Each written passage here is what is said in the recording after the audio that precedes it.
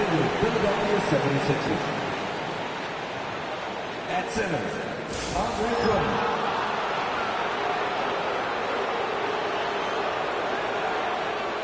At forward, Kelly Oubre Jr.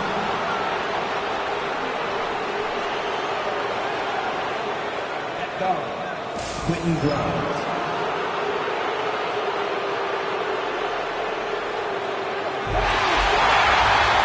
Brett, we're now in the later stages of the season.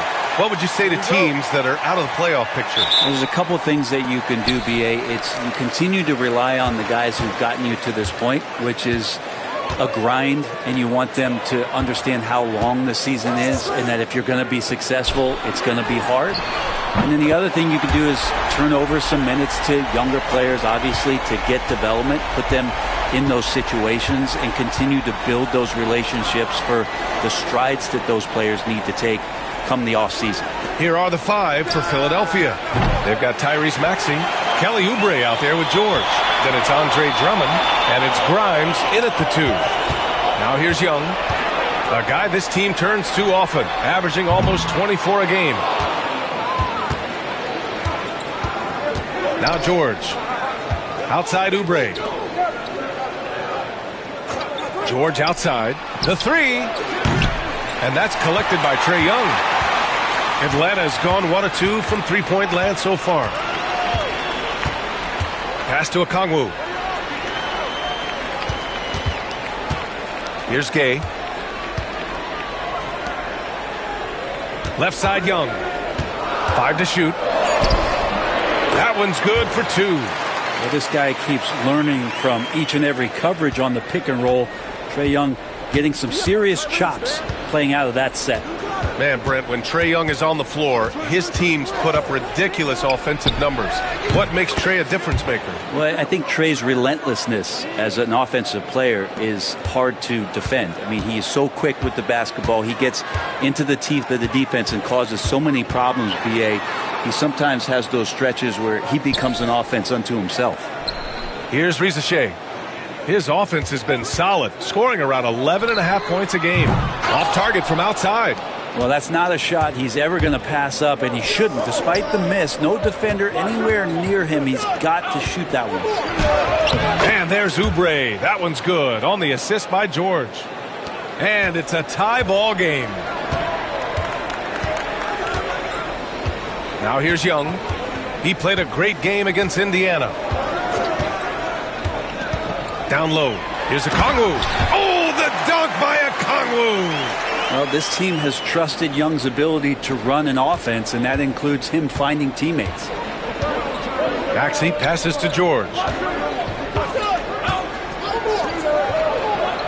Jacks up a three, and Philadelphia hits again from deep. And that's what they want to do. Get him open looks early.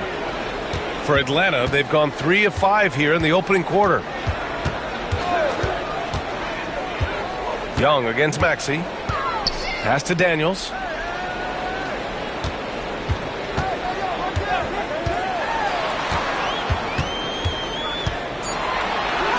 Yep, count it. So strong at the rim. That'll serve Daniels well here in this league. And timeout is called by Nick Nurse. And we might see some changes. Coach potentially looking to adjust.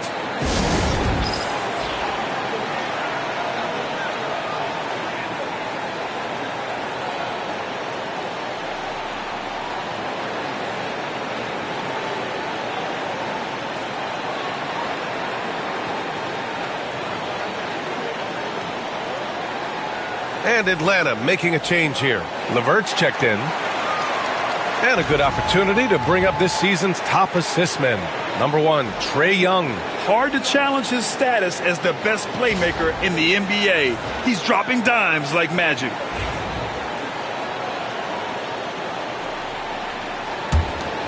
Here's Maxey. A reliable go-to guy for them. He's averaging around 26.5 a game. And you look at the history of the Hawks. Brent, they've won 1 NBA championship. That was back in 1958. Yeah, BA, tough for people in Atlanta to even recognize that because the team wasn't there in 58. They were in St. Louis, and they were led by the great Bob Pettit, who was one of the first really impressive, agile big man of his era. So tough to negate LeVert's wingspan when he's in attack mode. It's one of his deadliest characteristics. Take a break. Take a break. 2 shots.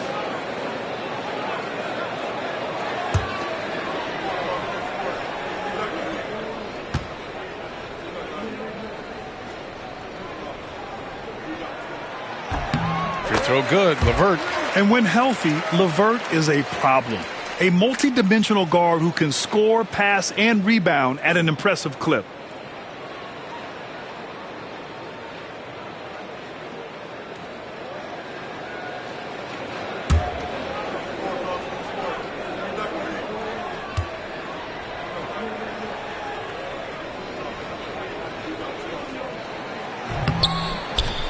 Off on that one, so he goes 1 out of 2 at the line. And Maxi's got the ball here for Philadelphia. Trailing by 2. First chance of the season for them to go up against Atlanta. Last year shows that having the better overall record doesn't mean you're going to dominate the lesser opponent. All right, let's check in with Allie LaForce. Brian, the Sixers' 2 stars make a great pairing. Maxey said of Embiid, since I was a rookie, he's had the ultimate faith and believed in me. And Embiid said of Maxey, he's something else. Always smiling with the same energy. Good games, bad games, always the same. People like that set the tone for everybody else. Brian? That's a good call, Allie. Thank you. The Hawks lead by 4. Oh, what a performance offensively. They're really rolling at that end. Excellent game plan.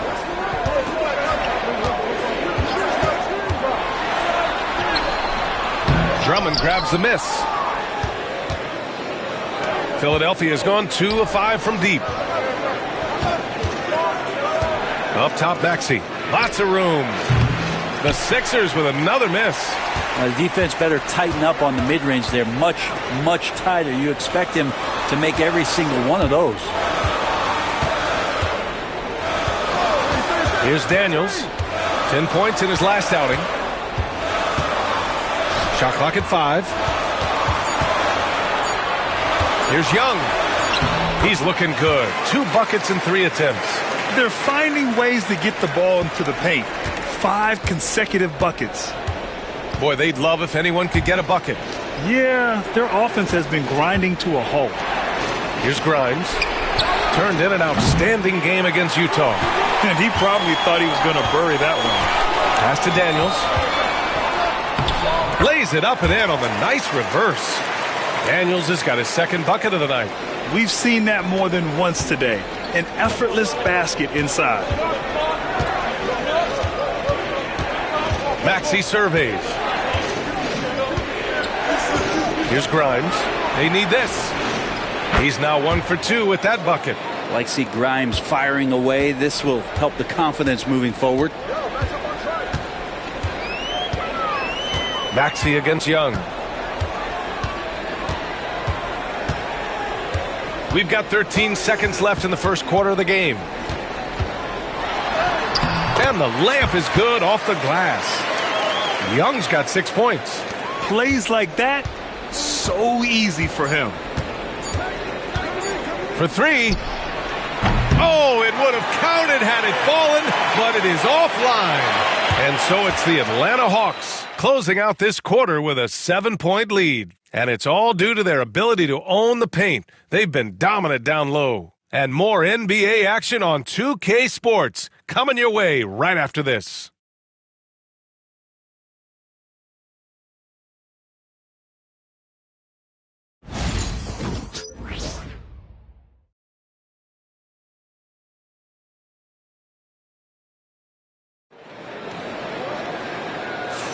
Hope you've enjoyed the broadcast so far, halfway through the first half in this one. And a moment to look at the scoring approach in terms of where the points are coming from here for the Hawks. In the early goings, their effort level has been exceptional. They're speeding around the defense and opening up options with good penetration. And let's make sure that that selfish nerve doesn't get tapped, because right now there's great ball movement. They're setting each other up. Let's see if that maintains. So on the floor for Philadelphia to kick off the second quarter, we've got Edwards, Walker out there with Butler. Then there's Kelly Oubre, and it's Yabusele in at the pivot spot, manning the middle. And here's Butler outside. The rebound by Atlanta. Fresh off a win against the Pacers. They were allowed to ramp up their offense as the defense they faced was barely present. Yeah, with the defense struggling like that, I think they just stayed with a healthy, consistent pace to get that win. Here's Butler following the score by Atlanta.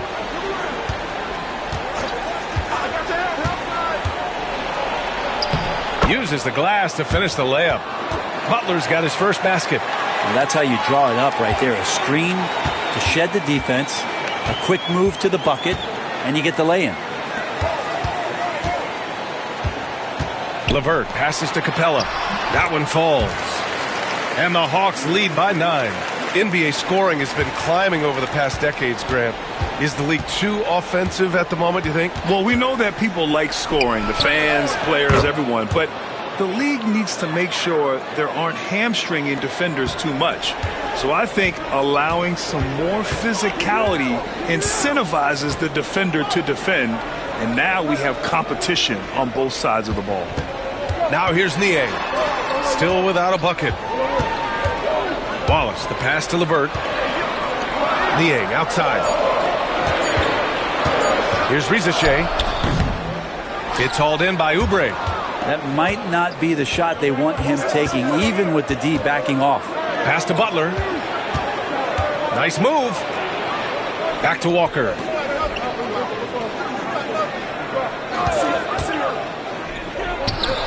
And again, it's Philadelphia. They didn't do themselves any favors with their shooting in the first quarter, but they're starting to pick it up now. Wallace, the pass to LeVert.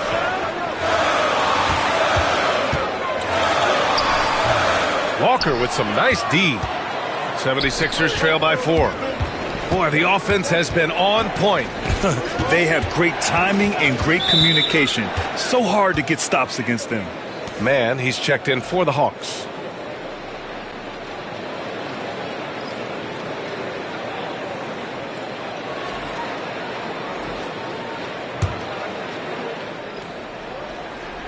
Quarter 2 and just under 2.5 minutes gone by. And there's a pick. Here's Butler. Rebound Atlanta. Their biggest lead of the game was 9. And at home for the next game, it'll be Charlotte pulling in to face him. Back to man. Screen by Capella. They get the rebound. Wallace outside. Fires for 3. On target from range. Wallace has got his first bucket of the game, and he's on the board for 3.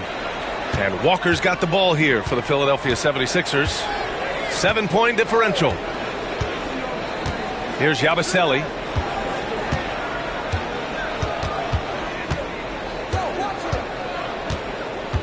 Pass to Edwards. 5 on the clock. Capella with the defensive effort. The Hawks lead by 7. One place Clint Capella really knows how to throw his weight around is on the glass, Brent. Yeah, it's been a little while, BA, since Clint Capella has led the league in rebounding. And, of course, that was a little bit different offensive system. But he has the size and the instincts still to go up and get the ball off the rim or from lob passes to be effective inside. Got to give him credit for jumping on the ball and making the most at the other end. Boy, inexcusable at this point of the game. They got to be more composed in these moments. And how about the sequence in its entirety? Momentum swing, and you love the effort here. And so it's Quinn Snyder here calling timeout. Coach wants to speak to his guys, maybe alter some of the game plan.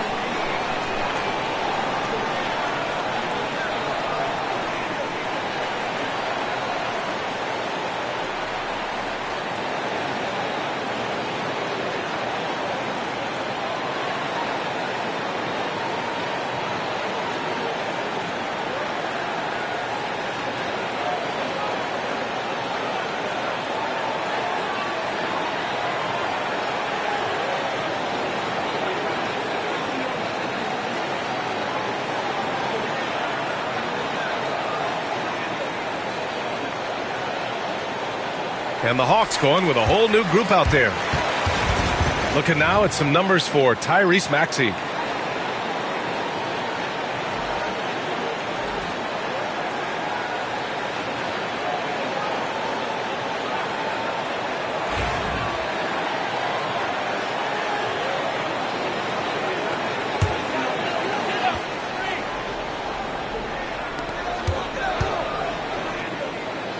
Here's Gay. No points yet. Using his post moves to get the 2 points. And the Hawks lead by 7. Philadelphia has gone 1 of 2 from deep in the second quarter. And here is Maxey. Here's Oubre. The rebound by Atlanta. He's got 4 rebounds in the game. Here's Rizachet. Pass to Young. Inside, it's Trae Young. And Trae doing a good job exploring, trying to find those soft spots in the defense. Young against Maxey. Gets it to go. His second make in 6 tries. What a great option he gives them on every possession. Outside Young. Okongwu with it. In his last outing, 16 points for him. Pass to Gay. Clock at 6. The Hawks need to get one up here. Young from long range. And Grimes pulls it down. Ooh, he missed an easy chance to put some points on the board. He won't get a much better look at that kind of shot again here probably tonight. Well, he's a guy that count on to produce from the mid-range. He doesn't miss too many open looks from there. Outside Young. This one for 3. Drummond grabs the miss. And the defense got away with one there. I mean, that's a shot he typically makes. Now Maxey. 5 points in the game.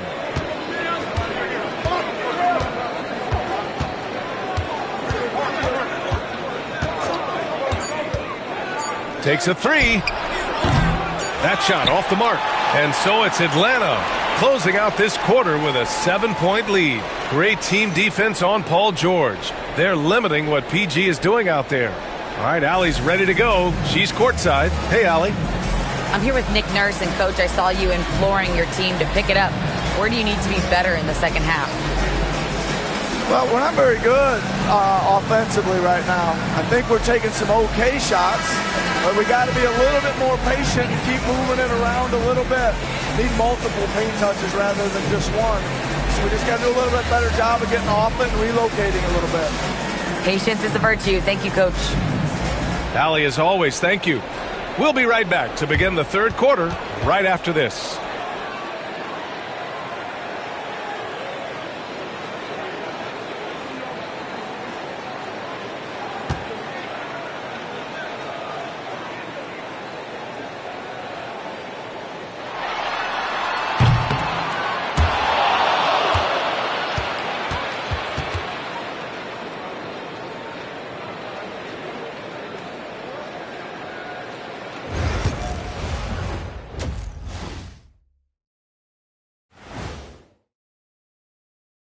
Welcome, one and all. Before we hear Kenny and Shaq's insights on that first half, let's look ahead and check out the upcoming schedule. And for that matchup with the Raptors, coin toss. In fact, I'm going to make a prediction. This game goes to the last shot. Jetstradamus. We're going to have to keep a tally of the predictions by you two. And turning our attention to the first half of our game tonight, bit of a tough start for the Philadelphia 76ers. If they think they'll win with this kind of defense, they're tripping. When you give up that many good shots, it fuels your opponent's fire. You like gasoline on a flame, I'd say. Thanks, as always, for watching. Let's head back to Brian Anderson and crew for the start of the second half.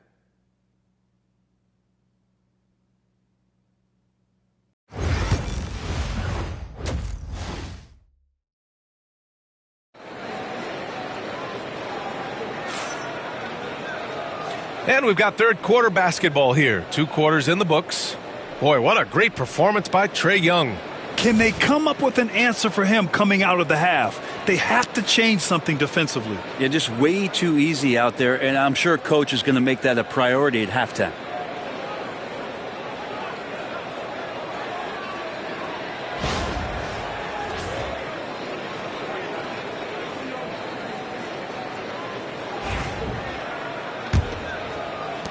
'76ers trail by 7. Trae Young out there with Dyson Daniels. Then it's Riza Shea. Then there's Onyeka Okongwu. And it's Gay in at the 4. So that's the lineup for Atlanta. To the middle. Here's Oubre. Misses from close range. Oh, love the intensity in which they're hitting the boards. Pass to Young. And here's Okongwu.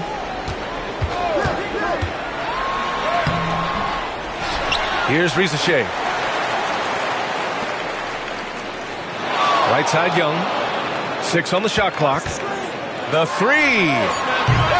Philadelphia grabs the miss. Following this game, they hit the road to challenge the Raptors at Scotiabank Arena in Toronto. That'll wrap up this short 2-game road trip. Oubre finds Maxey. And out of bounds. Atlanta will have it. And over the last 10 games, here's a look at the teams that have been putting up the most points. In the third spot, the Hawks. This team has been on an absolute tear offensively. It seems like they're able to find a shot every trip down. And a minute played as the second half gets going. Talking about Tyrese Maxey, Grant, here's a guy who's improved every year. Yeah, B.A. I mean, from averaging 8 as a rookie to 26 points during his breakout 4th year, Maxey has added to his game every offseason and turned himself into an elite scorer. And another miss by Philadelphia. He didn't make them pay for that weak defense, but they just can't rely on him to miss those kind of shots. Outside Young. Oh, and he got fouled on his way up. He'll head to the line to shoot 2. It's going to go on Tyrese Maxey. Not only is Young an excellent free throw shooter, he's also mastered the art of drawing those fouls.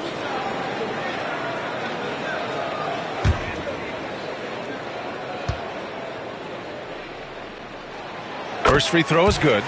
And looking at Trae Young, Brent, his team's always finished in the top 10 in offensive rating. Yeah, for Trae, those teams he's played on have normally been in the top 5, along with playing at a top 10 pace. So when he has the ball in his hands and he's coming at you, very difficult to stop.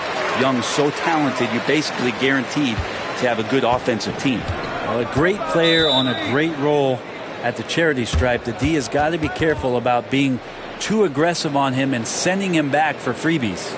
And timeout is called by Nick Nurse. I think right now he must be looking at some adjustments.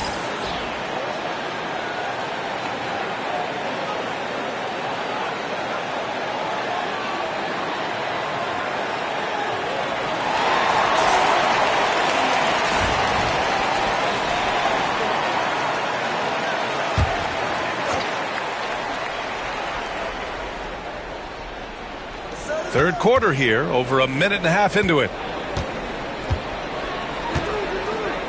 Young against Maxey. Now here's Oubre. Defense right on him. Down to 5 on the shot clock. Pass to Grimes.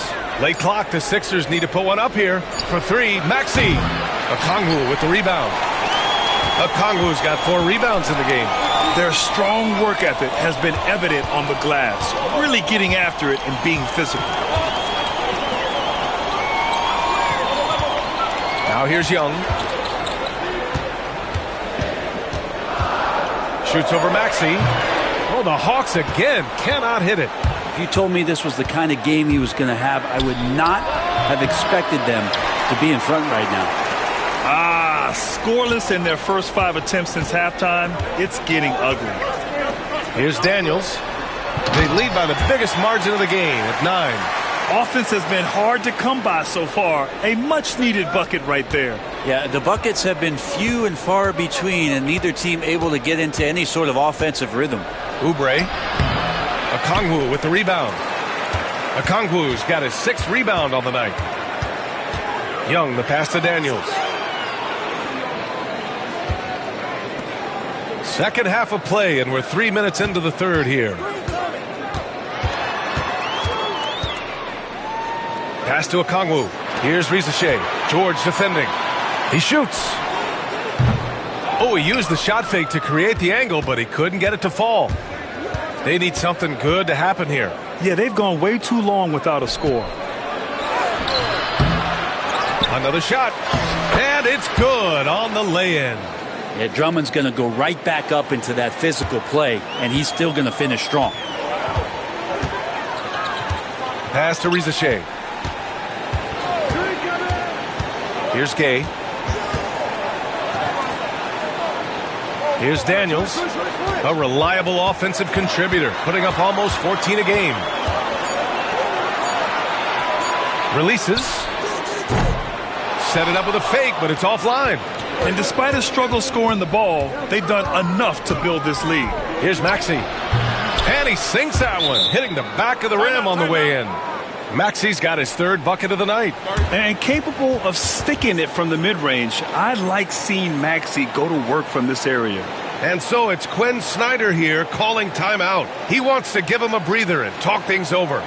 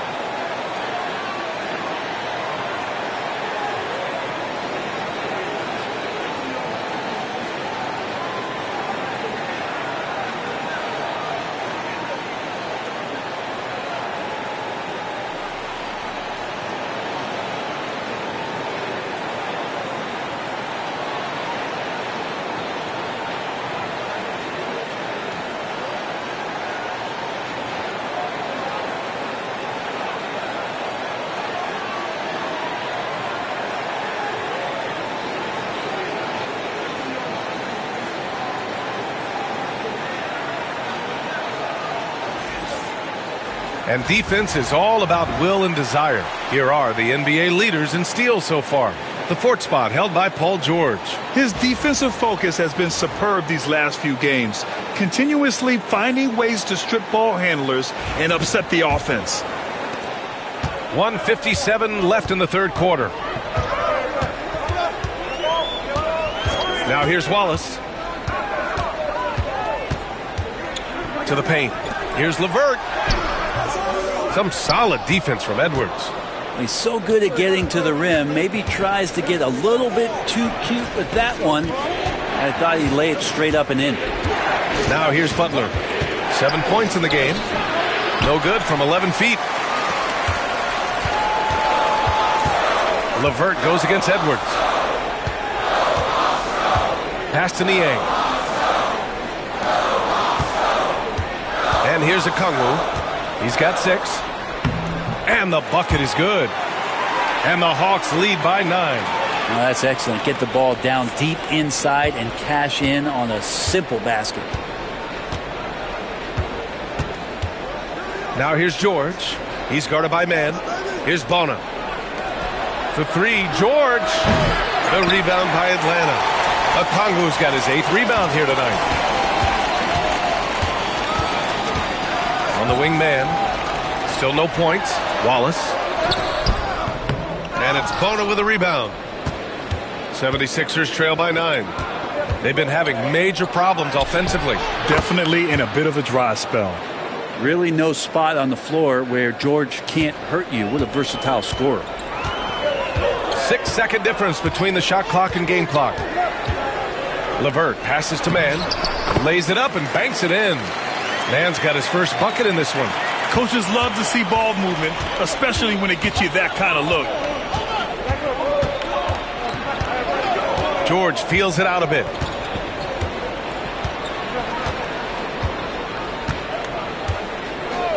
There's the 3. Another 3 for Philadelphia.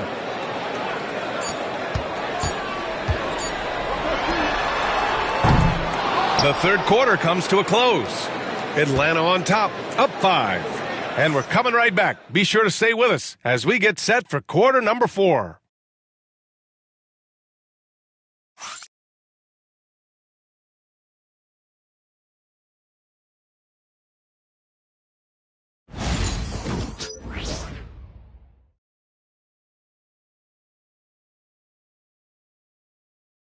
And it's time to bring up the State Farm assist of the game.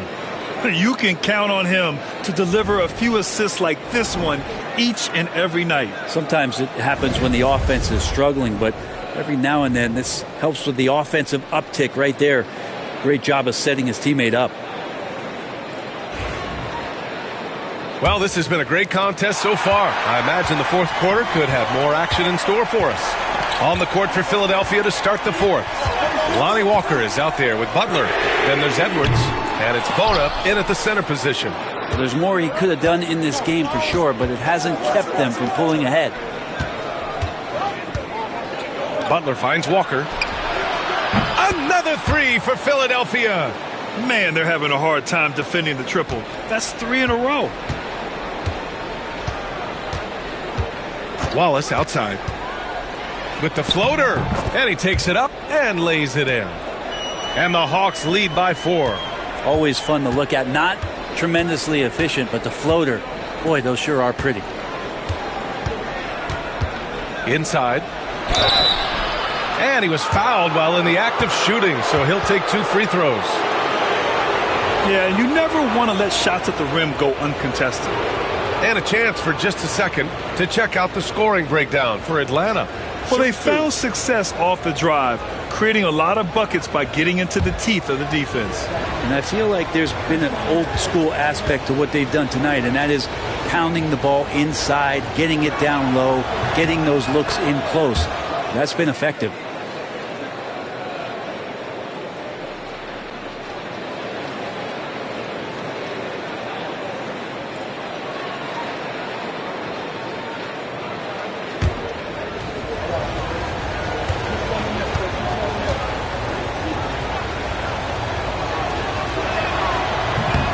Second free throw, no good. Atlanta leading by 3. Pass to man, to the inside. Wallace's shot is good. It's winning time, and that's a winning play. A little over a minute of the fourth quarter gone now. Walker with it. Fires the 3. Rebound Atlanta. Capella's got his 5th rebound in this one. This has been a close game in a lot of ways, but they do have an edge on the boards. And he gets it back. Pass to man. Just 5 on the clock. Outside for LeVert. Launches it, and the three-pointer goes. That's a big make for LeVert. Should help his confidence. And it's Butler with the ball for the 76ers. Trailing by 8. 2 minutes gone by here in the fourth. There's the triple. Philadelphia with another miss. Man, you get so caught up in the bravado of someone scoring on you and you wanting to even the score. Unfortunately, he couldn't answer back. Now here's LeVert. Tipped away. Butler with a steal. Tries it from 16. The rebound by Atlanta. So he lacks defense there. He's going to see fewer and fewer chances if he can't bury those kind of jumpers. Pass to Capella. Back to LeVert. Here's Wallace. Off target with the 3. 76ers trail by 8. Things just don't seem to be clicking for them offensively. Yeah, they really need to find a way to get back on track. I just think that's trouble. You're gonna let that guy shoot layups. You're asking for it. Now here's LeVert. And so it's Quinn Snyder here calling timeout. He wants their game plan to be crystal clear at this point.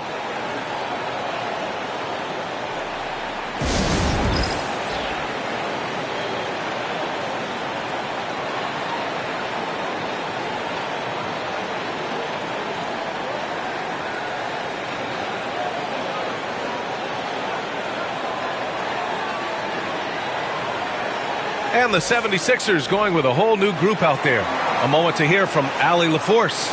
Well, Quinn Snyder had some words for his team over the break. Coach had a direct message for the team saying no matter the lead, no NBA game is ever over.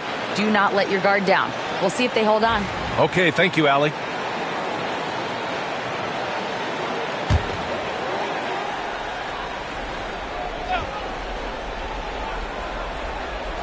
Just about 3 minutes through the fourth and final quarter here. Pass to Rizachet.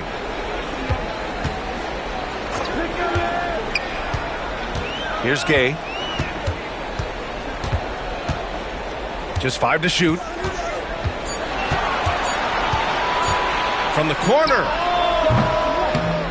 Rizachet, no good. You love their effort. They've owned the glass tonight. Now here's George. Drummond passes to Maxey. They grab their own miss. Outside Oubre. Second chance effort, and he gets the bucket. Oh, commanding the ball in big spots. Maxey is so fearless. Young, the pass to Daniels. Back to Young. Okongwu, a screen on Maxey. There's Young with the three, and Atlanta misses again. It's tough to get open in this league, and when you do, it hurts not to capitalize. Here's Maxey. And that's collected by Trae Young. The Hawks lead by 4. There's a screen.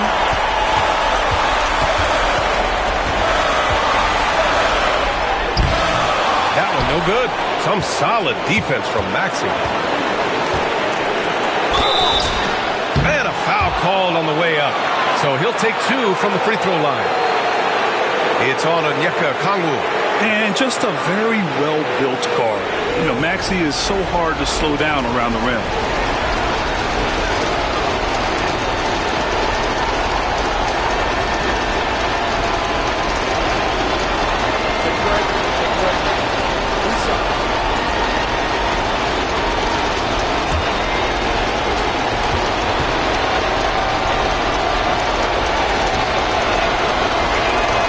He gets the first. And that narrows the lead down to just 3. You really can't understate the energy Maxey brings to his game. Not just effort level, but his attitude and how that spreads to his guys out there.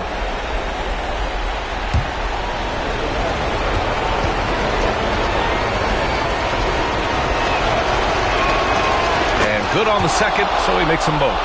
In a tight game, this is who they want taking these shots. Young inside. Maxey covering. Young can't hit. Philadelphia's gone only 1 of 4 from the perimeter here in this fourth quarter. Maxey against Young. And it's Maxey missing. And here's Young. He'll bring it up for the Atlanta Hawks. They've led by as many as 11 to win the cold spell. The shot misses. Not a way to get out of a funk. He needs to be looking for good, solid, more efficient shots. Not the wild one he took there. After clawing their way back in, that was a chance to even things up. I'm not sure, but that could be a game-changing miss. He wanted that bad. Here's Daniels from the arc. It's good from beyond the arc. And how about Daniels embracing the spotlight? He loves hitting these big-time shots. And timeout is called by Nick Nurse, looking to get everyone dialed in and engaged.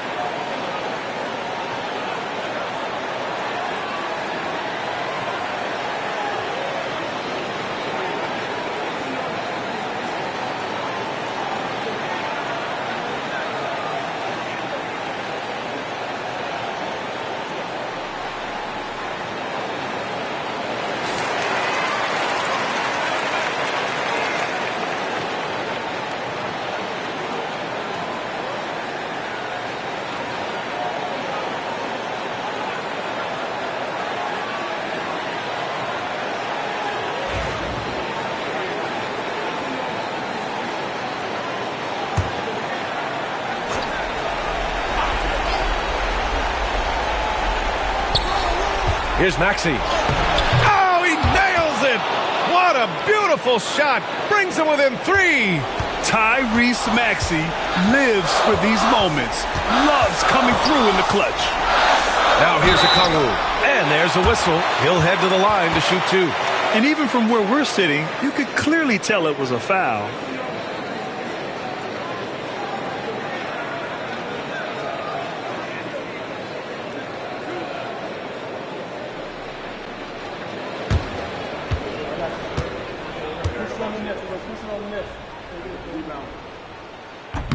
And he cannot get the first one to drop. Tough one to miss.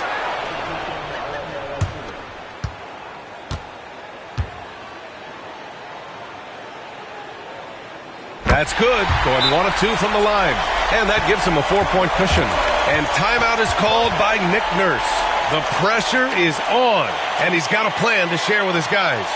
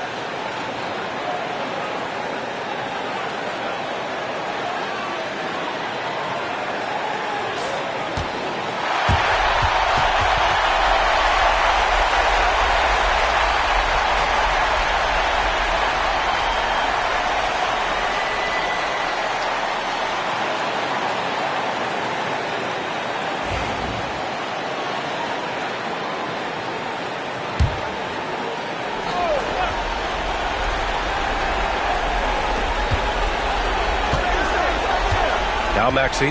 Drummond to screen on Young. For 3, Maxey. Rebounded by Daniels. 20 seconds left in the game. And an intentional foul right there. Yeah, and that was a smart move. I mean, you have to foul right there. You just don't want them to run out the clock.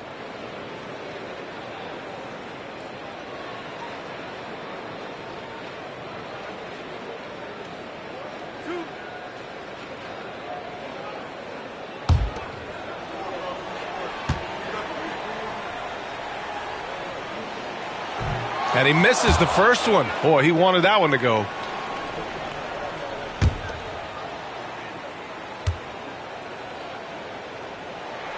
And the second of 2 is good. And that puts him up 5. 19 seconds left to play in the 4th. And not a moment to lose on this possession. Time is not on their side right now. They're aware. And he sinks it. What a beautiful shot. Brings him within 3. Ooh, a high motor in close to the rim. Maxey finding a window and converting. And now an intentional foul. They need the ball back as soon as possible.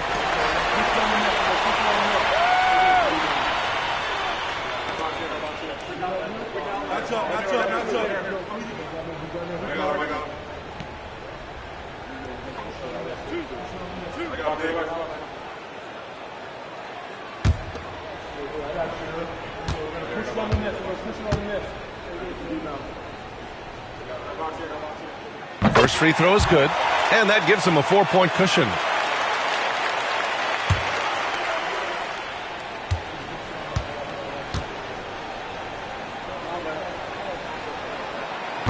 Second one is good, getting both at the line, and it's a 5-point game. Well, that'll ice it right there. Not everybody can keep their composure at the line in such a big situation. For 3, Maxey. Oh, he drained it from downtown. And so it's Quinn Snyder here calling timeout. And a great call on his part. This is the time you want to be in sync right here.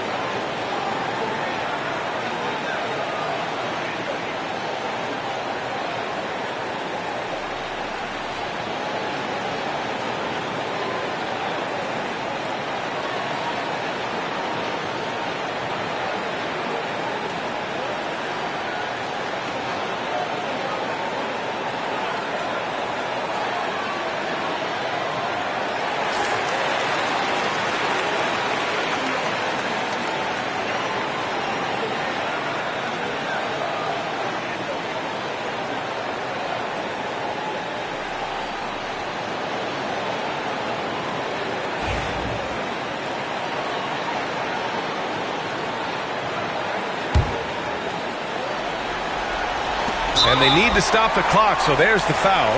Yeah, and there's no question they have to foul. Now, I'm sure they would have preferred to avoid it.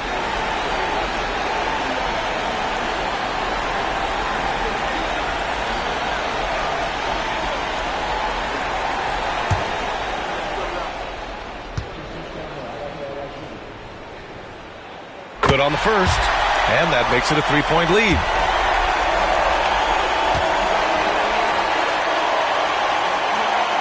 And he hits both free throws here, and it's a 4-point ball game. So it's a narrow victory for the Hawks, pulling it out for the W. Boy, a hard-fought game. They did a great job of holding on to the lead at the end. Yeah, get the coffee, because that's the way to close. You're going to face some obstacles in the game, but they overcame every one. Well, now we have some time to check in with Allie LaForce. Allie. Trey, this is a young team. Talk about the chemistry and the connection and how you play together. You're around us outside of the locker room. You can tell why we support each other so well, and the energy we have for each other on the court. You can tell the reason why we do that. And I love this group. The connection is there on and off the court. Guys? All right, Allie, thank you. And that'll do it, folks. For Allie LaForce, Grant Hill, and Brent Barry, this is Brian Anderson thanking you for watching tonight's game. We'll see you next time.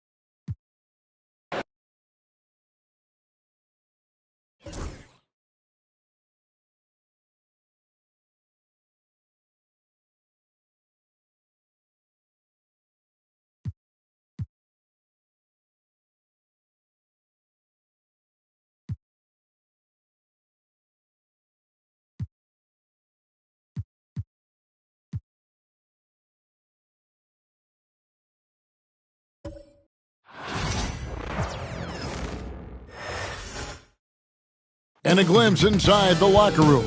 Players' final few moments to prepare for the game and the task ahead.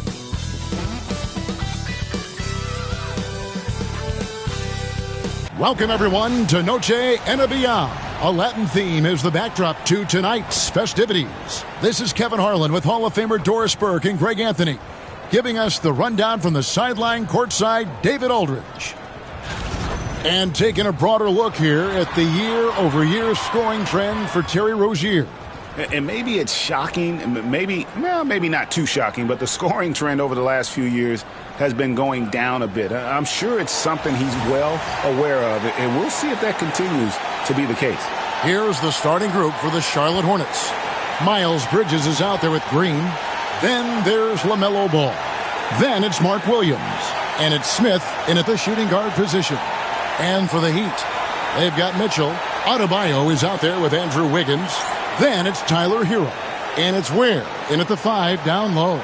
Well, Greg, this matchup features two teams that want to slow things down and run their offense in the half court. Yeah, both sides are methodical. They want to get into their sets and create quality looks and also have floor balance. I'd be surprised if we see a ton of fast break opportunities tonight. And so the Charlotte Hornets get the first points of the ball game. Pass to Mitchell.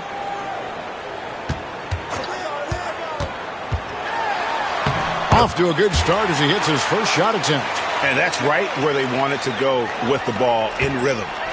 And it's Smith with the ball. He brings it up for Charlotte. They're coming off that win against the Nets. And they definitely kept their eyes on the prize, put on a real entertaining comeback, and that's a feel-good game when you can win like that. And it's Miami's ball. Wiggins outside. There's Hero with the 3.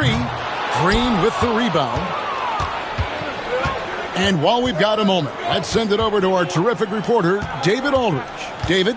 Well, Eric Spoelstra gave me a few minutes to catch up. In talking to Coach, he discussed the hidden talents of LaMelo Ball. Coach said he's still a young player in this league, but we can't take that lightly. We've seen what he's done to soft defenses. We need to be physical. So we'll see if that defense tightens up for them. Guys? Thanks, David. Well, Doris, there's no question Miles Bridges is a talented scorer out on the wing. You are exactly right, Kevin. This is a young man capable of putting up 20 points per game on a nightly basis. Now I want to see Bridges take strides as a defender. He has to show more commitment on that end of the floor. Sure, too.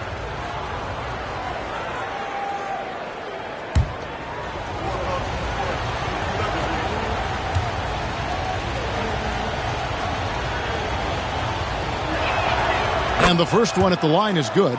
And Dwayne Wade is the first Heat player to be honored with a statue. And, Greg, that's pretty significant for a very successful franchise. And, Kevin, well-deserved, right? D-Wade, the best player in franchise history. He helped bring 3 championships to the city. Plus, he's already got a street named after him.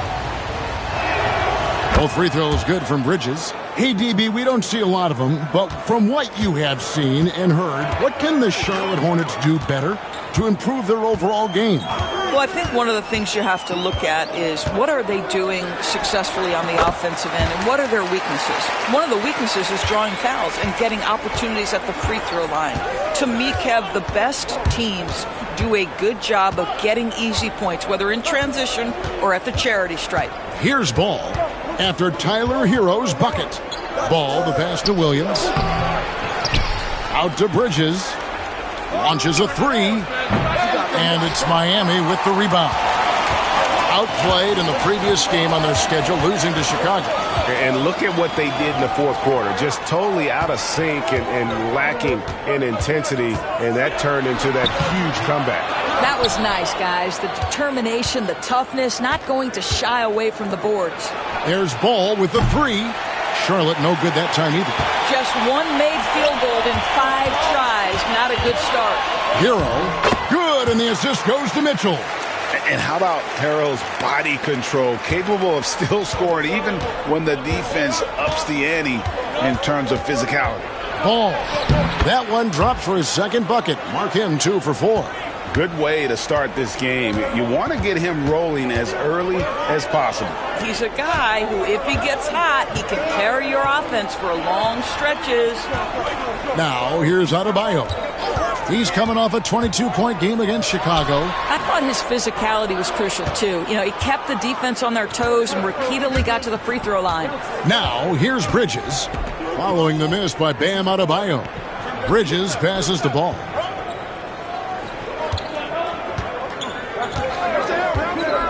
To the inside, Williams. Andrew Wiggins grabs the board. Yeah, you won't see him miss many dunks unless you've got somebody right in his face, as was the case there on that possession. Now, Hero. Coming in off a 21-point game his last outing. That one's all good. Now he's 3 for 5 from the field. Boy, it seems like every shot he puts up, it's going in. This guy is hot. Hot! And so it's Charles Lee calling timeout. He wants to talk to his guys. Yeah, you hate losing a game that you control for 3 quarters, but that fourth was just really an abomination in terms of how they played, and unfortunately, they took an L.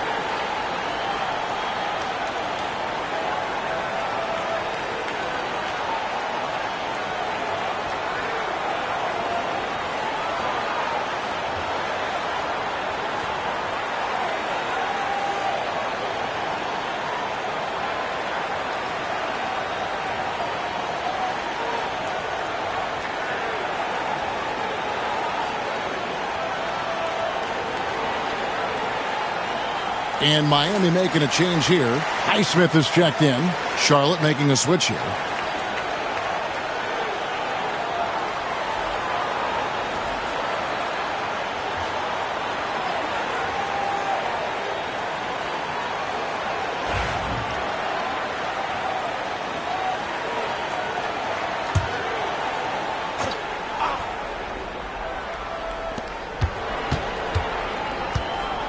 Here's Simpson.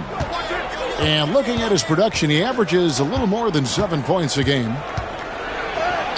And he banks in the layup.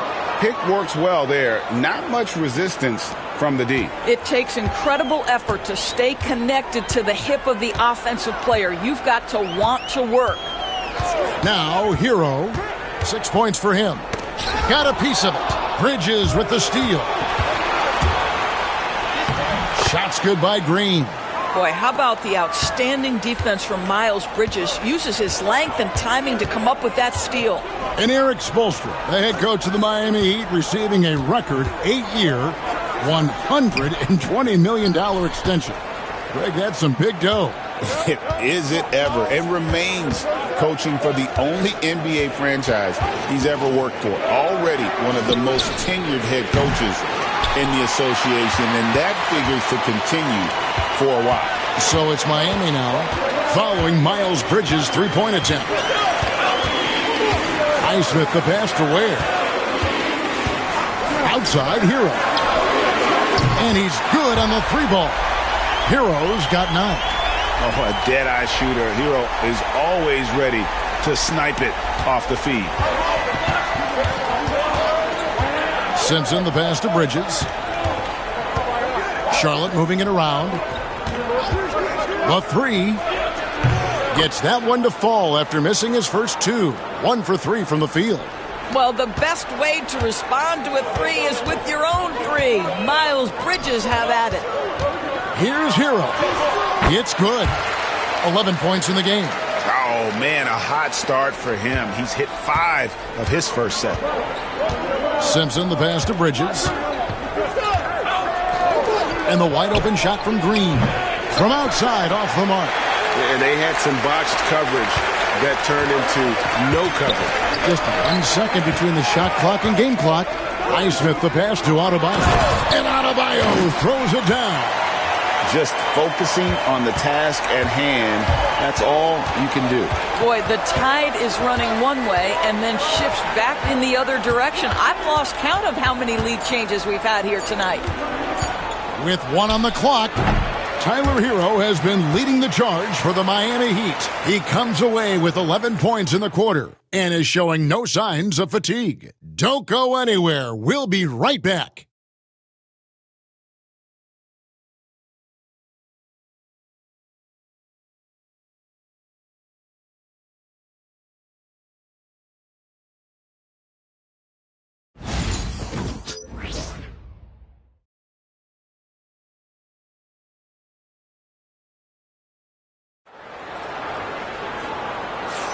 And we welcome you back to our special Noche Latina broadcast as the second quarter getting going right now. And a moment now to look at the scoring approach in terms of where the points are coming from here for the Heat. How about the ball movement so far? I mean, the unselfishness, everyone here just playing for one another, and that can be infectious. Yeah, and their assertiveness in the paint so far tonight has been impactful. They're really making it hard for the interior defense. Robinson is out there with Terry Rozier. Then there's Kevin Love. Then it's Andrew Wiggins. And it's Highsmith in at the power forward. So that's who Miami starts the second with. And the Hornets with possession here. After Terry Rozier's three-pointer that didn't go. Deep 2 from Ball. He squares up and sinks it. Ball's got 7 points. Greg, you know this. Good coaches give their players confidence. But what's the balance there between affirmation and accountability? Well, when you believe in a player, that also comes with expectations. So a coach has to boost them up and also demand that they deliver. Well, getting to the line at will nowadays. Wiggins wanting to improve his free throw percentage. And he's got his first free throw of the game.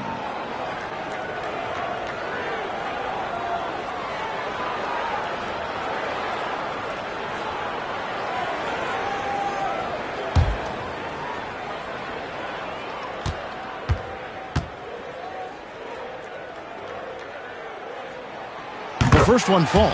You know, Greg, one thing you notice, we were just talking about this with the Hornets in recent years, a lot of changing lineups. And you expect that with the team, with where they're at. They're looking for any advantage game to game and trying to build that identity as a franchise. Kyle Anderson, he's checked in for Kevin Love. And both free throws good for Wiggins. And the winner's mentality Wiggins has is commendable. A hard worker who wants to keep improving. Outside, Ball. Fires for 3. Drills the three-pointer. Ball's got 5 points now in the quarter. Well, the advantage they have right now is largely based on his play. What an outstanding night. Rozier for 3. Diabate grabs the board. Charlotte in the lead. Pass to Simpson. Now Nurkic. And we're now about a minute and a half into the second quarter. And here's a look at the stats for Robinson. How's the last month of basketball been for him? He's putting up about 12 points a game, 3 assists, and 3 rebounds. And it's always nice to be able to bring a shooter like him off the bench. Well, hard to win if you can't get points productivity. And that's what makes this guy valuable to that second unit.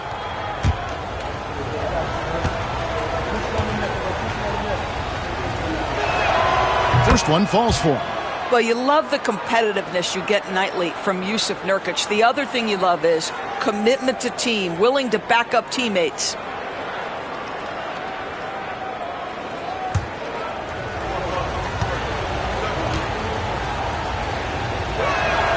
That one falls, so he hits both of them. And Doris, a new era began in Charlotte after Michael Jordan's departure as owner in 2023. And Kevin, with that ownership change, there's always a transition period. And it may take a while for the Hornets to find success. But there are some reasons for optimism, and you begin with the young point guard. And timeout is called by Eric Spoelstra. He's going to have a discussion here on the sideline.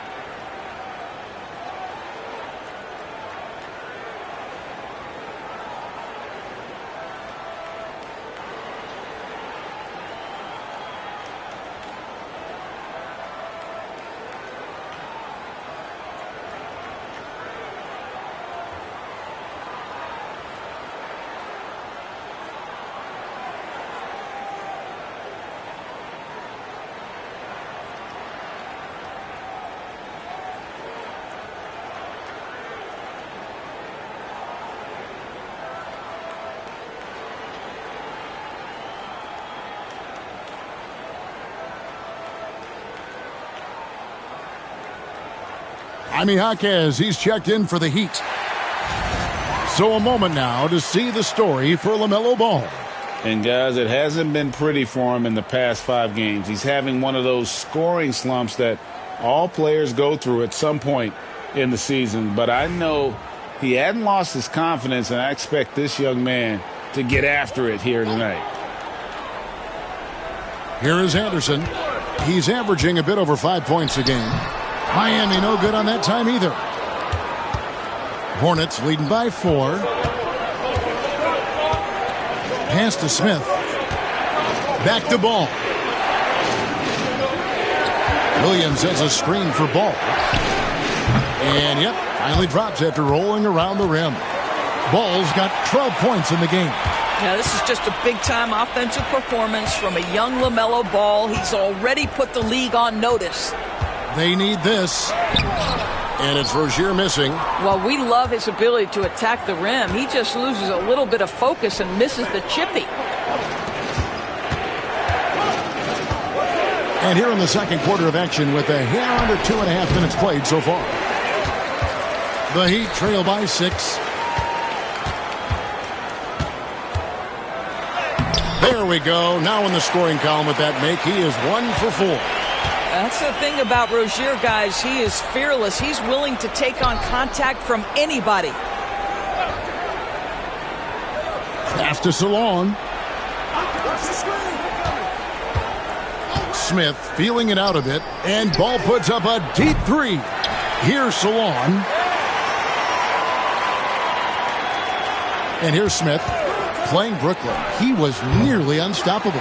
You will not see this guy miss many of those. He's one of the keys to their floor spacing.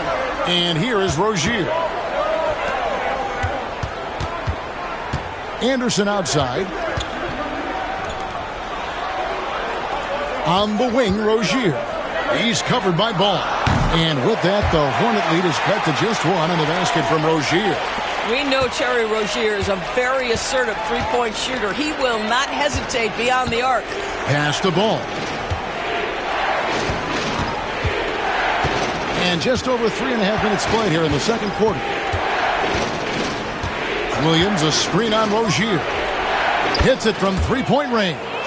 He's got 15. And 2 more three-point field goals for him here in the second quarter. Somebody had better get a hand up. LaMelo Ball came in like a storm into this NBA, Doris, but hasn't been able to stay healthy since. It's so true, Kevin, and that's unfortunate because the skill is apparent every time he plays. He's a game changer with his size and his playmaking. The NBA is better off because of the flair and the style he brings when he is healthy.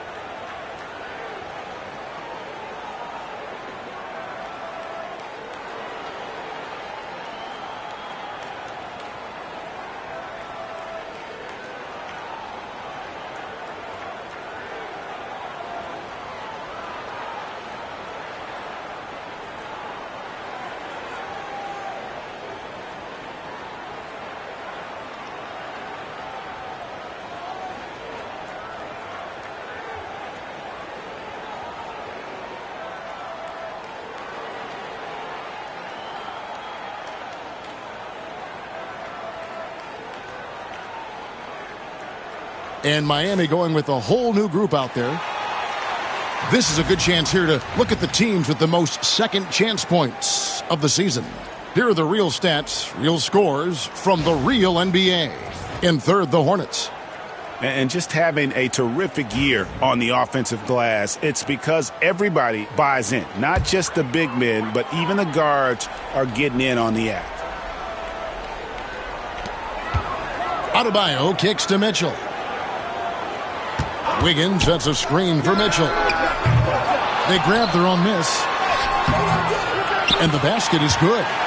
Wiggins has got 4 points now in the quarter. And defensively, they are on their heels every time the ball comes inside. Adebayo against Bridges. Outside, Green. Off the mark there with the three-point shot. Miami's on 1 of 4 from three-point range in the second. Not a whole lot dropping out there for them. Wiggins against Smith. And Wiggins with the basket on the assist by Adebayo. Wiggins has got it all tied up now for the Heat. Smith outside.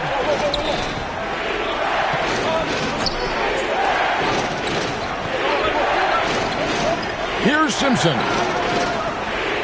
6 to shoot over Mitchell. Simpson with the bucket. Simpson's got his second bucket of the game to go. And here's Hero. He'll bring it up for the Miami Heat. Pass to Mitchell. Here's Ware. A three-pointer is right on target. Ware's got the lead up to 1 now for Miami. It has been nip and tuck through the first half. Exactly, guys. The way it's seesawed back and forth, unbelievable. Simpson, no good. The Heat have gotten exactly half their shots to go down here in the second, 5 of 10. Smith against Hero. And the call is going to be, yes, it is, an illegal screen. Beyond the leaning, you could see his feet more set on that screen. Easy call. You know, he's just leaning a little bit. You try to get away with it, but boy, the official all over it. And the Hornets making a change here. Diabate's checked in.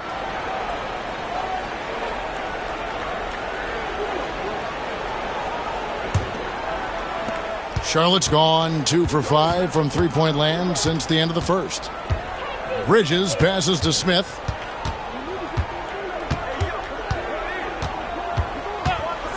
Fires the three.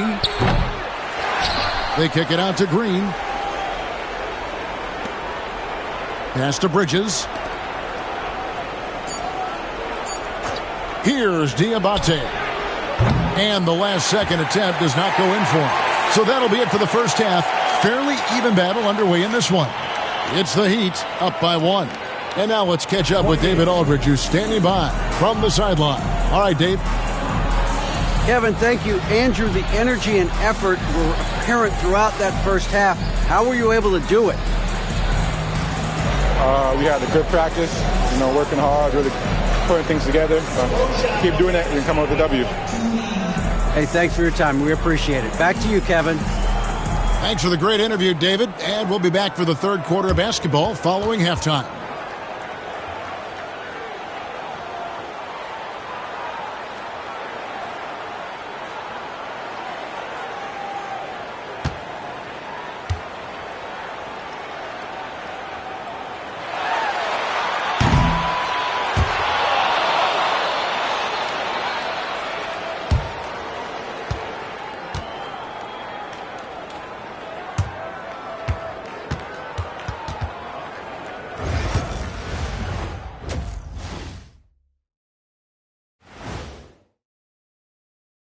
Hello, everybody. We'll break down the action shortly, but first, a glance at how the Eastern Conference standings are stacking up as the season winds down. When I look at Miami, they've clearly taken a step back as a franchise. You hate to see that. But something isn't right with this team. I don't know if it's personnel, the coaching. They're going to have to make some changes in the offseason. Circling back to our featured game, the Miami Heat find themselves in a pretty even matchup. We often talk about efficiency on offense. They were the winners in that department, guys. I like how efficient you were with that analysis, Chet. Well done. Yeah, instead of rambling on like usual.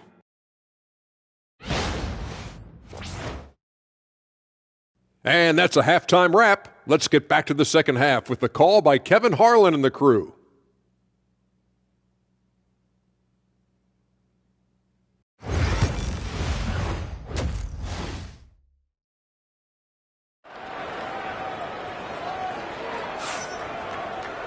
And as we get into this third quarter, as we've seen so far, neither team able to create much separation on the scoreboard yet.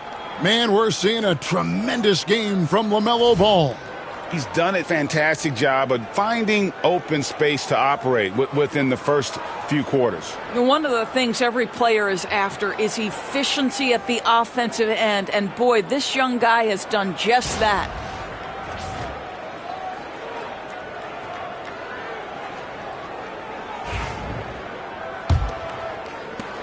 The Heat with the lead.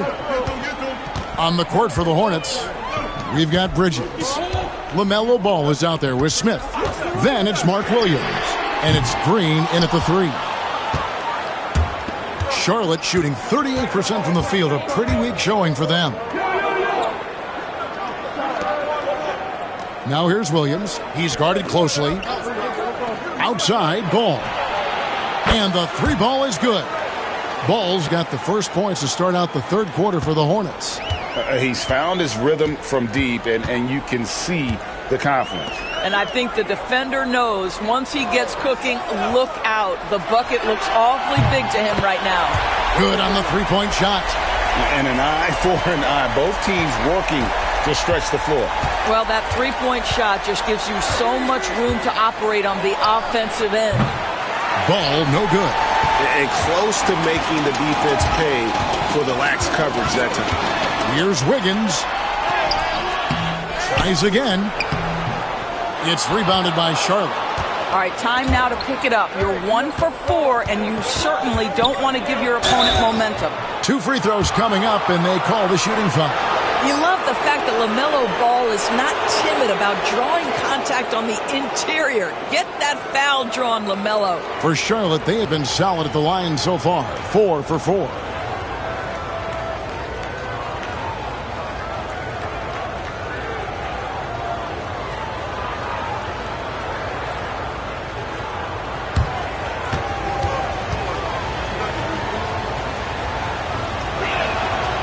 No good on the free throw.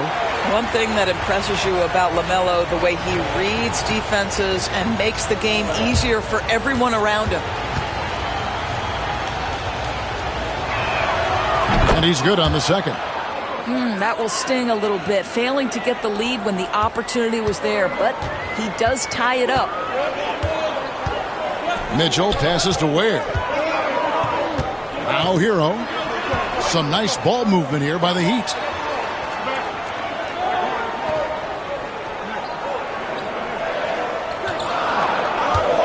Pulls up. Solid as a rock from 20 feet away. Hero's got the lead up to 2 now for the Heat. And this is why many are high on Hero. Possesses ability to kick it up a notch and just take over. Williams dishes to Smith. Jacks up a 3. Sinks the triple.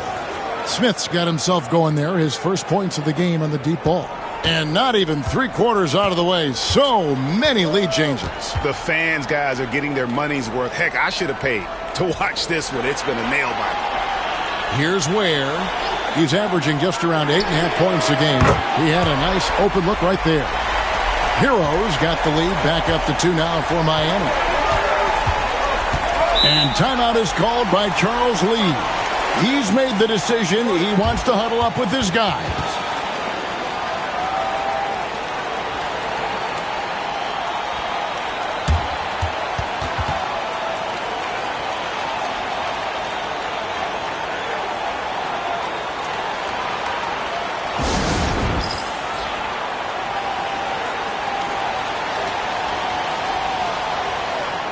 So a moment now to see the story on Davion Mitchell.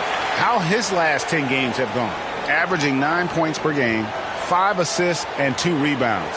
And you talk about defensive presence, he's the real difference maker on that end. Yeah, he's always somewhere around the ball, finding ways to help his team by shutting down the opponents. Just under 2.5 minutes into the third quarter now. Ball kicks to Green.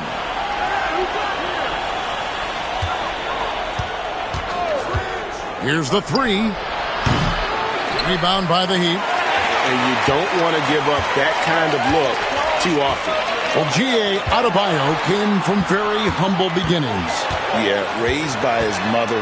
And Kevin Bam's main motivation in life was to get her out of that trailer. He worked extremely hard, and now arguably a top 25 player. The shot by Mitchell, no good. Charlotte trailing. Pass to Bridges. Back to Smith. Outside, ball.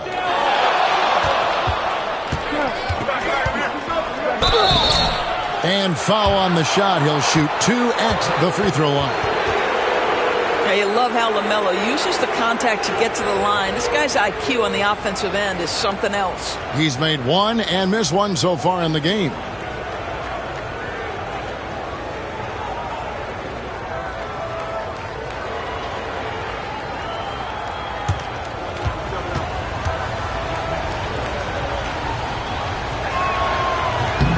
That's good from Ball.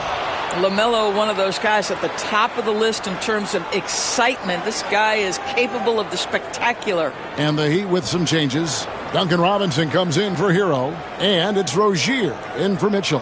The Hornets also with a sub. Diabate's checked in. Ball hits them both. And here's Rozier. He brings it up for the Heat. They host the Clippers after this game. And they've been enjoying this long homestand. That will be game 4 of 5 in a row at home.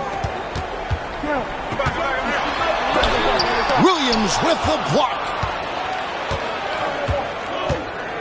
In the corner, Smith with it. Pass to Diabate. Right side, Williams. Now, here's Ball. Williams, a screen on Rozier. Just 5 to shoot. For 3, Bridges. Robinson pulls it in. And the rebound battle split evenly thus far. And a lot of contact on that one, so he'll shoot 2 here. Taking a look here at some numbers for Bam Adebayo. Since the break, he's been simply stellar. And with a top 20 ranking in field goal percentage, you put the ball in his hands, and he converts at a remarkable rate. And as you were saying, one of the better rebounders in the league. He just has that tireless work ethic that also motivates the rest of his teammates.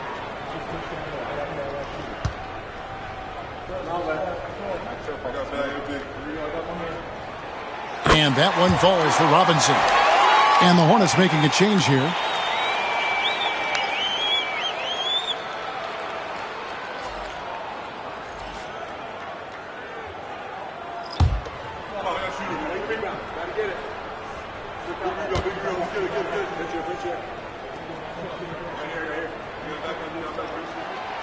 Second free throw, no good.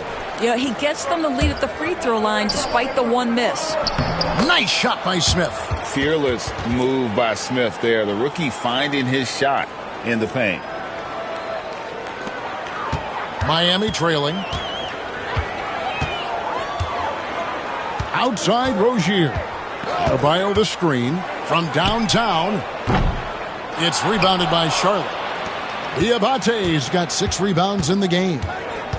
Bridges passes to Smith. Here's Diabate. Charlotte moving the ball around. Double team on Nurkic. Here's Bridges. And it's Miami with the rebound. And Anderson kicks to Rozier. There's the pick. Back to Anderson. Outside Robinson. Again, the miss by the Heat. Smith on the wing, guarded by Robinson. Smith in the post. Robinson on him. Smith, no luck. Miami's on a less than productive 2 of 6 from three-point land in the second half. Anderson, and Anderson slams it in. Wow, Anderson at the rim. Look out below. Hornets have gone 3 of 8 so far in the third quarter, looking to lock in that rhythm. Pass to Simpson.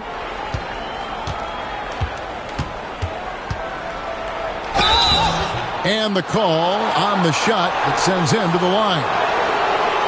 It goes on Kyle Anderson.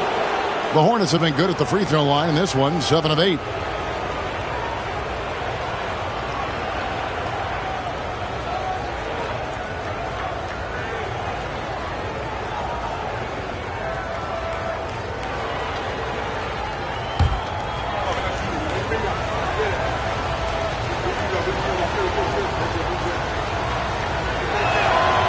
And he makes the first. Jaime Jaquez, he's checked in for Adebayo. And a switch here also for Charlotte. Seth Curry, he's checked in for Smith.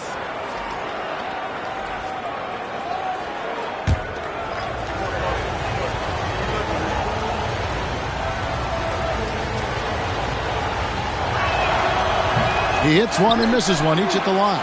Well, a little shaky from the line, and instead of putting them in front, he's only able to tie it up.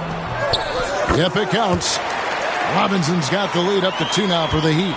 That's the kind of aggressive and assertive play they need as we get closer and closer to crunch time. Pass to Curry. Nurkic in the post. And a great assist by Curry as that one goes in. Nurkic has got the game tied up here for the Hornets.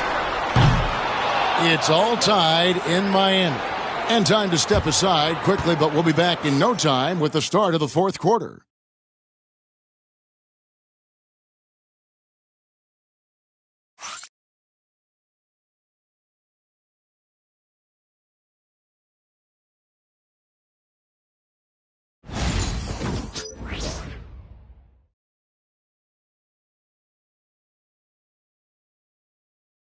And let's take this chance now to show you the State Farm assist of the game. And I'm glad this was the pick because I love this pass. Such a great dish. That's what I call court vision. Well, making the game easy for your teammates. All about putting them in a position to score. That's pretty.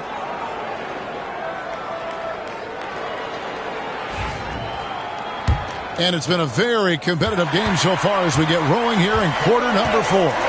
Kevin Love out there with Jaime Jaquez. Then it's Robinson. Then there's Terry Rozier. And it's Highsmith in at the 3 slot. That's the group on the floor for Miami.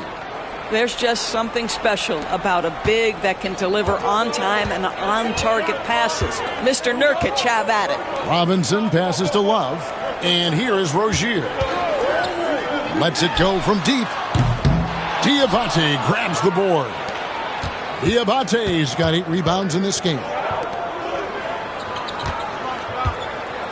Here's Simpson.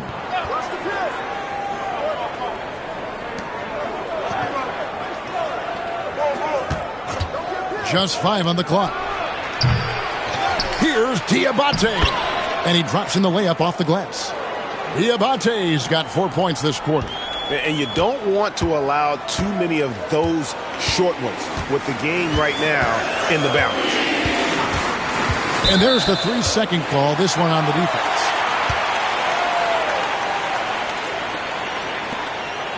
And a chance for just a second now to check out the scoring breakdown for the Hornets. The 3-pointers and how well they're able to shoot them. You wonder if they can keep it up, and boy, have they. They've also done a heck of a job at the free throw line tonight. Good aggression has led to a number of easy chances and points at the line.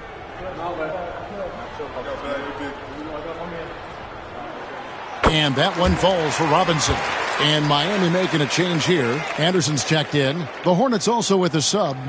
Smith has checked in.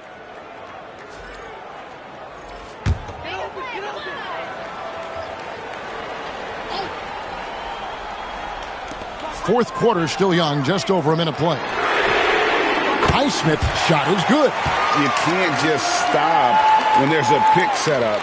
Got to fight over it as a defender. You know exactly what that takes. It takes energy, it takes activity, it takes intensity. Now here is Smith. Nurkic finds Smith.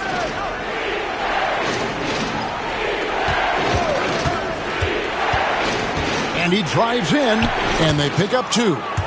And the Hornets lead by 2. Smith thrives getting the ball inside and scoring around the cup.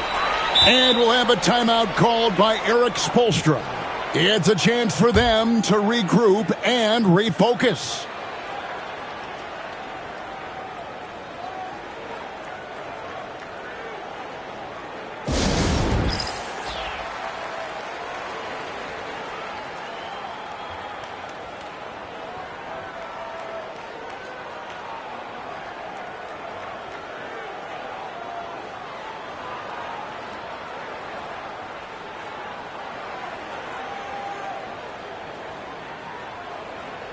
Tyler Hero, he's checked in for Miami. Time now to turn to our sideline reporter, David Aldridge. David. Well, guys, during the last break, I listened to Eric Spoelstra address the team. He told his players, I need you to play smarter out there. You're in a rush right now, and that's why we're behind. Slow things down. Run our plays. We'll see if that tempo shifts at all. Back to you guys. Okay, David, much appreciated. Rozier, the pass to Jaquez. And he gets the whistle. 2 free throws coming up. Yeah, good job to take it right at the knee.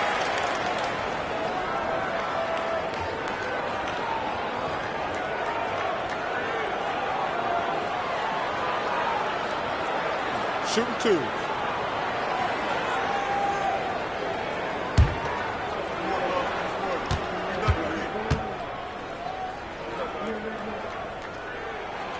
And he knocks down the first one.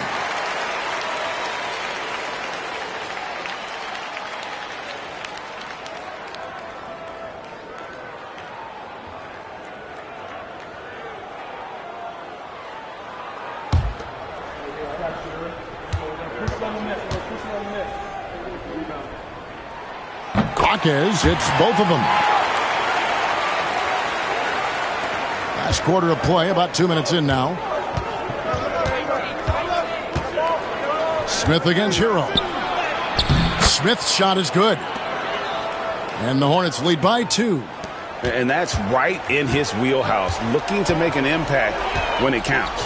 This is a player who understands when the game is hanging in the balance. He knows it's winning time.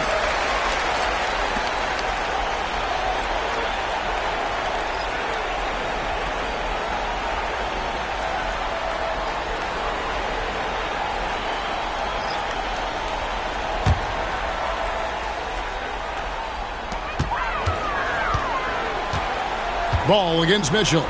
Here's Wiggins. Rebound by Williams. They came close there to tying it up. Oh, he had it in his sights. He wanted it. That bucket would have been huge. Now, here's Bridges. Back to Green. Pass to Bridges. Clock at 6. And looks like the illegal kick was set. Yep, that's right. That'll get their attention. He's really taking care of the ball. That's just his first turnover of the night.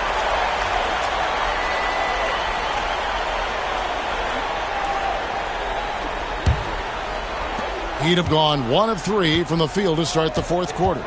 Mitchell outside. Pass to Ware. Now here's Adebayo.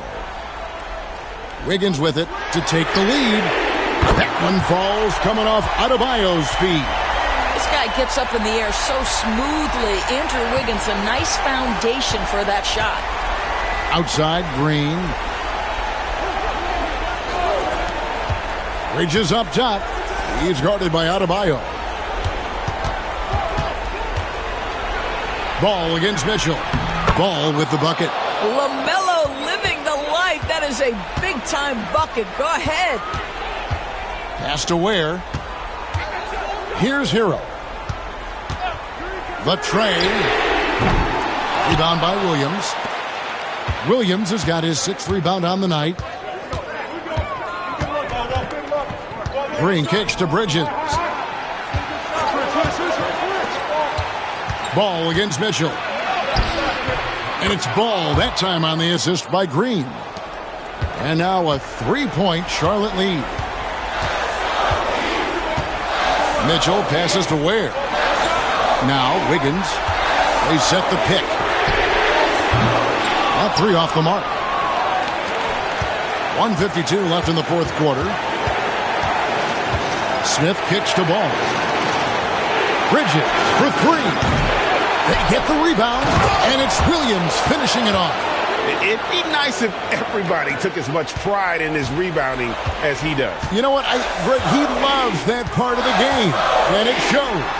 Well, but as defenders keep forgetting to box him out, he continues to just make them pay. And you know, some guys shrink as the game tightens. Hero calls for the ball. Clutch. And so it's Charles Lee calling timeout. He knows every possession is critical now.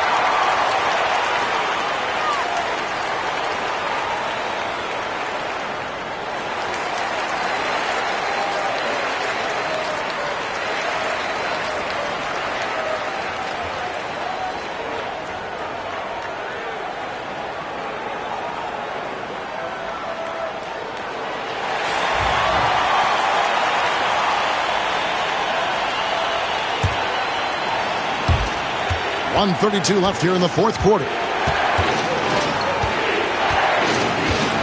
Mitchell against Ball. Fires from deep. Connects from three-point range. Ball's got the lead up to 6 now for Charlotte. What an electrifying game by LaMelo Ball. Is anyone more exciting than this young guy?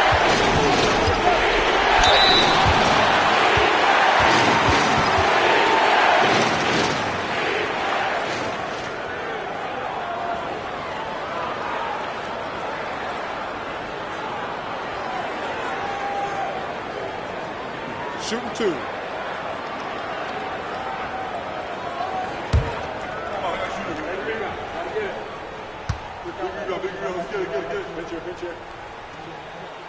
Gets the first, and that brings them within 5. And Hero, one of those guys in the league that can nail free throws with his eyes closed.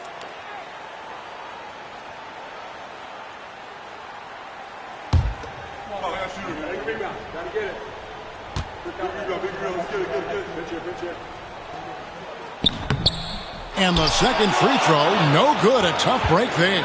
Listen, it's only one miss, but it hurts all the same as they try to cut into this lead. Ball, the pass to Smith. Green with a screen on Adebayo. Bridges misses. I think this is a spot he has got to become more consistent from if you want to command the defender's respect. 11 feet away. Here's Ware. Good! What a beautiful shot to bring him to within 3.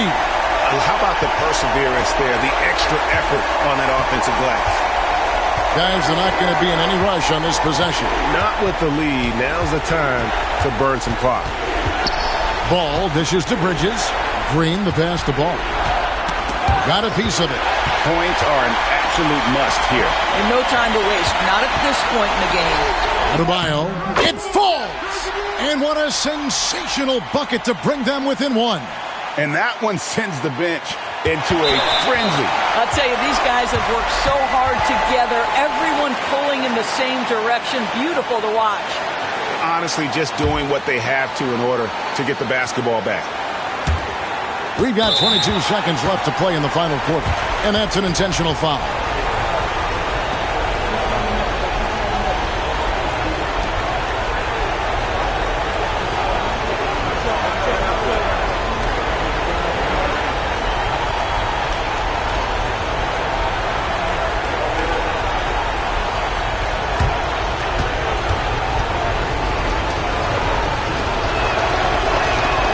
So the first one drops, and that will put them up by 2.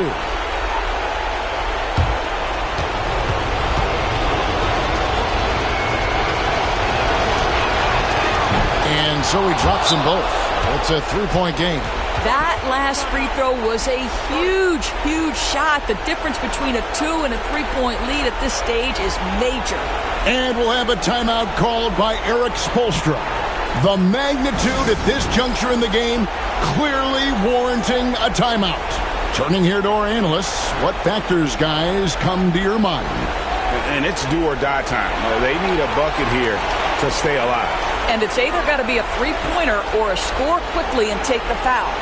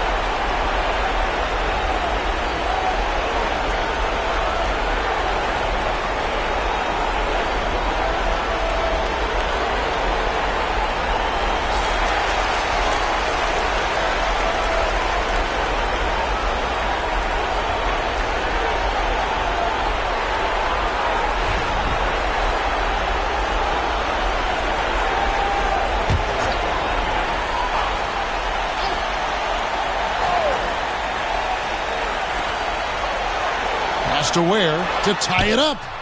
Yes! A tremendous three to tie it up. And what a dime from Bam. He's really skilled at looking for and finding his teammates. And timeout is called by Charles Lee. This is a huge moment, folks, in this game. And he wants to be prepared.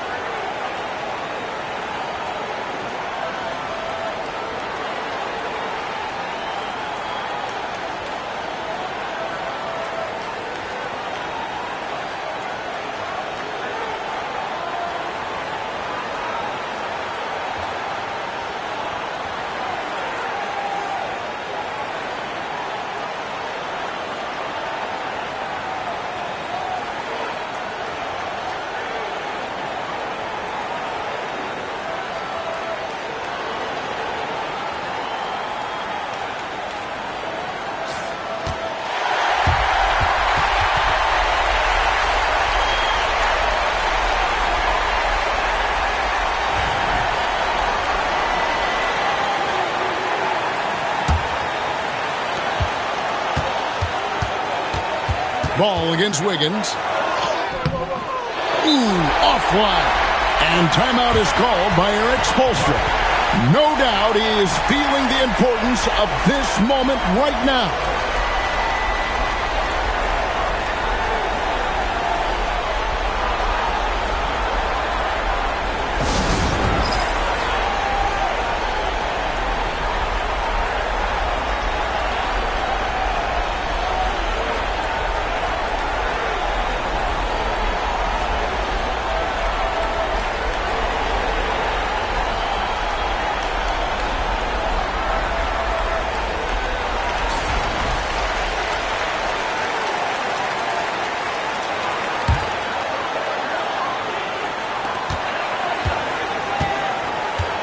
Smith against Hero. To take the lead. The three won't fall. And that's going to do it for regulation. So we are headed to overtime. We'll be back shortly live from Miami Arena.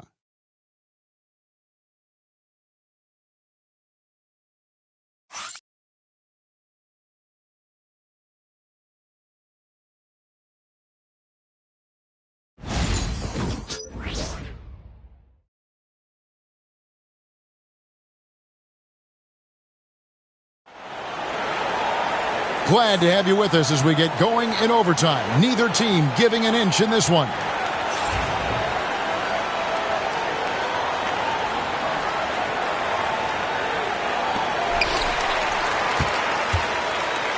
Now, here's Mitchell. We've got Tyler Hero. Andrew Wiggins is out there with Bam Adebayo. And it's Mitchell, and it's Ware in at the center position. The game has been very close in a lot of areas, but rebounding has been the one differentiator thus far. And I like the alpha dog energy Smith brings onto the court. He's a rookie who already plays like a veteran.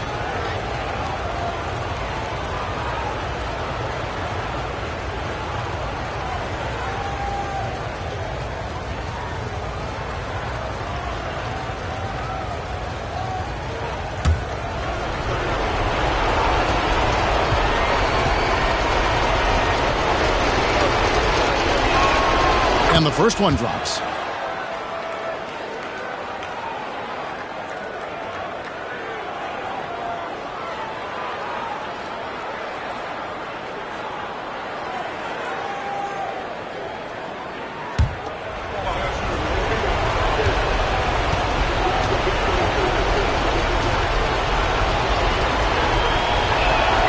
Both free throws good from Smith.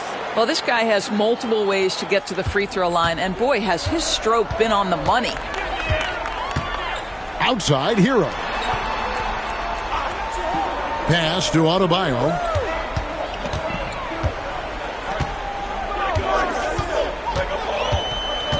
Back to Wiggins.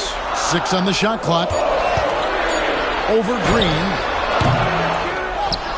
Here's Adebayo. Good work there as it goes. Adebayo's got it all tied up now for the Heat. And this is the level of intensity Adebayo brings. He's terrific at channeling that energy on the offensive glass. Ball no good.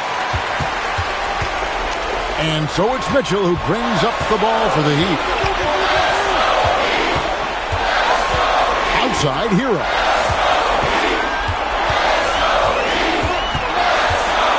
Over Smith. Hero no good. The Hornets shooting at 46%, making some buckets. Green kicks to ball. Well, overtime basketball, a minute and a half played so far. Pass to Williams.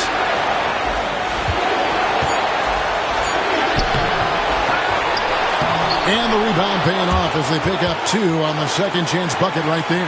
And this is something this guy takes pride in, capitalizing on second chance opportunities. Here the step back. Shot's good by Hero. Hero's got 21. And savvy play by Hero, using the pull-up jumper to catch the defense off guard. Ball against Mitchell. Now here's Ball. Defense is right there. Bridges inside the three-point line. And it's Miami with the rebound. To take the lead. Kicks it out to Wiggins. Adebayo with a screen for Wiggins. It's good! One of the reasons the scouts loved Wiggins, he always finds a way to deliver in big-time moments. And timeout is called by Charles Lee. Coach clearly feeling the necessity to regroup with so much at stake here. What do you think we're going to see here? Hey, they do have enough time here. If they shoot quickly to get the 2 for 1, we'll see if they try it.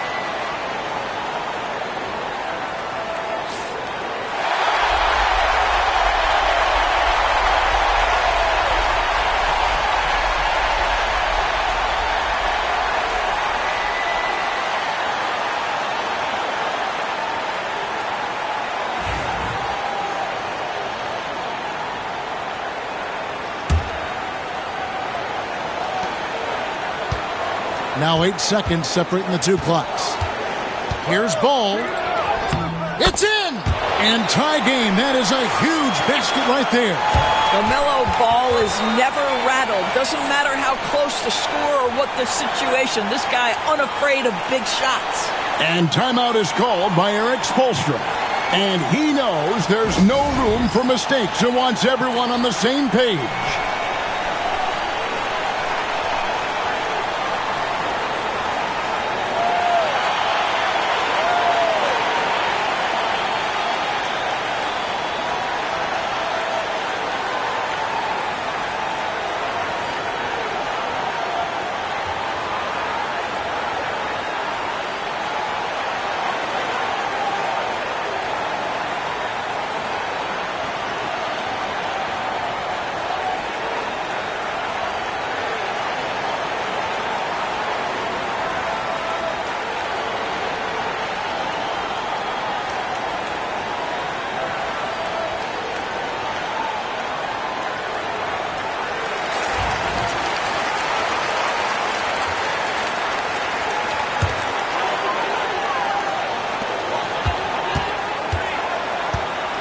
Now Hero.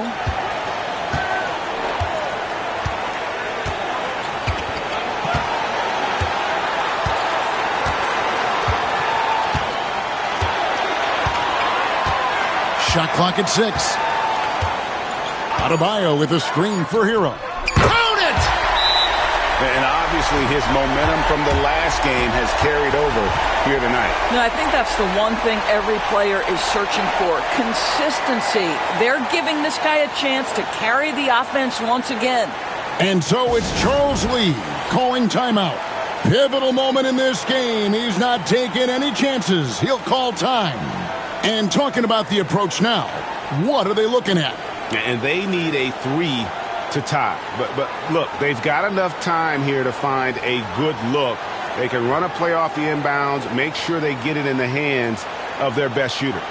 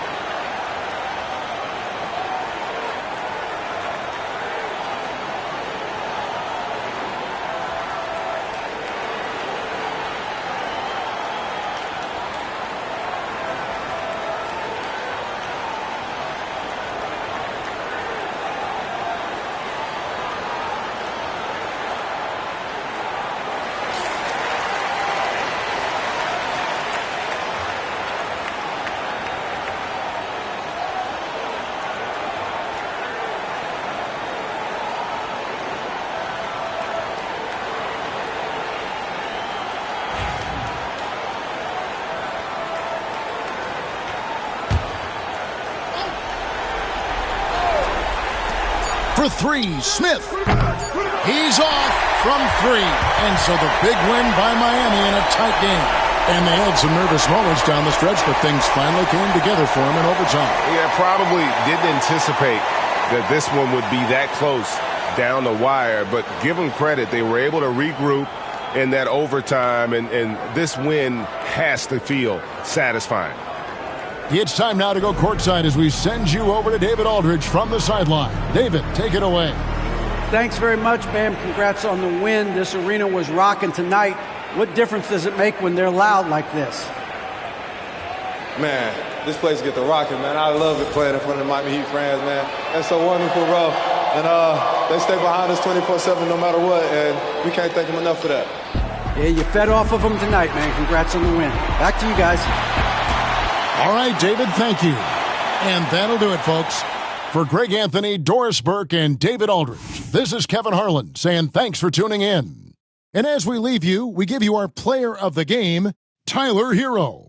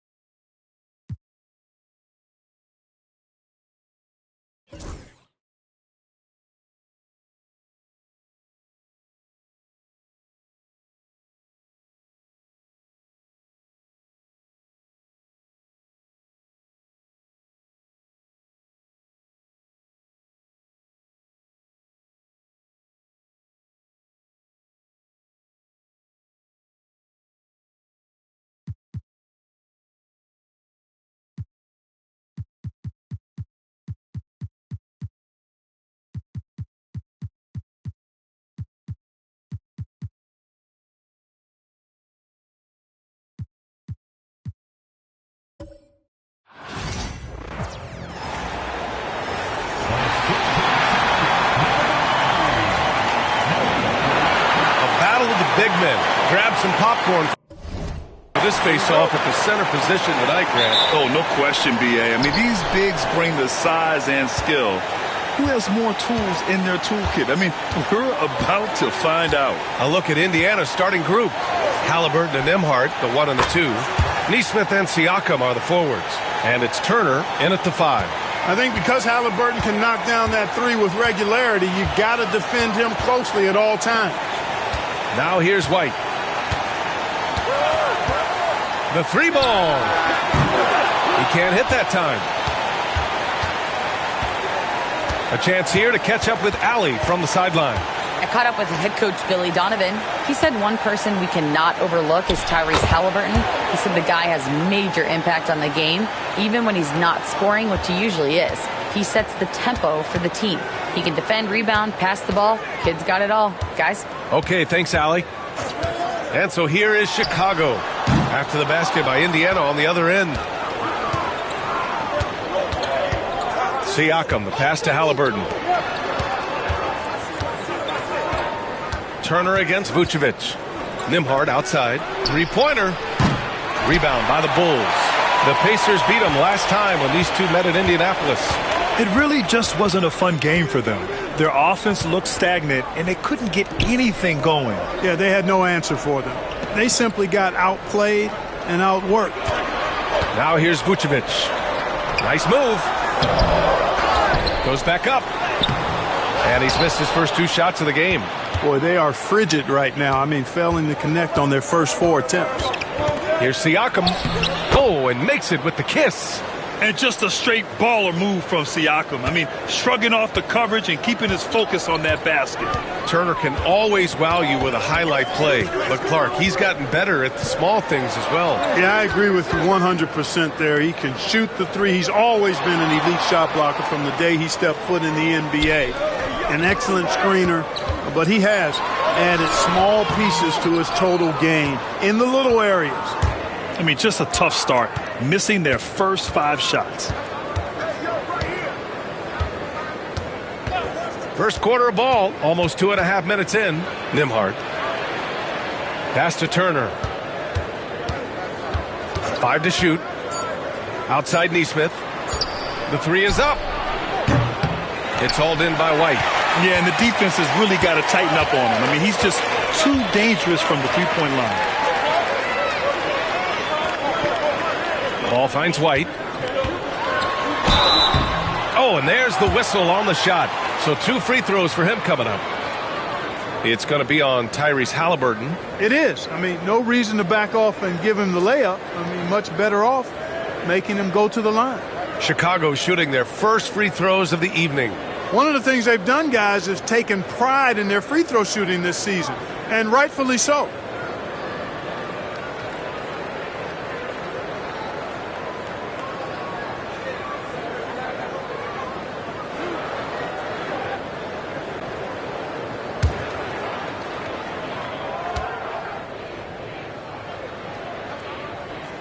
That's good from White. Grant, how about Kobe White?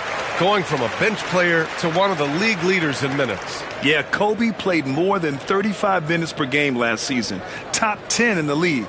We saw White hit another level, so he has an exciting future in front of him. That one falls, so he hits both of them. Well, the last time the Bulls won a playoff series was back in 2015, Grant. That was back when Butler and Rose were their leading scorers. And that just shows you just how long it's been. But they've been stuck in mediocrity ever since. And right now, they are desperate for a breakthrough season. Here's Buzelis. Outside White.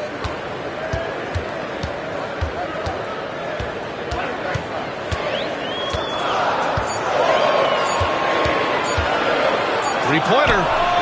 Drains the triple. White's got 5 points. He's consistent from out there, especially when you give him that kind of room. Nembhard, the pass to Siakam. Outside Nesmith. And there's the whistle. Illegal screen is the call. One of the trickier plays to judge, but it would be hard to argue against the call. Yeah, you know, the officials aren't nearly as lenient as they used to be on that call. As a matter of fact, I know I got away with a lot of those in my playing days, but that was 40 years ago. And timeout is called by Billy Donovan. He's going to gather the troops and talk it over.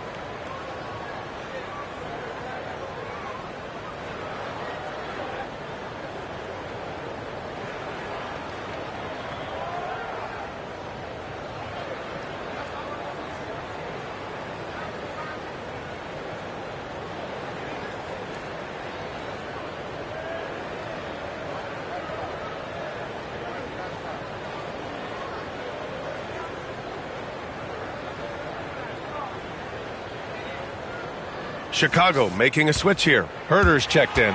And the Pacers also making a change. Matherin's checked in for Tyrese Halliburton.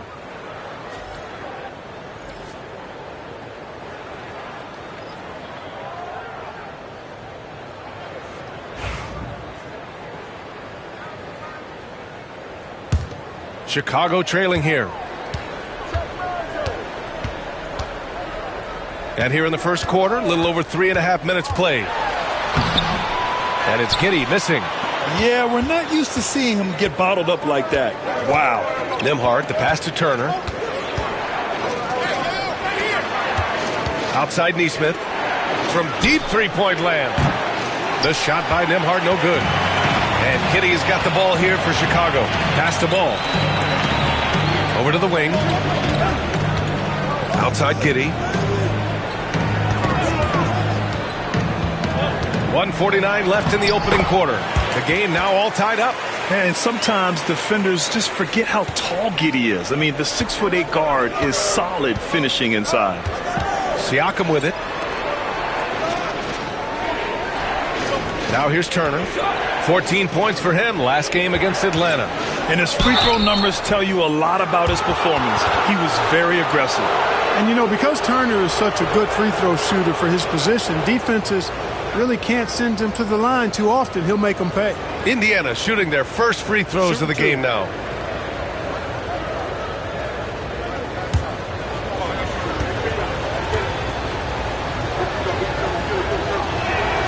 And he makes the first.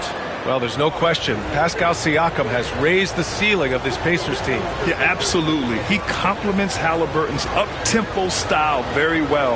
And defensively, he shores things up with his ability to guard 1 through 5. Walker, he's checked in for Indiana. McConnell comes in for Nembhard.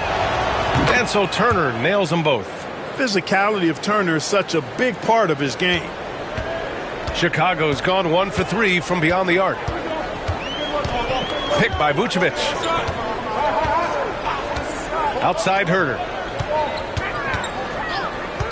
Vucevic, a screen on Walker. Parked it down low that time. Got hit with the 3-second call. Well, you'd rather not put these guys on the line. The top free throw shooting teams in the last month. The Pacers, second. Fourth, the Bulls. Neither team's been missing from the foul line. It's a coach's dream to convert those freebies. Indiana making a switch here. Toppin's checked in. For Indiana, they've gone 3 of 6 from the floor. Siakam with a screen on Jones. McConnell finds Siakam. Offline with a 3. And for the Bulls, they're shooting just 22% in the early stages of this one. Outside Jones. White with a screen on Siakam. Smith outside. Outside Jones. Shoots over McConnell. They get it back. Outside Jones. Vucevic, a screen on McConnell. Steps back. Here's Jones. Gets his second attempt to go. Now he's 1 for 2. Love the energy on his drive. The defense didn't expect that coming from him. McConnell outside. Outside Walker. Pass to Toppin. Launches a three. Buries it from three. Well, making threes is vital for Toppin. Developing his stretch big skill. To the paint. Here's Vucevic. That's in. Coming off an assist from Jones. He's a producer. It's part of their plan to get him as many touches as possible. And still a close game as the first quarter comes to a close. The Pacers out in front, up by 1. And back in a moment as we'll get underway with quarter number 2.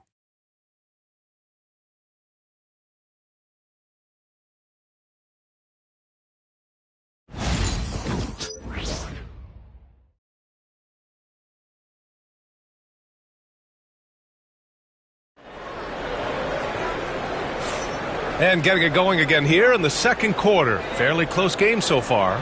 All right, let's quickly break down the game we've seen from the Pacers so far, guys. It's simple. The main takeaway from the first quarter is they're winning this game with defense. Yeah, I agree. I mean, you look at the energy, the effort defensively, they put it all out there in that opening quarter. The season winding down here, Grant. Playoff seedings of the utmost importance. You know, B.A., you especially see the bubble teams giving that extra effort now. It's all hands on deck. Very little room for error. Zach Collins out there with Jalen Smith. Then it's Kobe White. Then it's Trey Jones.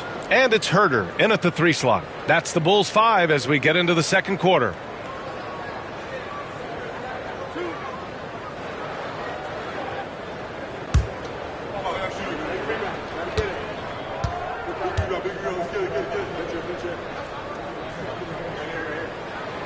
That one's off. Bryant, he's checked in for Bradley.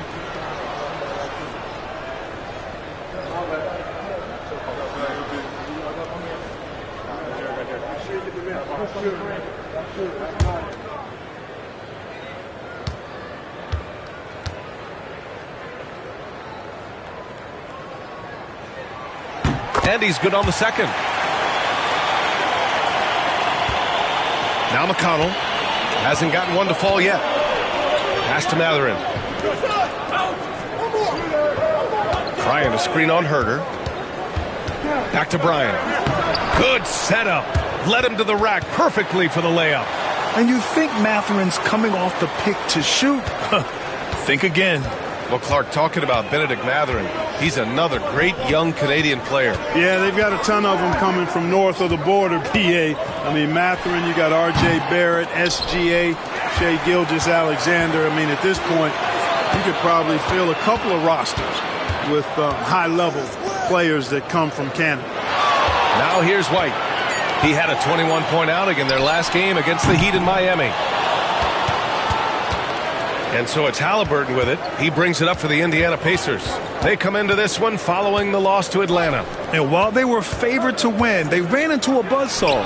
Ultimately came up just a little short. Well, to me, it looked like they were pretty evenly matched. And you look at how the game ended, I would say I'm not alone in that sentiment. Those are two pretty evenly matched teams. Now here's Collins. He had an 18-point outing in their last game against the Heat in Miami.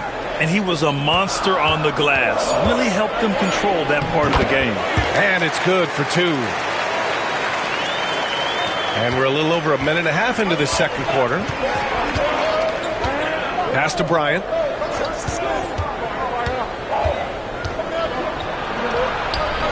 Excellent D there from Collins. The Bulls have gone just 1 of 3 to begin the second quarter. Jones feels it out. Collins with a screen on McConnell. Outside Herter. And the go-ahead bucket, no good. McConnell outside. Back to Halliburton. Bryant, a screen on Jones. Here's Halliburton. No stopping Halliburton. So physical. Remarkable judgment in the pick and roll. Halliburton reads these situations extraordinarily well. And timeout is called by Billy Donovan. He'll take the opportunity to regroup.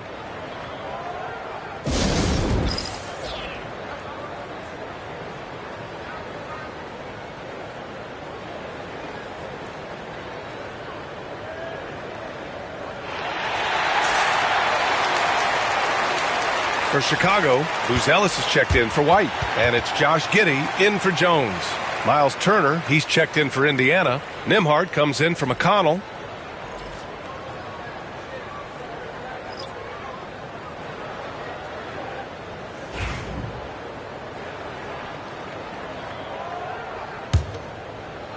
And here in the second quarter of action, just a hair under 2.5 minutes played. Giddey passes to Herter. And he's in the books. Now 1 for 2. And force-feeding the ball inside. I mean, no reason to go away from what's working. And when you make 5 in a row in close like that, it also takes pressure off your perimeter guys, too. Now here's Halliburton. 5 points in the game. And there's the screen. Here's Matherin. And it's Chicago with a board. They're coming off that win against the Heat. And most of the arena was totally against them. But they looked inward, trusted each other, and made good plays. Well, you know, the cohesiveness was evident out there. These guys feel like they can win in any arena. And they proved it that game. Now here's Giddey. In the game against Miami, very impressive. Clock at 2. That one won't fall. He's 1 for 3 on the day. Good shot, gone bad. You gotta finish there. Laid it in with a nice touch off the window. Matherin's got his first points of the night. Great body control allows Matherin to finish through contact. Collins outside. Collins a screen. There's Herter with the 3. The rebound by Turner. The Pacers have got 3 of 6 shots to go here in the second quarter. Nembhard outside. Pass to Halliburton. Oh, he missed the layup. He had it with the pump fake. The Bulls have got 2 of 7 attempts to drop since the end of the first quarter. And it feels like everyone turns over half their roster every year, Clark. How hard is that for teams? Very hard. I mean, continuity is a foundational pillar point to being successful in anything. There's a reason why Steph, Clay, and Draymond won so much in Golden State. Knowing your teammates and their tendencies is vital if you're going to be a championship contending team. I think teams and organizations benefit when they stay together for longer periods of time. The first free throw is good. Some changes for Chicago. Lonzo Ball comes in for Smith, and it's Kobe White in for Herter. Siakam, he's checked in for Indiana. Nesmith comes in for Tyrese Halliburton.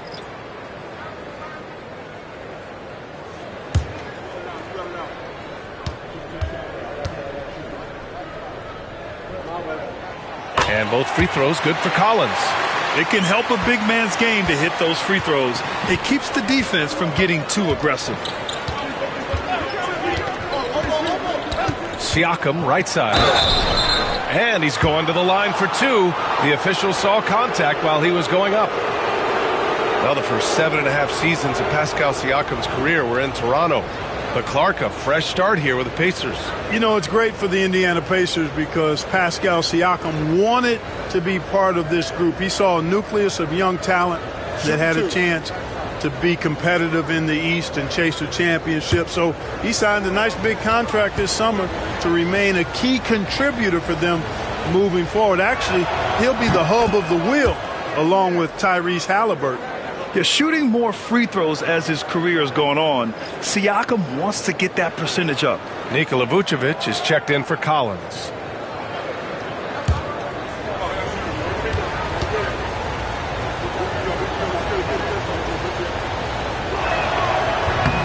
Siakam hits them both.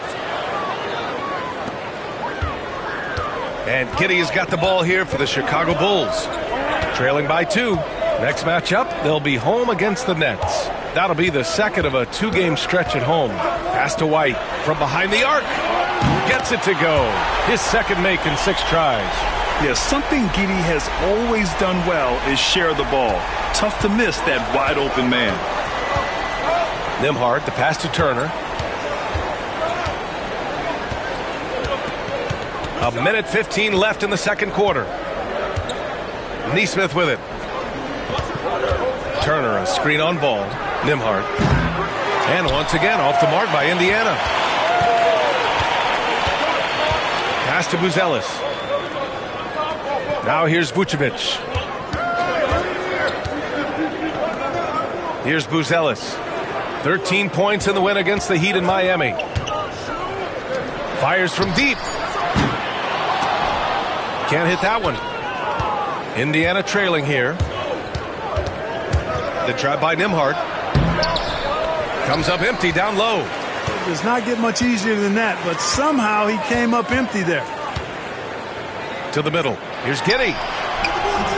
And he gets it to go. Giddey's got his second bucket on the night. 24 seconds left to play in the second quarter. Offensively, it's been a struggle for him. Yeah, they need to string together some shots to have any kind of chance. Siakam looking it over.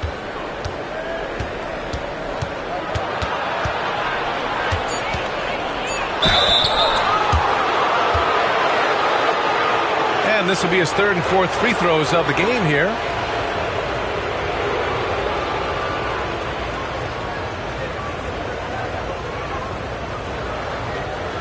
Shooting two.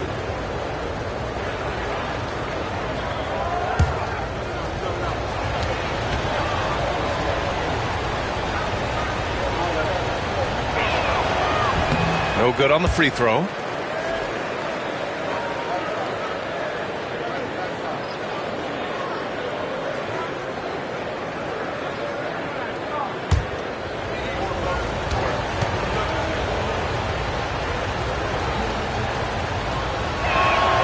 Good on the second one.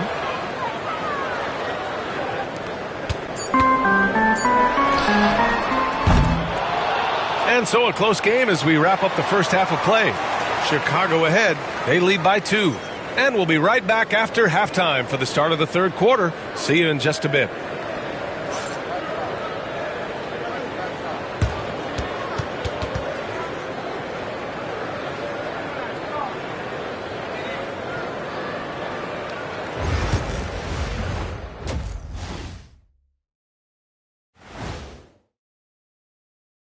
Hello, everybody. We'll break down the action shortly, but first, a glance at how the Eastern Conference standings are stacking up as the season winds down.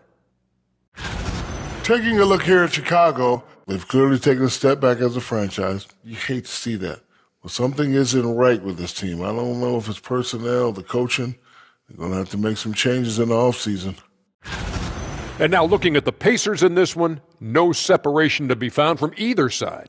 I'm impressed they're still in this. They've done some good things tonight, but the three-point shooting is not one of them. And that could bode well for them in the second half. That's it for us. Thanks for tuning in. Now let's send you over to Brian Anderson with the third period.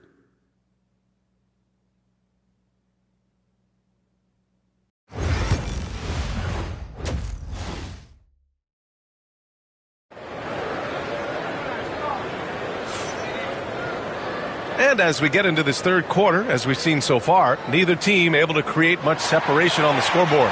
Boy, you got to like what we're seeing from Kobe White. They've leaned on him to provide a lot of offense, and that's how he likes it. And you know what? They've come at him a few different ways defensively, and nothing has slowed him down. Chicago leading. And Indiana looking at who they've got. Nesmith and Siakam are the forwards. Halliburton and Nembhard, the 1 and the 2. And it's Turner in at the 5. Pass to White. The floater. And it's out of bounds. They say it was last touched by Siakam.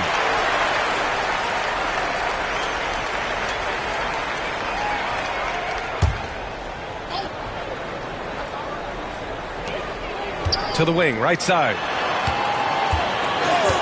And here's Ball. Down low. 4 on the clock. Here's Vucevic. And from 16 feet away, he cans it. Vucevic has gotten his second bucket. Boy, nothing like shooting shots you know you can make. Vucevic shooting that one with confidence. Halliburton against Ball. Halliburton, no good. Yeah, still close, but with their tough play on the boards, we're certainly seeing the effort.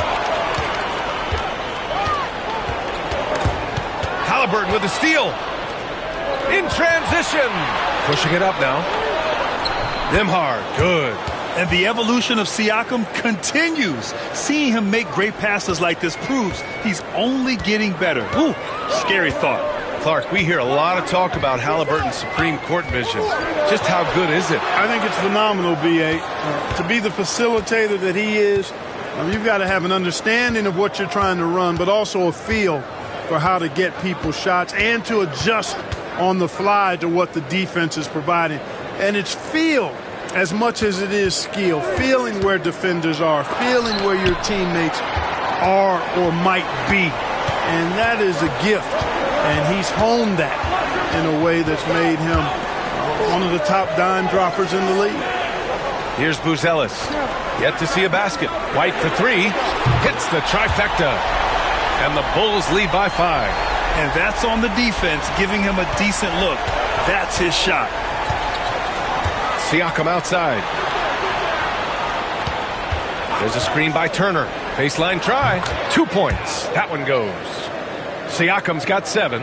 Using focus and balance to convert jumpers. Wow. Siakam has really improved his shooting. Here's Ball. On target from about 13 feet. Pacers trail by 5. Halliburton, the pass to Nembhard. Turner against Vucevic. Charity stripe shot, and he wills that one in, sinking it right through the back of the iron. Siakam's gotten his 3rd basket of the night. Halliburton against Ball. Outside Giddey. The rebound by Turner. Turner's got 4 rebounds in the game. You know, it hasn't been his best outing, but they still find themselves in the driver's seat here. Goes back up. Here's Siakam. That shot missing. Nice D from Vucevic. Bulls leading by 3. Outside Giddey. Pass to White from outside the arc. The Pacers pull it in. Turner's got his 5th rebound in this one. Inside. And then Turner with the dunk. What athleticism from Turner. My goodness. He loves getting chances to throw it down like that. Here's Vucevic. No good. A bit long that time. Gets good position inside. May have rushed it just a little. Pass to Nesmith.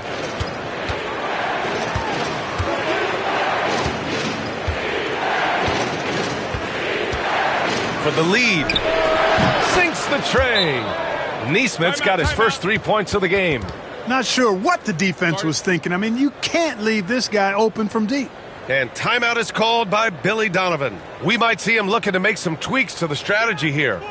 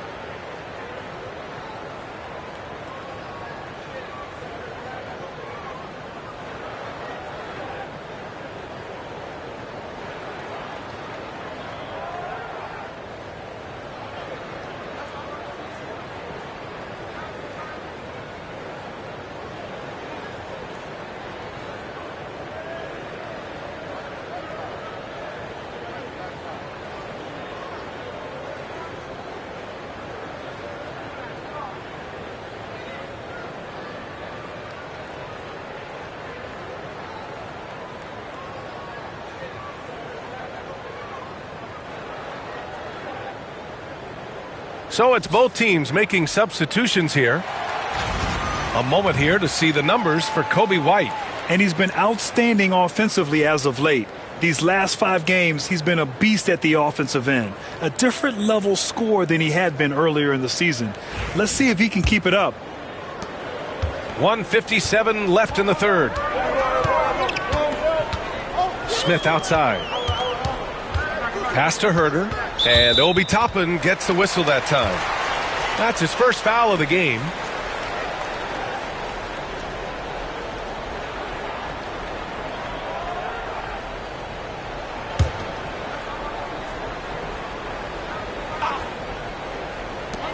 There's 1:47 left in the third quarter. Jones against McConnell to end the run. Jones misses. The battle of the boards has been something to watch. Yeah, tit for tat on the glass. Just one more aspect of what's been a very closely contested ball game here. Oh, an aggressive move there by Siakam, using the length to finish inside. Outside Jones. Pass to Herder. 6 to shoot. To the middle. Here's Smith. Oh, the dunk by Smith. Smith finishing with power. I like that dunk right there. The Pacers have gotten 6 of 10 shots to fall in this third quarter. Toppin, a screen on Vucevic. Toppin outside. Lets the three fly. Chicago with a rebound. Defense dodged a bullet that time. Total breakdown. On the wing, Jones. Pass to Vucevic. Now Herder. And here's Smith. Guarded by Toppin. From the wing, the Pacers pull it in. Siakam's got his 6th rebound on the night. And they can run out the clock here. No need to rush it. Yeah, don't give them another possession here. Herder with it. He's averaging just around 8.5 points a game. Herder, a screen on McConnell. Pass to Vucevic. Over Toppin. Can't connect from 13 feet out. We're at the end of the third quarter, and we've still got a close one. Indiana ahead, up by 2. And time to step away quickly, but we'll be back in no time with the start of the fourth quarter.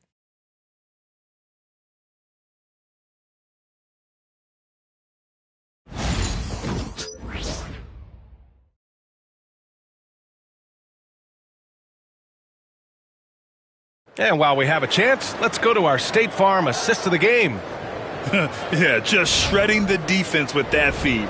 Zero chance to stop that. Yeah, that's just a brilliant read of the defense. I mean, it was also excellent anticipation of the movement of his teammates before the pass. Just great harmony on all sides.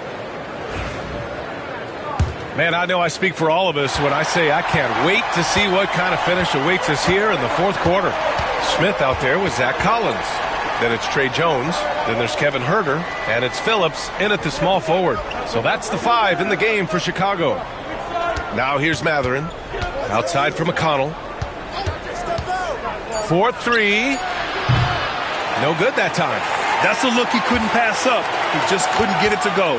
Herder passes to Jones. Back to Herder.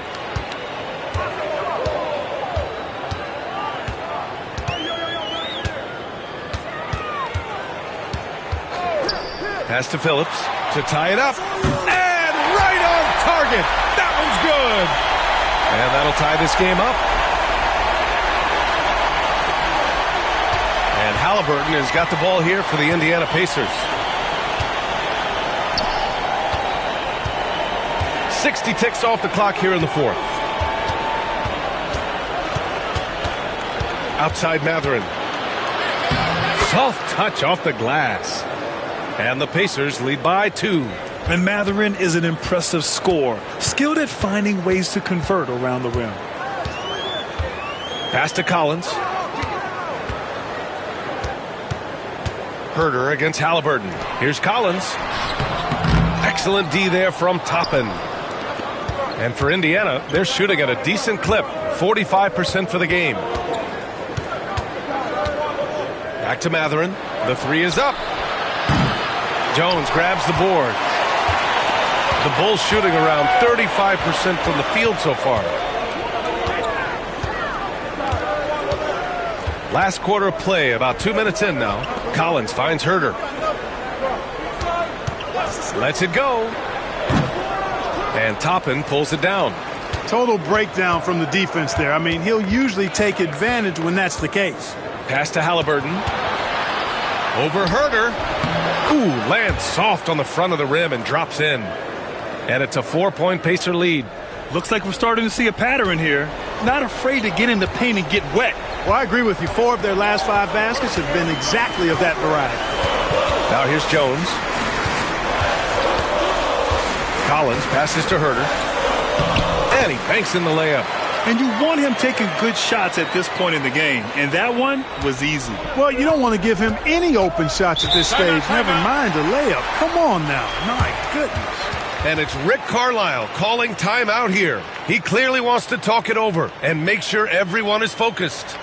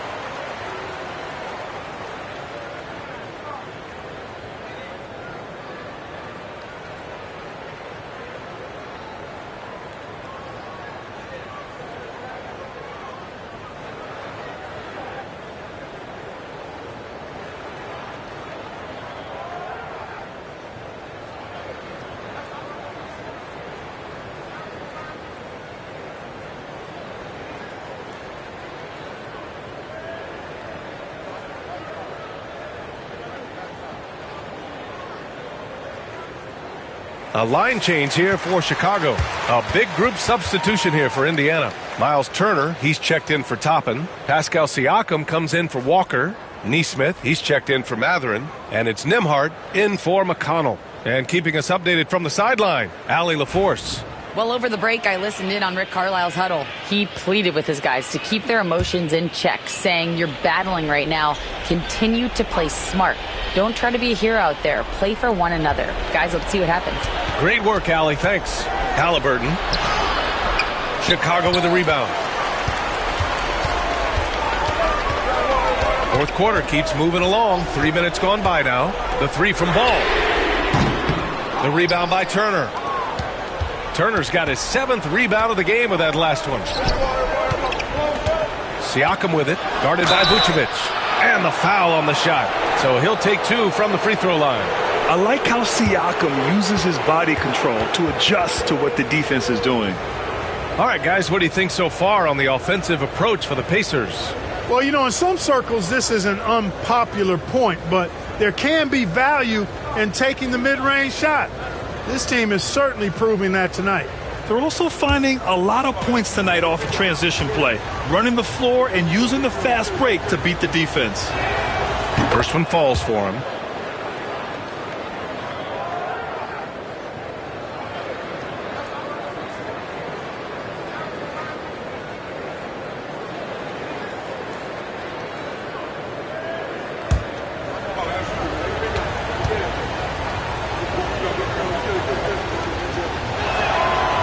So hits one and misses one at the line.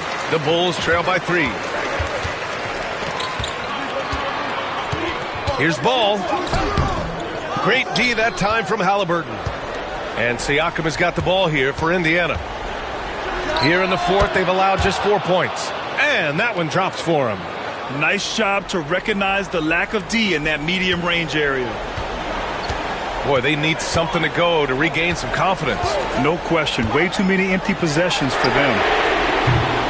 And once again, off the mark by Chicago. Pacers leading by 5.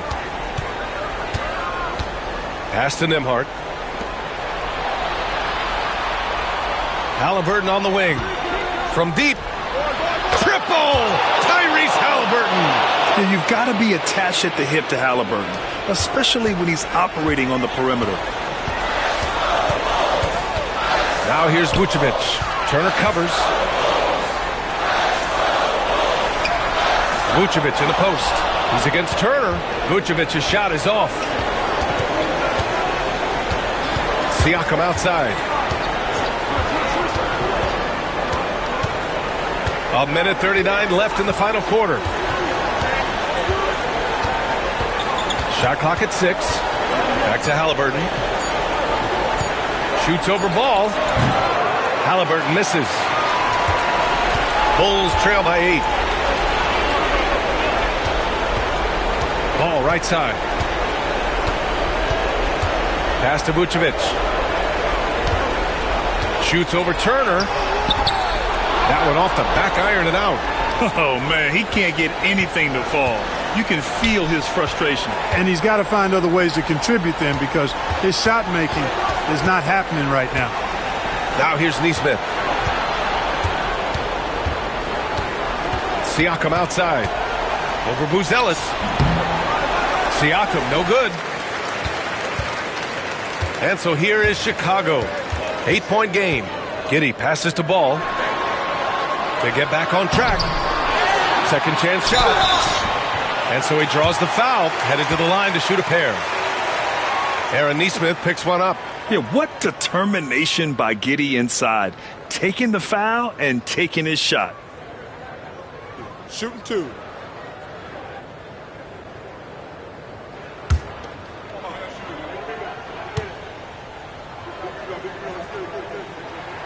He drops the first one, and that narrows the gap to 7. You can tell that Josh Giddey is one sharp player, not just in how he threads passes, but how he moves on the floor and gets around other guys.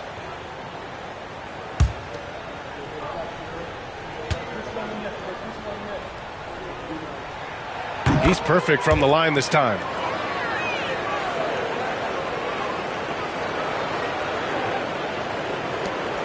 .34 seconds left in the fourth quarter, and that's an intentional foul.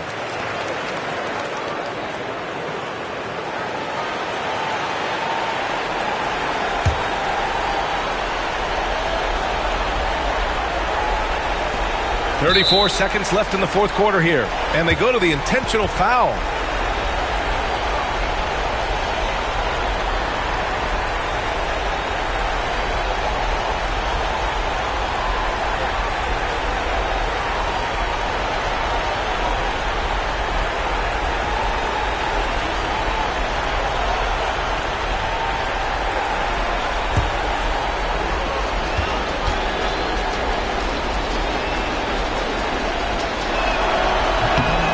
First one drops, and that makes it a 7-point lead.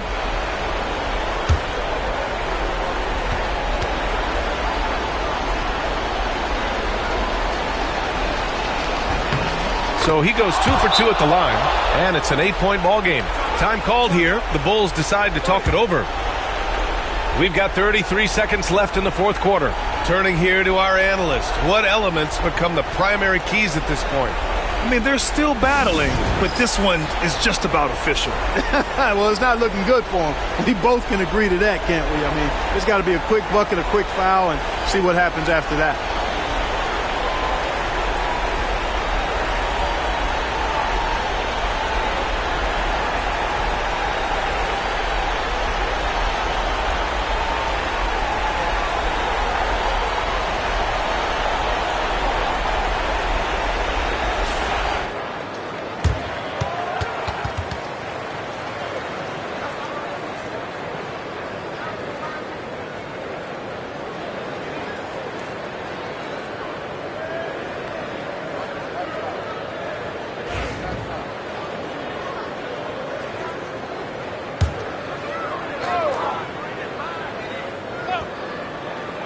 We've got 33 seconds left in the fourth quarter.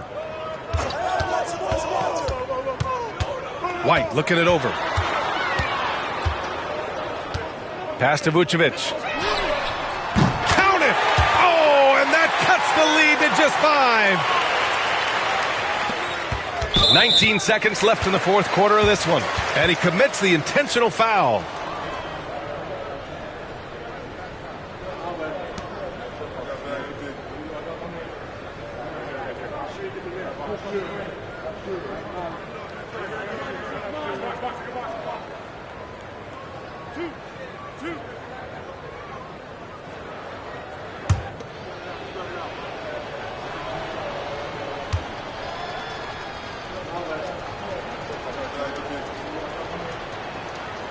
And that hurts as he doesn't get the first one to fall. Trying to focus now for the second.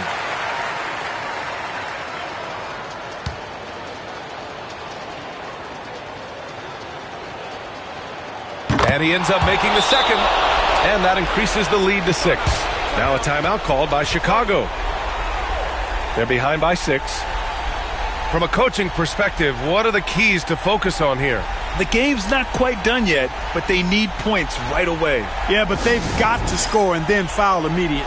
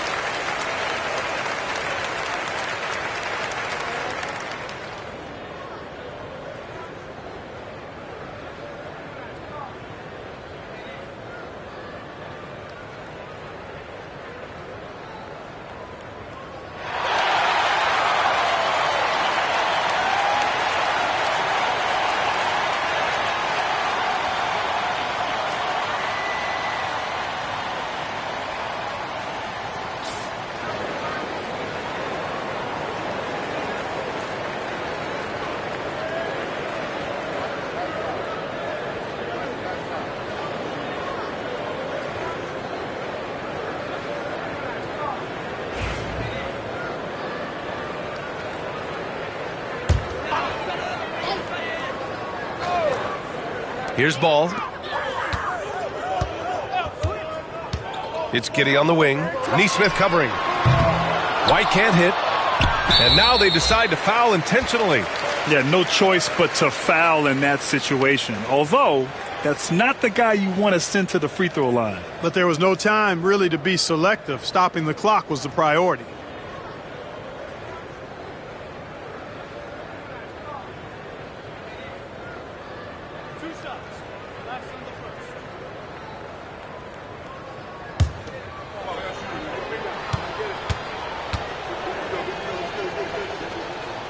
He hits the first one, and that makes it a 7-point lead.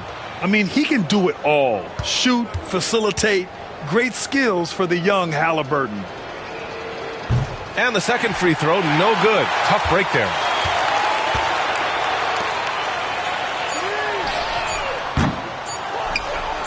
And now we've got an intentional foul.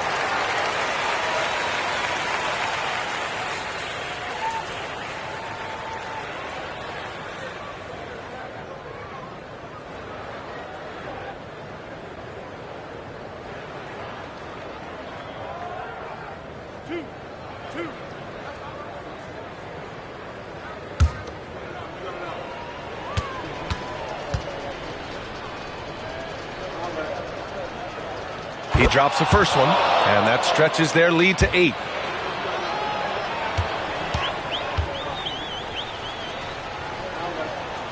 And so he drops them both, and it's a 9-point game here. I think it's a wrap. When the game's on the line, he knows how to deliver the crushing blow. And so the Pacers take the win. Exceptional effort on the road. They were ready and they were focused. Focused indeed. I mean, it takes a strong mental approach to block out the distractions. These guys stepped up 100%. All right, let's go courtside to Allie LaForce with our player of the game. Allie, it's all yours. Pascal, these days you are called upon to carry this team. Does that bring added pressure? This is a game that I love, and I just want to have fun playing the game. And I think, I got to just be myself. Like, don't get lost in everything going on. Be yourself. Play basketball, have fun. And, I'm just happy to be able to go out there and play hard. Guys, he wants the pressure. Thanks, Pascal. Allie, thank you as always. Thank you for joining us. That'll do it for now. For Clark Kellogg, Allie LaForce, and Grant Hill, this is Brian Anderson. And let's reveal our player of the game, Pascal Siakam.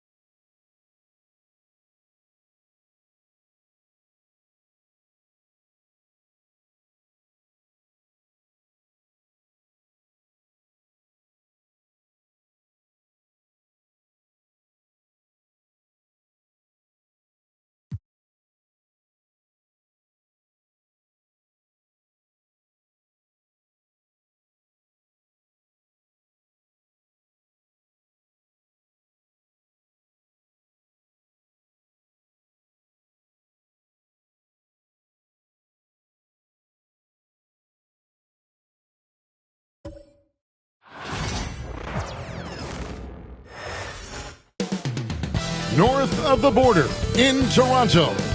The setting for the Wizards. An adaptable power guard who can set the table and get his own. Malcolm Brogdon always ready as they prepare to do battle at Scotiabank Arena. Welcome, everyone, to the NBA.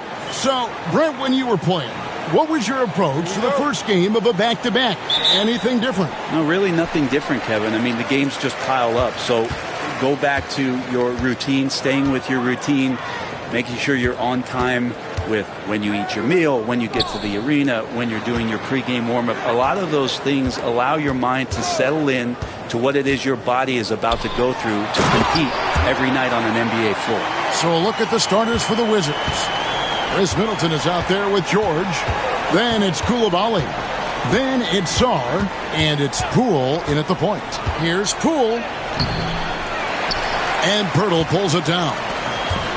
Pass to Walter.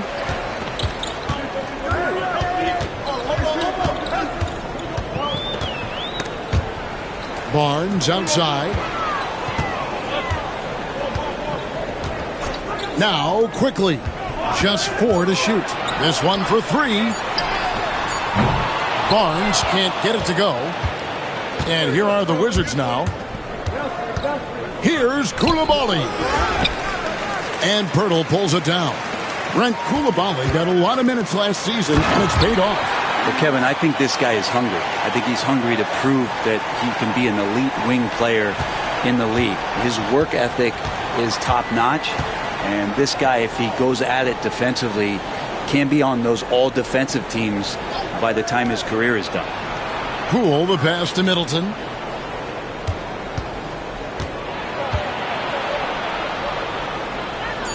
Outside for George. Over Barnes. The shot by George, no good. Yeah, a little bit surprising he hasn't connected on at least one of his 3 shots yet, but he's going to keep shooting. And Barrett gets it to go. Barrett does a good job there just creating the shot for himself. He is a scorer. Here's Middleton. Last game he had 12. Sarr throws it down as the official calls the foul. It may be a 3-point play. That one on Jakob Pirtle. Not getting old here. Seeing him make that lead pass with perfect timing.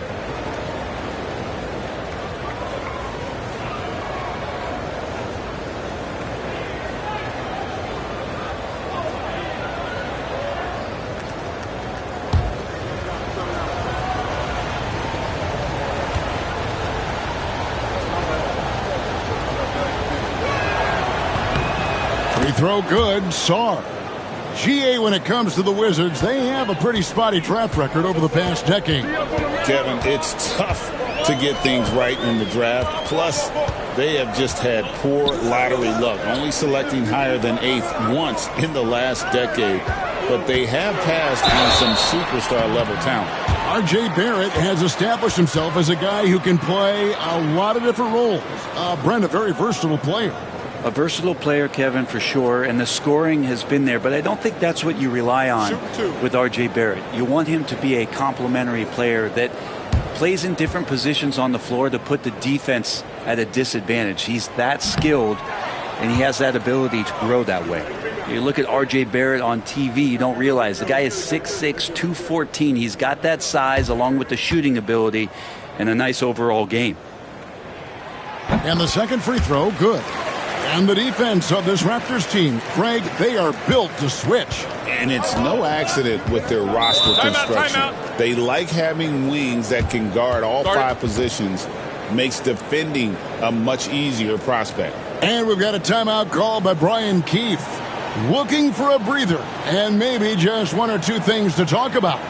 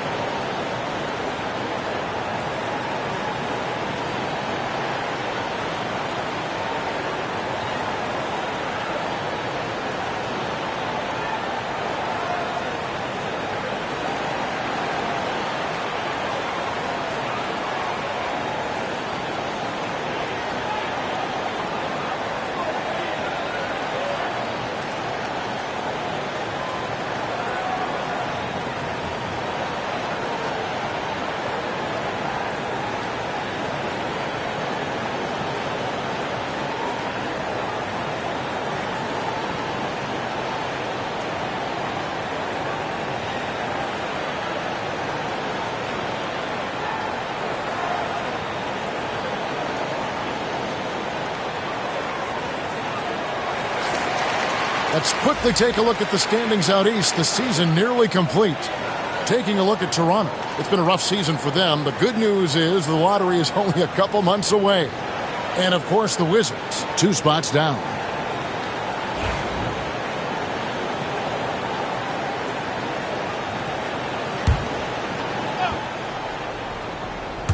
Here in the first, just under 2.5 minutes played so far.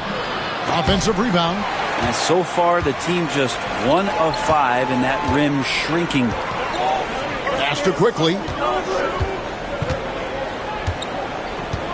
Barnes screen on Middleton. And it's quickly missing. Wizards trail by 4. Now we'll go to David Aldridge, who had a chance to talk with head coach Darko Rajakovic. We got to talking about Jordan Poole and how you deal with a player like him. Coach smiled and said, we want to be as disruptive for him as possible. Anything we can do to prevent him from getting into a rhythm, we'll do it. Keeping Poole off balance is the plan here. Guys? Thank you, David. Snatched up. Here's Pirtle, and the dunk by Pirtle. And that's what they pay Pirtle to do, get extra possessions and capitalize if you can go back up. Poole against quickly. Poole no good. You're not going to see that very often. The defense in the vicinity, but still, he's not one to blow layups. Barrett the pass to quickly. Pirtle with the ball. Coming in off a 21-point game his last outing. Down to 5 on the shot clock. Cranes the three-pointer. Barnes has got 7 points. Well, he's knocking down most everything, guys. 3 of 4 here. George with the screen on quickly. Poole the pass to George. Misses the 3. Raptors leading by 7. Outside Barrett. Pass to quickly. Back to Barrett. And Barrett slams it in. It's awesome to have a guy at that size be able to accelerate and elevate like RJ did there. They need a bucket in a big way here to regain some confidence. Now Koulibaly. Scoreless thus far. Middleton against Barrett. And the basket is good, and he's got a chance here for one more at the line. Middleton doing a good job of being creative and finishing a difficult look. And a look now at how the offensive approach has been going here so far for the Raptors. And they've set the tone from the jump. They're looking to pound it inside and score in the paint. And let's make sure that that selfish nerve doesn't get tapped, because right now there's great ball movement. They're setting each other up. Let's see if that maintains. And that one falls for Middleton. Well, it's no secret this Washington team is in a rebuilding phase. But, Brent, they've collected some assets. Yeah, they got some flexibility here, Kevin, and they made the call to start over. They took some other players that other teams didn't want, along with some draft picks, which sometimes you have to do when you're bottoming out. They have a good toolbox to rebuild them. Now, here's Poole. In the game against Toronto. Very impressive. Here's Carrington. The Wizards with another miss. I'm shocked that didn't turn into 3 points. I mean, he makes you pay on those nearly every time. Barnes looking around. Back to quickly. From 10 feet out.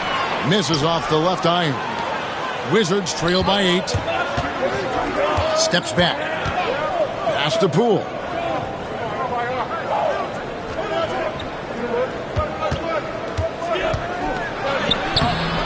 And it's Toronto with the rebound.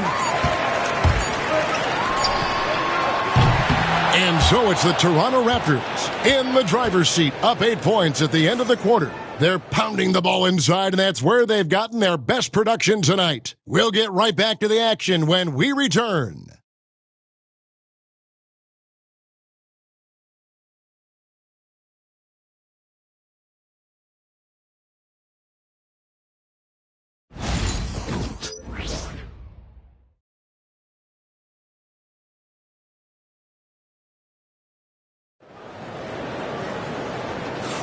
And hope you've enjoyed the broadcast so far. Halfway through the first half in this one.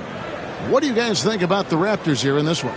Well, in that first quarter, they were intent on just pounding the ball down low. Yeah, you don't see that all that often, getting down there and doing that much damage in a quarter. You got to respect the game plan.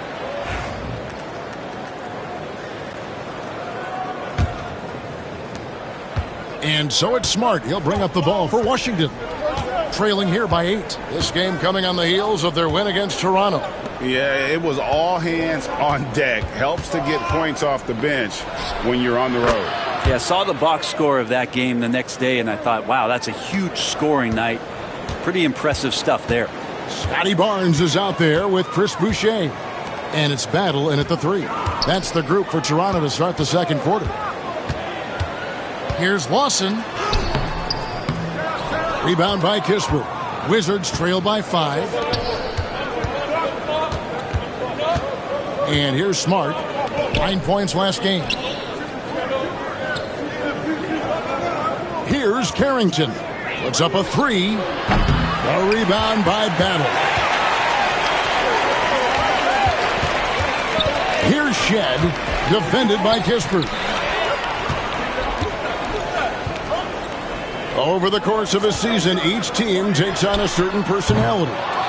Brent, do coaches try to shape that personality based on their roster? Well, Kevin, it's a great question, and I think the best coaches in our league adapt to the personality of the team as it starts to formulate throughout the season. You lean in to what guys naturally are. Some success comes with that. And again, no good by Toronto. Very dangerous to leave a guy like that open. Lucky break there for the D. Pass to Smart. Here's Carrington. Smart with the ball. Taking a look at the scoring numbers. Right now he averages about 9 points a game. Clock is at 3. And here's Kispert from the arc. It's hauled in by the Raptors. Their biggest lead of the game was 9. They host the 76ers after this game. That will complete this 4-game homestand. Down low, George. And it's George finishing it off. Gotta take care of the ball. They'll punish you if you're that careless. That's right, and that's severe punishment right there. And how about the sequence in its entirety? Momentum swing, and you love the effort here. Shooting foul as the whistle blows. He'll shoot 2 free throws. With this break in the action, here's a look at the teams that have blocked the most shots in the NBA this last month. The Wizards 5th. They have been racking up the blocks lately. I mean, if they keep this up, they're going to be a very difficult matchup for anybody. Shooting 2.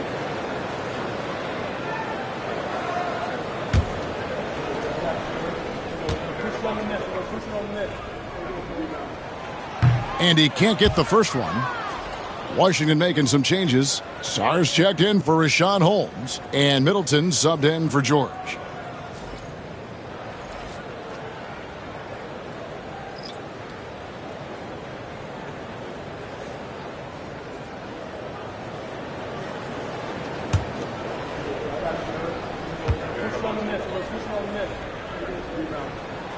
That's off as well, so he misses both. Wizards trail by 3. Here's Carrington. Good, and the assist goes to Middleton. You know, maybe he's not one of the elite sharpshooters, but even still, that's not a shot the D can afford to give him. We're just over 2.5 minutes into the second quarter. That's in, and he's now 3 for 3 and looking sharp.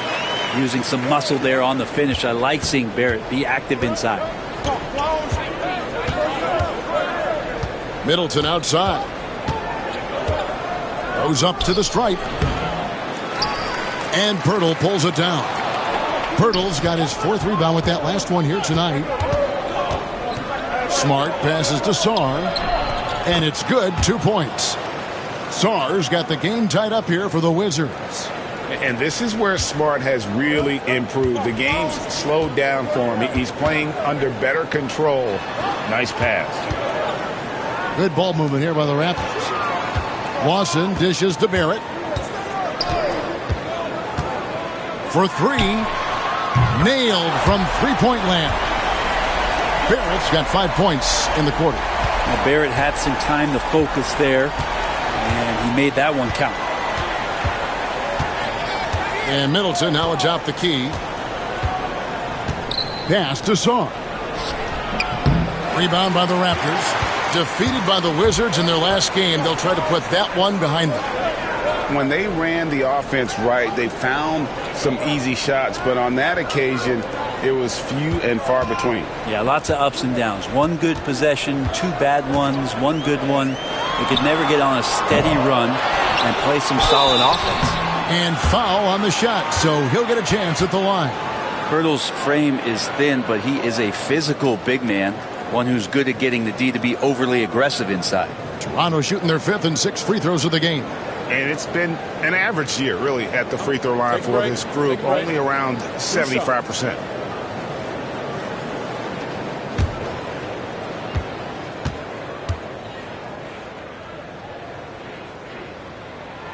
The first free throw is good. For Jakob Pirtle, his parents paved the way for him to become a professional athlete. And I'd say, Brent, they did a good job.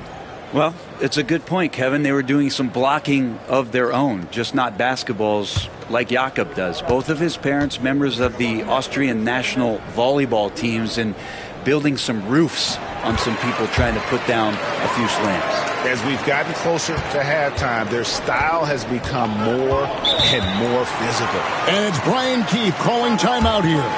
This will give him a chance to discuss some potential alterations.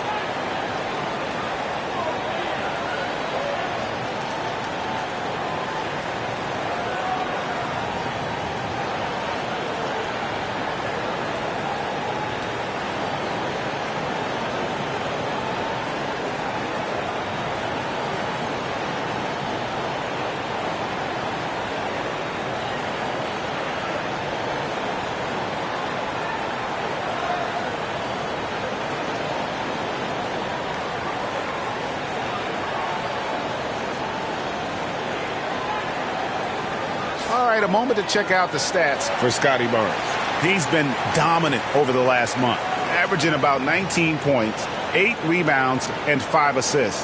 And it says a lot that when we see numbers like this from him, we aren't even shocked. He's that good. Yeah, we really have just grown to get used to his greatness, and that's the level for him that he's on right now.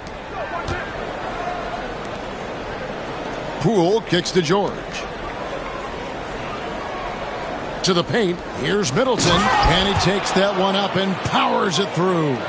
Oh, man, nice jam from Middleton. The veteran swingman understands when to go after dunks like that. Barnes outside. A three-pointer off the mark. Wizards trail by 3. Now Poole. No scoring in this one. To the middle. Saar with it. Hurdles there. Saar's shot is off. Barrett wide open. He fires. Sinks the three-pointer. Barrett's got a couple of three-pointers in the second for the Raptors. Poole the pass to Middleton. Barnes against George. Pass to Poole.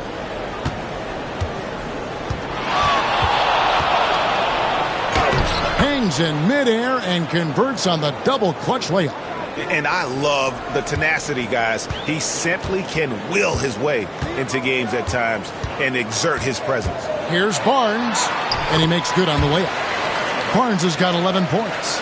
This looks like he's got more feel tonight, like he's really got a good grip on that ball as he's letting it go. 7-second difference, shot and game clock. George passes to Sarr. Got it. And he's now 3 for 5 from the field. And they're beginning to just flat out fall apart defensively right now, especially on the interior. Here's Barrett. Nice spin off the left rim and in. Barrett's got 10 points now just in this quarter. And boy, he's really in a groove. Dominant performance last game. Same thing this time out. Seems to be nobody standing in his way. No roadblocks for him to get to his spot, capitalize, and continue to be aggressive. And so that brings the first half to a close. Raptors lead by 6. And a chance now to send it over to David Aldridge, standing by courtside. David. Kevin, thanks. Chris, how did the team's offensive approach improve in that first half? We didn't have any type of tempo going. We were real stagnant, standing around a lot. Once we got moving, pushing the ball more, we got what we wanted. Hey, Chris, thanks for your time. Back to you, Kevin. Thanks so much, Dave, for the great interview. Don't go away, folks. We'll be back for the second half of basketball right after this.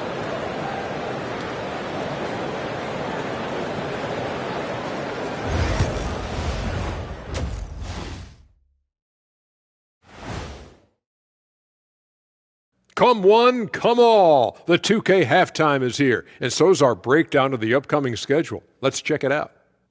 And for that game against the Pistons, to even have a chance, they'll probably have to play their best game of the year. I think you can do that in stretches. But can they do it all tonight, Shaq? I don't see it. And circling back to the first half, things have not gone as planned for the Washington Wizards. They're doing some good things. Rebounding is not one of them. Maybe try a bigger lineup in the second half. Maybe run more guys to the boards. Maybe both. Listen to Coach O'Neal. Thanks for joining us. Now let's toss it to Kevin Harlan for the start of the second half.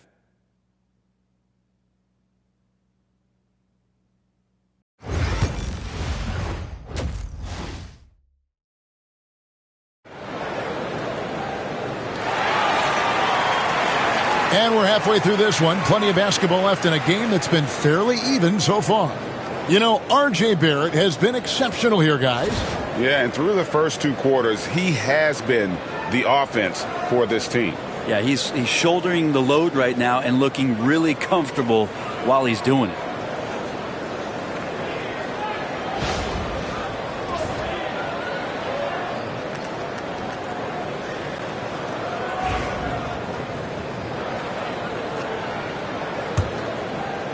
So it's the Wizards now.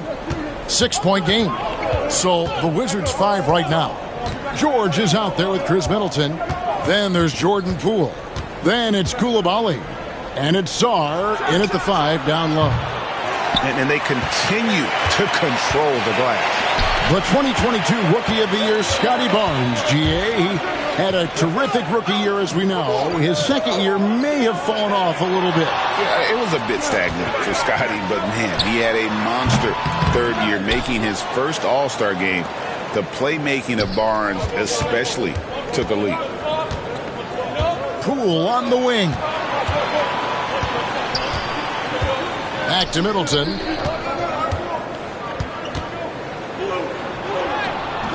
And it's Toronto with the rebound.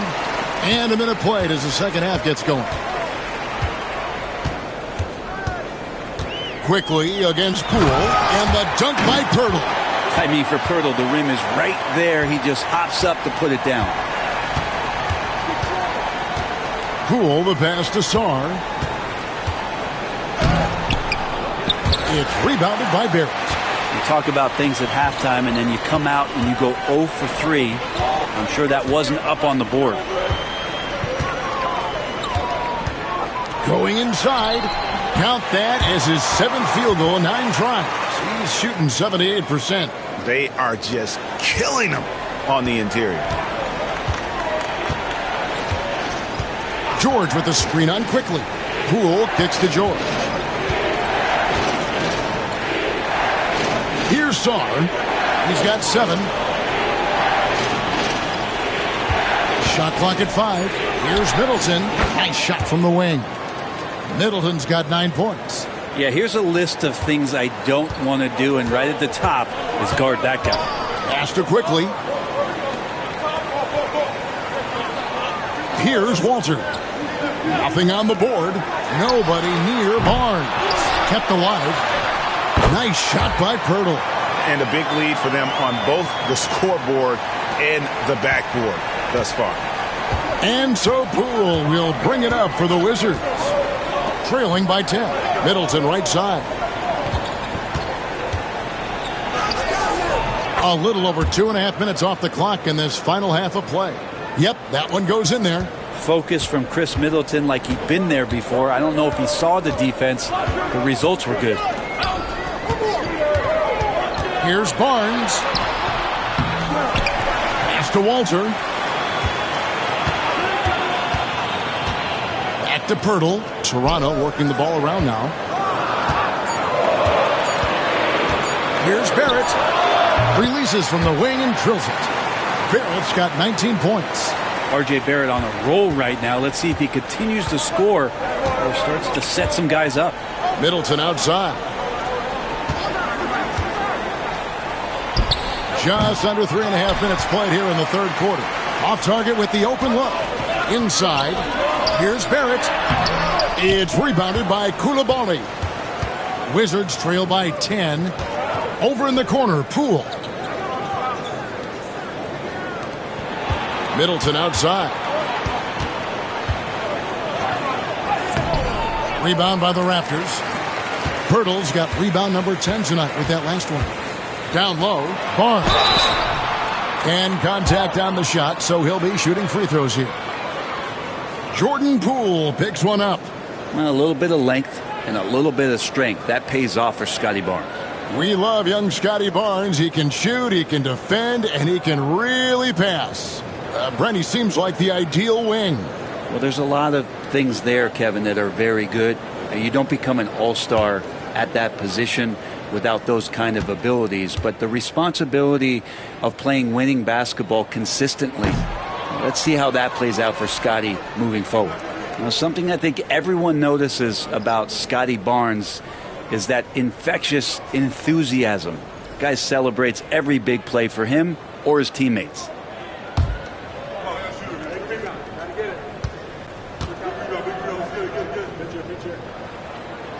Good on the second free throw.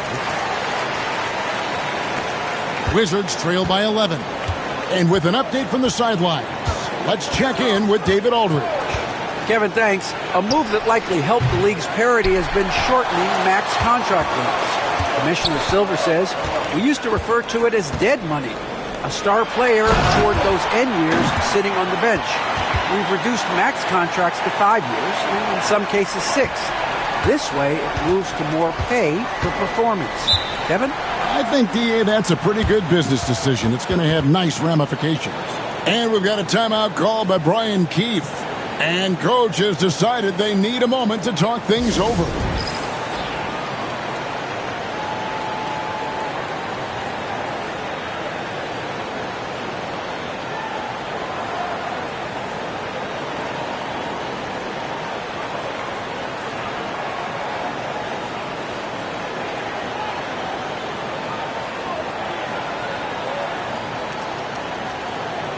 Smart's checked in for Song. A moment now to look at the year-to-year scoring output and how it has been trending for Chris Middleton. And maybe it's shocking, maybe not too shocking, but the scoring trend over the last few years has been going down a bit. I'm sure it's something he's well aware of, and we'll see if that continues to be the case.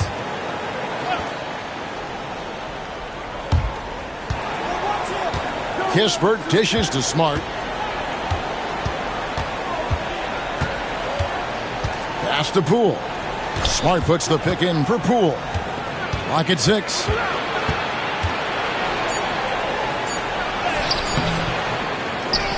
Here's Carrington. Cranes it from beyond the arc. Carrington's got his second basket of the night. Good look from the big man as Holmes gets it to the other guy and not forcing his shot. Quickly looking it over. Pass to Shed. Boucher with a screen on Poole. Here's Shed. No good with the elbow jumper. Wizards trail by 10. Smart passes to Poole. Smart misses. Raptors are gone even 5 of 10 on shot attempts in the third. Here's Battle. Back to Quickly.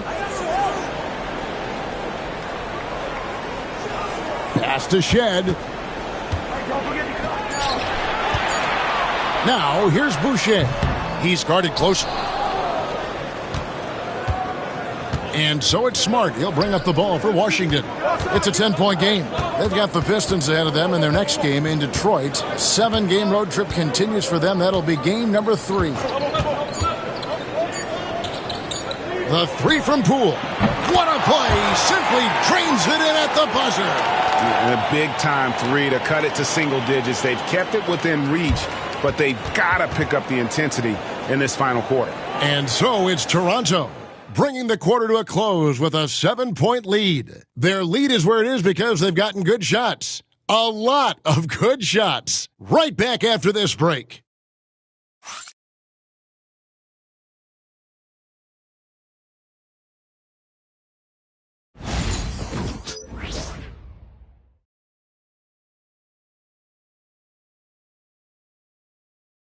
Here now a chance to show you our assist of the game.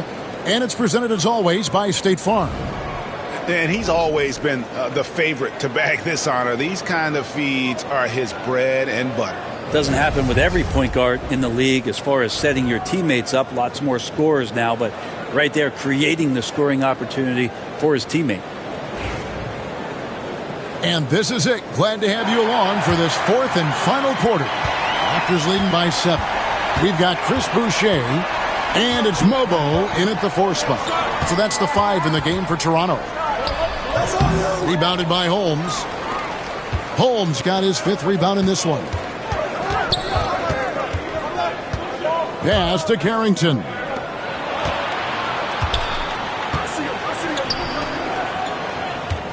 Here's Smart. Boucher with the rebound. Defense is tough as it comes right there. He's a hard man to deny when he gets the ball to the rim. Here's Shed. Here's Abaji.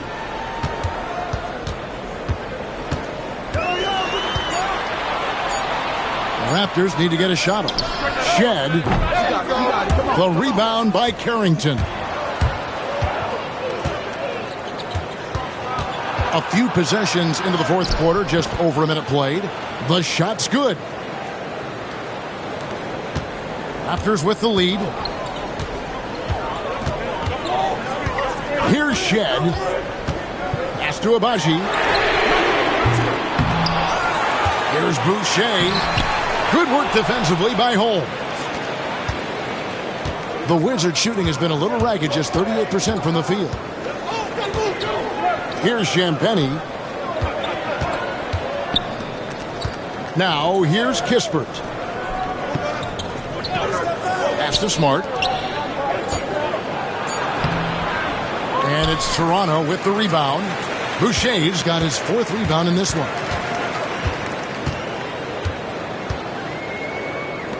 Here's Battle. Gets it to go from beyond the arc. Battle's got his first bucket of the game, and he's on the board for 3. Wizards trail by 8. Up top, Holmes. The Wizards working the ball around now. Here's the screen for the 3. Smart misses. Toronto's gone 1 of 2 from 3-point range here in the 4th. Pass to Boucher. Here's Abaji. Here he goes. Makes it off the glass. And it's a 10-point Raptor lead. Big miscommunication on defense. He recognizes it and quickly takes advantage. Well, I know they don't have mobile devices out there for texting, so they might as well talk to one another. And we've got a timeout called by Brian Keefe. And that timeout by Coach was carefully measured, wanting to make sure that everybody is on the same page here.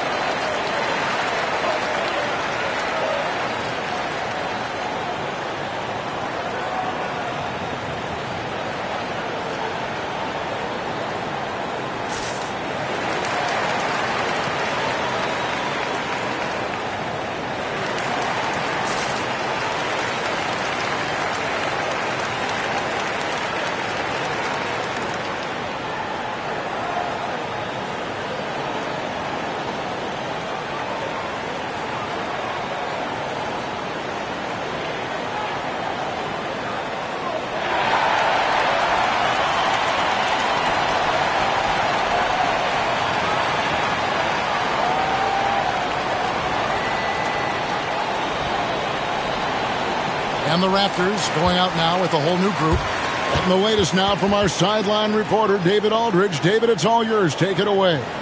Hey, guys, Brian Keefe reviewing the game plan with his team during that last time out. Now, his tone was pretty serious. He said, you guys need to prove you're in this. No one else can do it for you. Time to pour on the gas. We'll see if that fire gets lit, guys. Thanks so much, David. Just over 2.5 minutes played now here in the final quarter of regulation. Outside, George. Now here's Middleton. D right on him. Outside for George. Good, and the assist goes to Middleton. Middleton's got 3 assists now in this one. Well, Middleton right now staying aware of where his teammates are and hitting them when they're open. Pass to Walter. Now here is Pirtle. And here's Barrett. And again, Toronto with the triple. 3-point shooting since the half has been about as good as you could ask for. And so Poole will bring it up for the Wizards. Trailing by 10. And the call will be against Emmanuel Quickly. That's his first foul.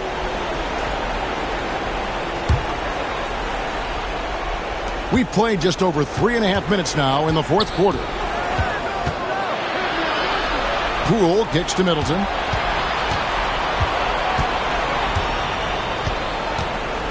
Five on the clock. And it's Toronto with the rebound. 13 points was their biggest lead in the game. Here's Walter. And a big bounce off the rim, but it sinks right in. And now a 12-point Raptor lead. The Wizards have gone just 33% from the field in the fourth quarter so far. They are 2 of 6. A minute 50 left in the game. A costly foul there. He'll shoot 3 free throws. Greg, it's not the first skill you think about, but Jordan Poole is unreal at the foul line. I mean, led the league in 22 at 92.5%, beating out teammate Steph Curry by 0.2%. Poole's always been amongst the league leaders in attempts.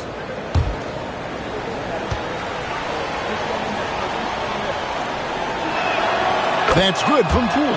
And if you watch Poole enough, you're really going to appreciate that he can get it done in so many ways on the offensive end.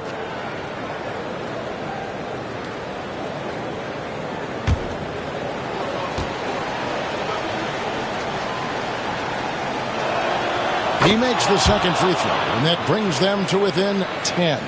Well, Jordan Poole, as far as continuing to develop his game, is more focused on becoming a more consistent player in this league.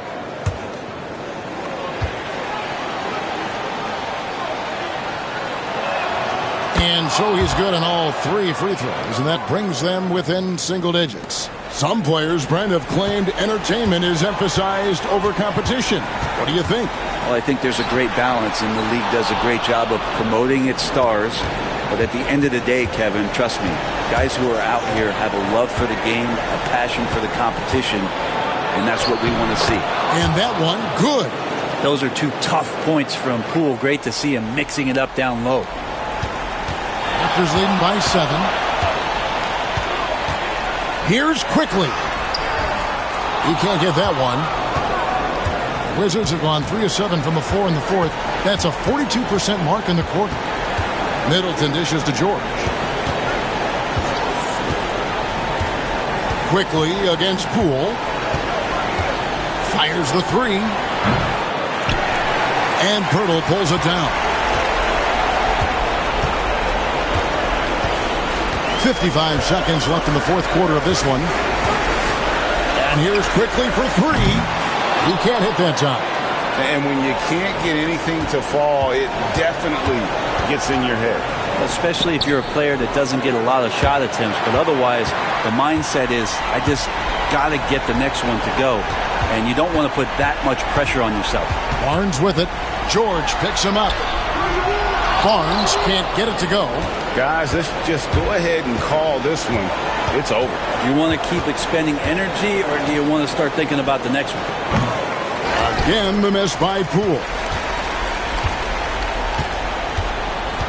Now, here's Quickly.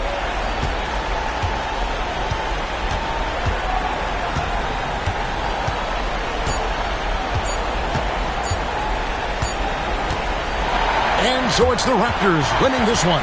It was a fantastic ball game, and they did a great job making sure it didn't get away from them late. Yeah, I mean, they faced some challenges, but really held firm when they needed to. On both ends, just effective in terms of coming away with this win. And that about wraps it up.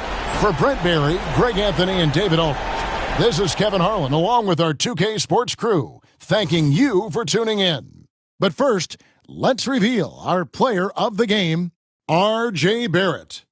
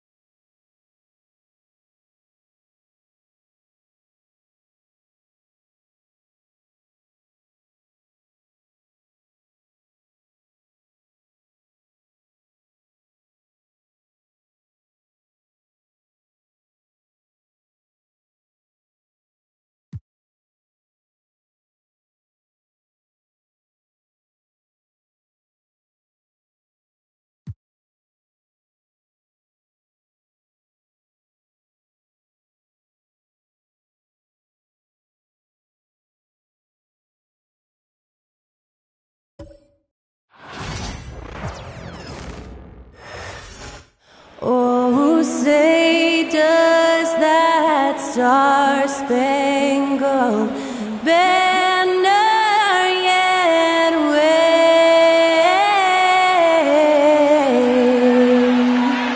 o'er the land of the free? Hi, and thanks for joining us on 2K Sports NBA action. It's coming up. In this game, we'll see the Boston Celtics going up against the Utah Jazz. This is Brian Anderson. With me, Richard Jefferson and Grant Hill. And reporting courtside, it's Allie LaForce. And in that March stretch, some interesting things going on in the East. Taking a look at Boston, with great effort over a long season, they're second in the conference. Well, right now for Boston, they've been relentless competitors all season long. They've assured themselves of a lot of home games in the postseason, and we'll see if they can capitalize. The starters for Utah, Collins and Kessler there in the middle. Sexton and Markkanen out on the wings. And it's Collier in at the 1. And for the Celtics, the core of this team, Brown and Tatum in the front court. Holiday at the 1 with White at the 2.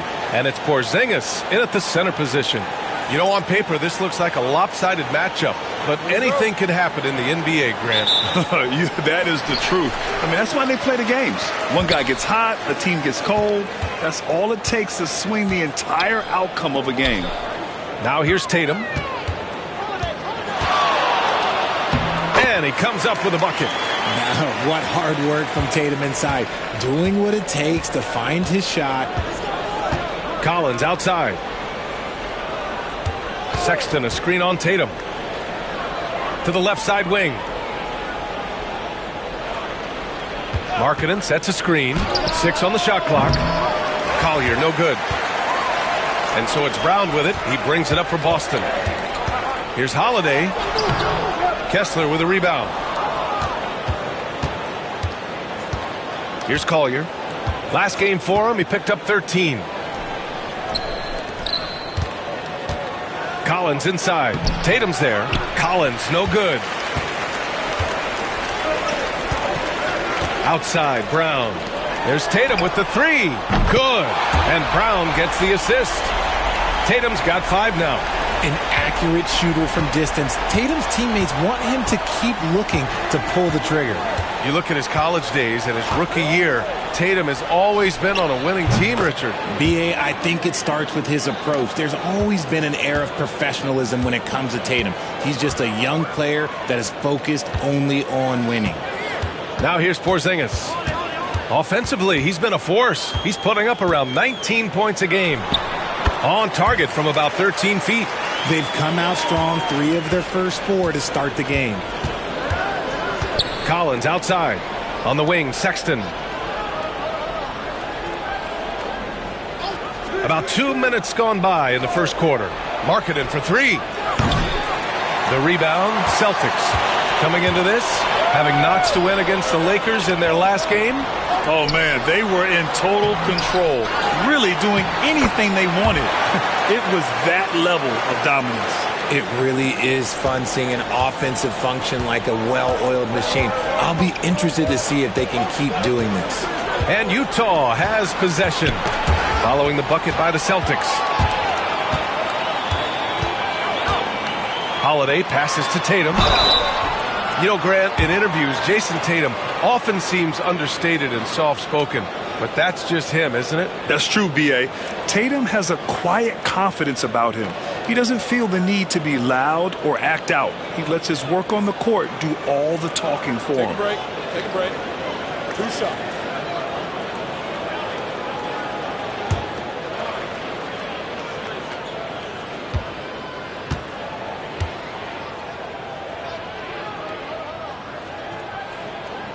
And he can't get the first one. One thing you can say about Boston, Grant, they know how to put a team together. Yeah, the Celtics' consistency of winning is just impressive, both now and throughout their entire history. They are really the gold standard in this league, and it's mostly because of great draft picks and great trades. And he sinks the second. Grant, a big reason for Utah to be excited about the future. Their young head coach, Will Hardy. Yeah, B.A. I mean, he's had this team competitive after trading away both Mitchell and Gobert. And I love how Hardy has developed guys like Lauri Markkanen. And so Will Hardy calls for the timeout. He's going to talk it over with his guys.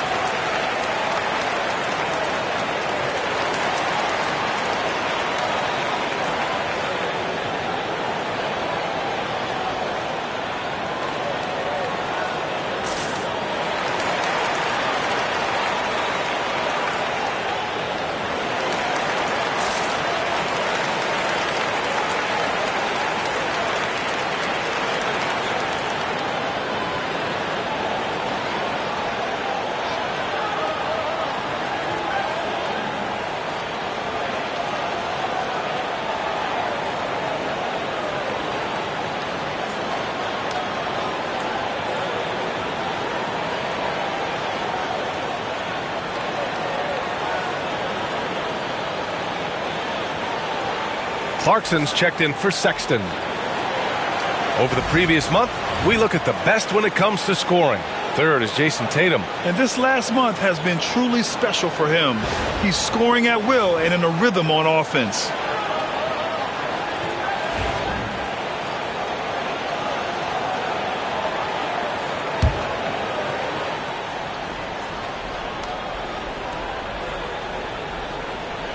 First quarter of basketball, just over 2.5 minutes played so far.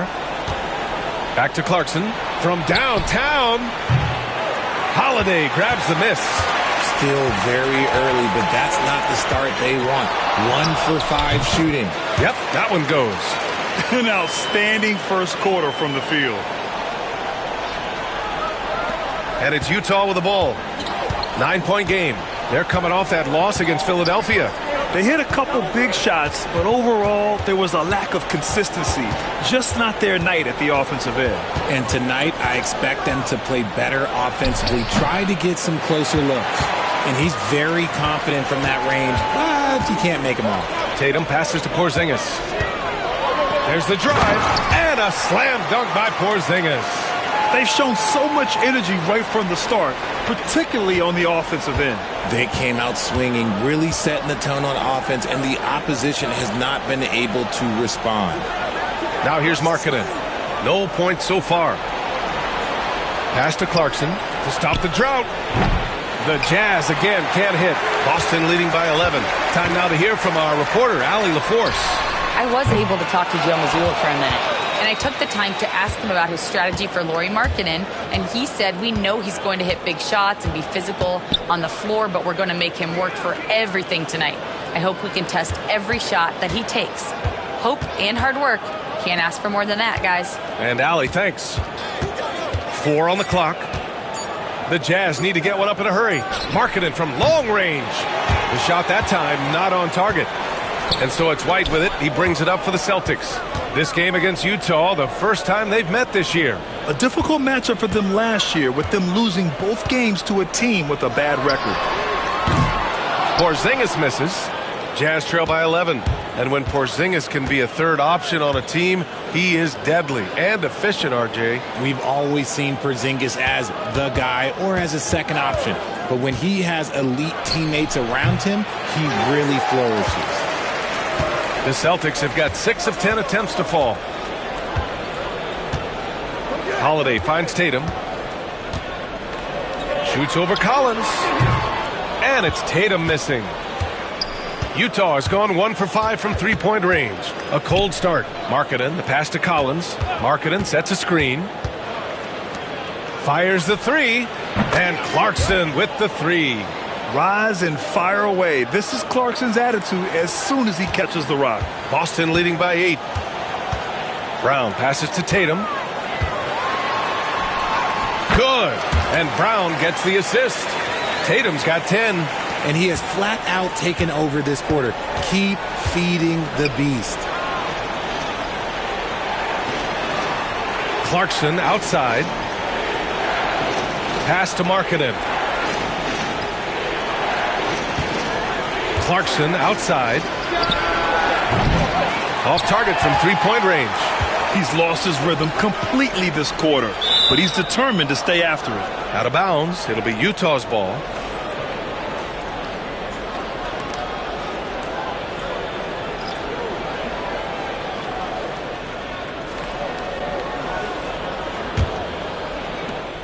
We've got 13 seconds left in the first quarter.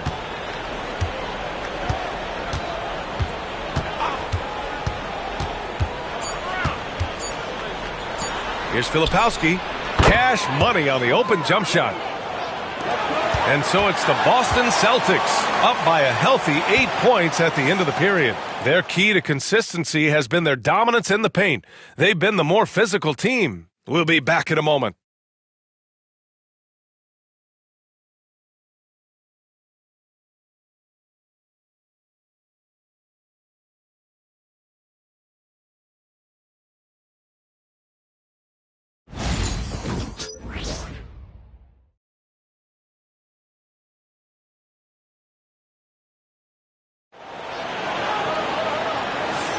And for those of you just tuning in, second quarter action is where we are.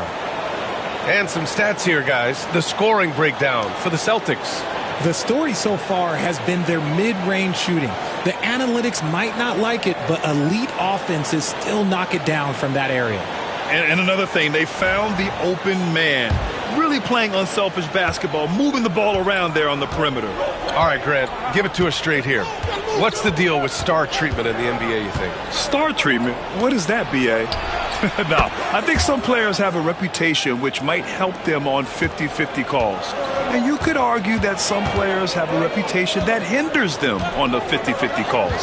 So it really just all depends. On the floor for Utah, getting going in the second. George and Sexton in the backcourt. Then it's Filipowski. Then it's Jordan Clarkson. And it's Sensabaugh in at the 4-man position. Clarkson with the ball. 6 points for him. And it's Filipowski. That time on the assist by Clarkson. An efficient facilitator, Clarkson gets the ball to the right guy. Celtics lead by 6. And we played through the first minute here in the second. Here's Tatum. Look at Tatum using his length. And shooting-wise, he's been fantastic, helping to build this lead. Now here's George. He's coming off a 25-point game against the 76ers in Philadelphia. And it's the way he stayed aggressive in getting to the foul line that was impressive. But he also did a superb job in cashing in from the foul line. I like the readiness of Clarkson, always prepared to hoist up a shot. Tatum against Sexton. Tatum can't hit. Jazz trail by 6. To the inside. Outside Sexton. They set a pick. The rebound by Jason Tatum. With that much room around him, it's hard to imagine he could have gotten a better shot. Here's Pritchard. George defending. Pritchard, the pass to Hauser. Clock at 6. Tatum from long range. The rebound by Filipowski. And he almost made them regret defending him so loosely. Well, the Jazz are one of just 10 NBA franchises to never win a championship, man. Yeah, you know, it's so hard to believe considering they have the 4th best winning percentage in NBA history. Think about it. If it weren't for one Michael Jordan, they'd probably have 2 rings. And Boston with some changes. Kristaps Porzingis, he's checked in for Craig. And Drew Holiday is subbed in for Hauser. And Utah with a change here, too. Martin's checked in. Here's Pritchard. Drives to the hoop. And he drops in the layup off the glass. Pritchard's gotten his first bucket of the night. That's a guy you want taking shots. A quality offensive player. And so Will Hardy calls for the timeout. He wants a few moments to regroup with his players.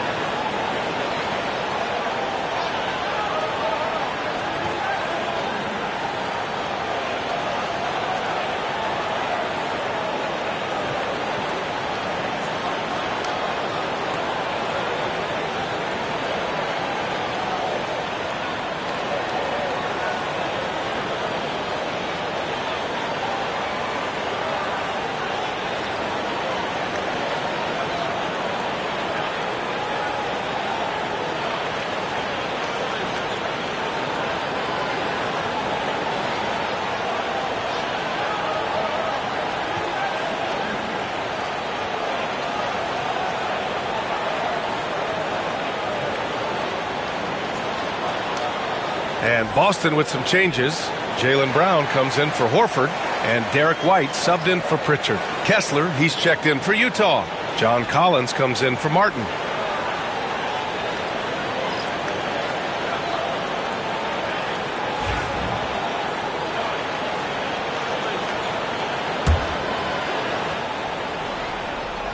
Here's Collins. He's scoreless. Kessler finds Clarkson. Back to Kessler. Here's Sensabaugh. Clarkson outside. Pass to Kessler. Kicks it to George. 5 on the clock. Collins with it. Takes the 3. It's hauled in by White. Lets it go from the wing. Tatum can't hit. And so George will bring it up for the Utah Jazz. trailing by 8. Their next game is at FedEx Forum in Memphis for a matchup with the Grizzlies. That'll put the finishing touches on a 5-game road trip. Now here's Clarkson. Give him 8.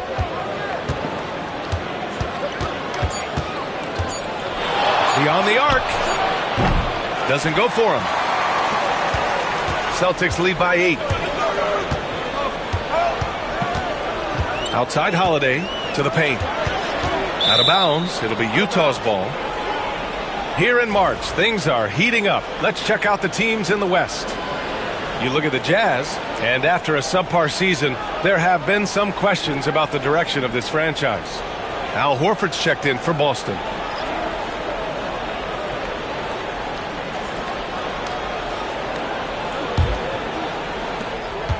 Jazz trail by 8.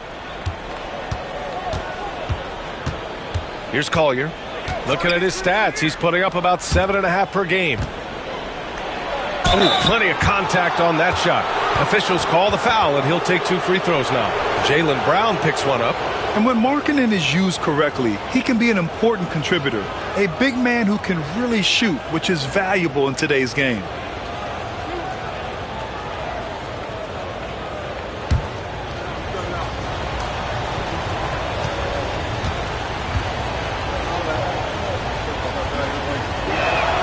That's good for Markkanen, and for a scorer as prolific as Markkanen, he doesn't need the ball in his hands too often. So many of his scores come off assists, so just a great sense of when to get into space and become available.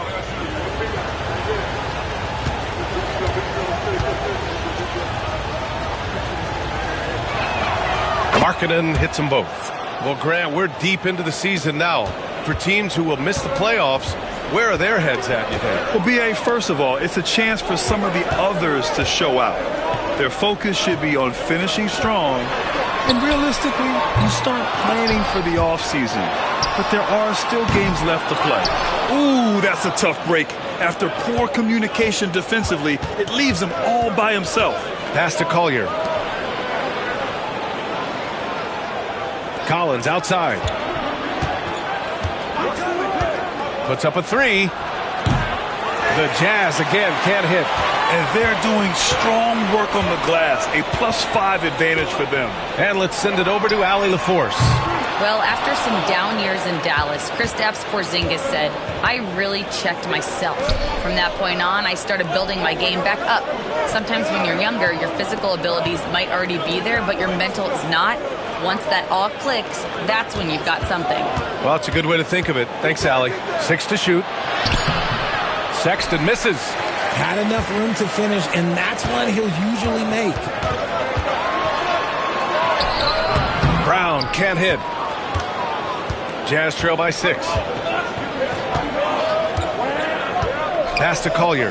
Here's the 3. They get it again. 36 seconds left in the second period. No good on the shot. They're losing because he is struggling so bad, and he has not looked comfortable all game. Holiday passes to White. Ooh, here's White on the drive. That one goes. Count it. White's gotten his first basket of the night. Putting his court vision on full display. Holiday plays the role of floor general pretty effectively. Here's Collier. Markkanen left side. Let's go with a 3. And that's not going to go. Misses at the buzzer. And so it's Boston finishing the quarter with an 8-point lead. They've done well to disrupt the opposition, playing inspired defense. Well, now a minute to check in with Allie LaForce. She's courtside. Hey, Allie. Well, Jason, you hold the lead going into halftime. What's been your advantage so far? For most of the half, we were really good defensively. We let our foot off the gas a little bit, so we got to do a better job. Keep the pedal to the metal, guys. All right, Allie, thanks for that. We will see everyone right back after this break, ready for the second half.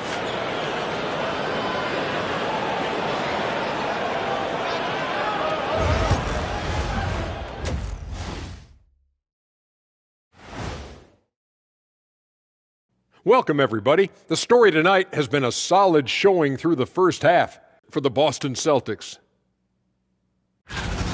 When you take care of the boards, usually things turn out well, unless you're getting shot out the gym. Which hasn't happened yet. Okay, now we've got some time to take a look at the Eastern Conference standings as the postseason comes into view. You look at the Celtics, they've been phenomenal. All the lofty predictions, the expectations, they've all come true. Now comes the hardest part in the postseason. Every team is going to be gunning for them. That's it for us. Thanks for tuning in. Now let's send you over to Brian Anderson with the third period.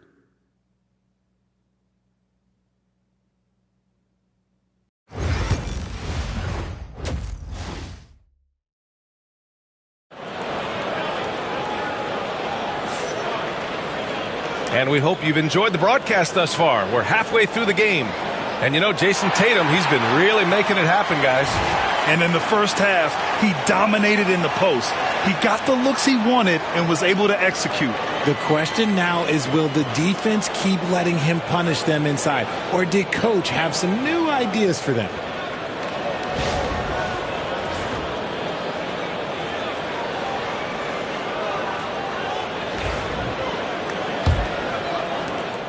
Jazz trail by 8. The two Jays, Brown at the 3 and Tatum at the 4. Holiday at the 1 with White at the 2. And it's Porzingis in at the 5. That's who's in the game for the Celtics. Here's Collier. Outside Sexton. Collins a screen. Lets it go from deep. And it's Collins Sexton with the 3. Sexton's gotten himself going with a triple. His first basket of the game. And here's Tatum. Puts up a 3. Utah grabs the miss. Kessler's got his 6th rebound on the night. Pass to Collier.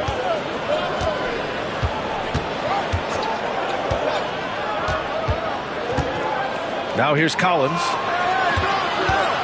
Now Sexton.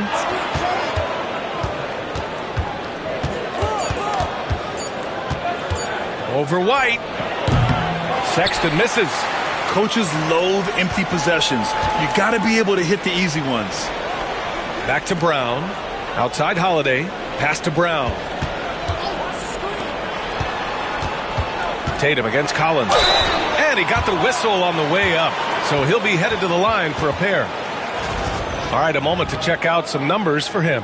He's been really dialed in from deep during these last 5 games. Looking assertive and in control every time he rises up to shoot from beyond the three-point line. And it's been fun to watch.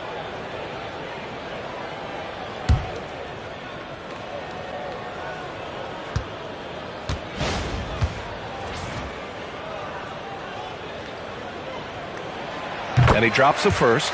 We talk about Tatum's offense, and for good reason, but his play on the defensive end is really valuable for this team.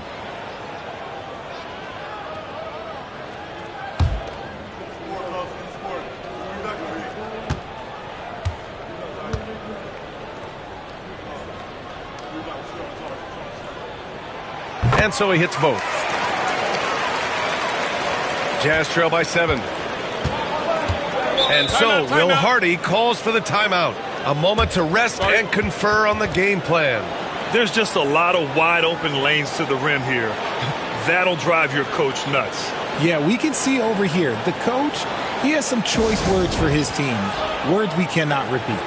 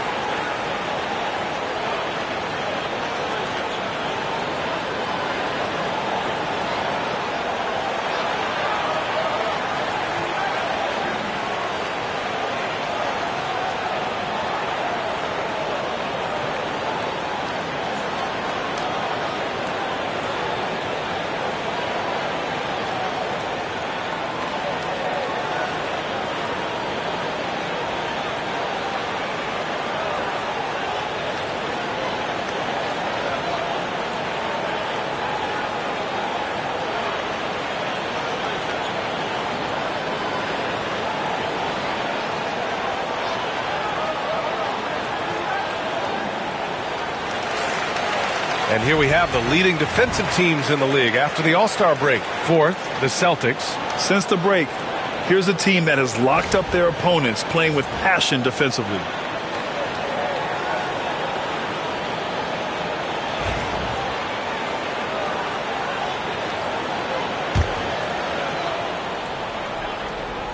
Pass to Collier. Outside Sexton.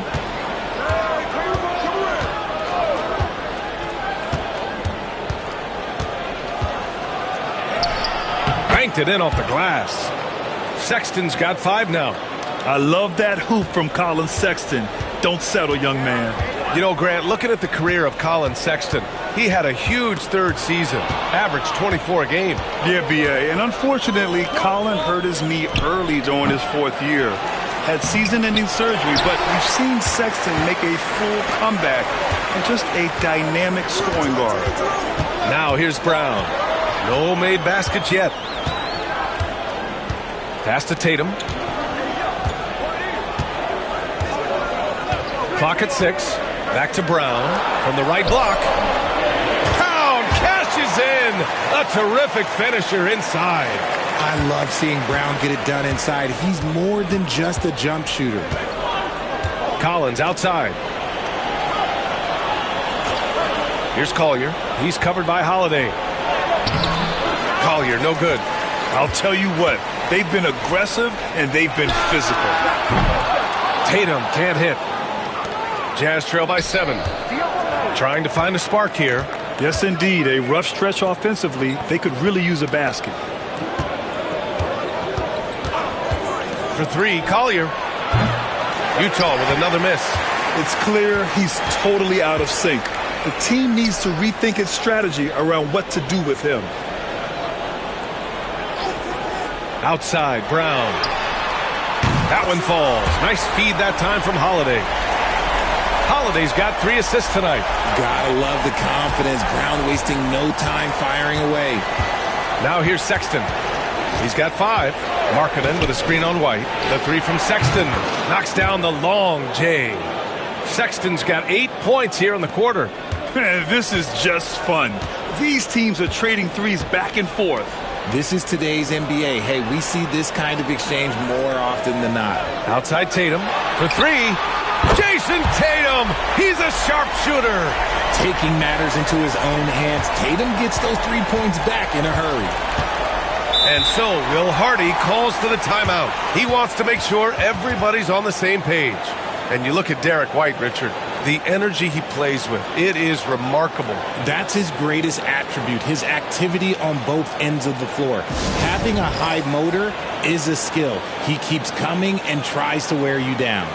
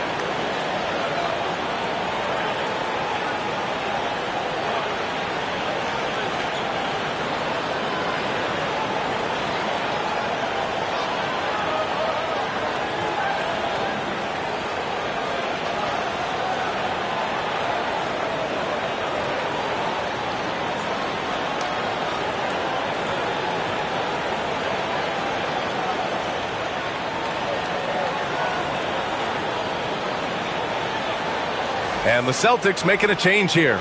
Pritchard's checked in. Utah making a switch here.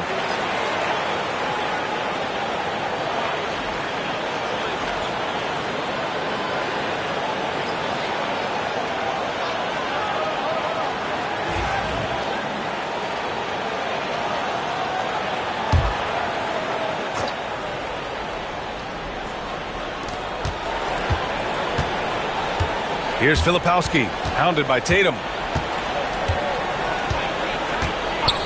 Now George. Hasn't gotten one to fall yet. Shot clock at 5. Fires top of the key. Utah with another miss. You have to credit their effort. I mean, they've done an amazing job on the glass. Brown passes to Holiday. Back to Brown. Shoots over George. Brown can't hit. Jazz trail by 10. George with it. Porzingis picks him up defensively. Clarkson for 3. Rebounded by the Celtics. Holiday's got his 5th rebound in this one. Pass to Porzingis. And they double up Porzingis. Oh, look out! Porzingis! No, look, when Porzingis has it there, there's not much you can do defensively. George finds Markkanen. Clarkson with a screen on Brown. Markkanen for 3. Holiday grabs the miss. Holiday's got his 6th rebound on the night.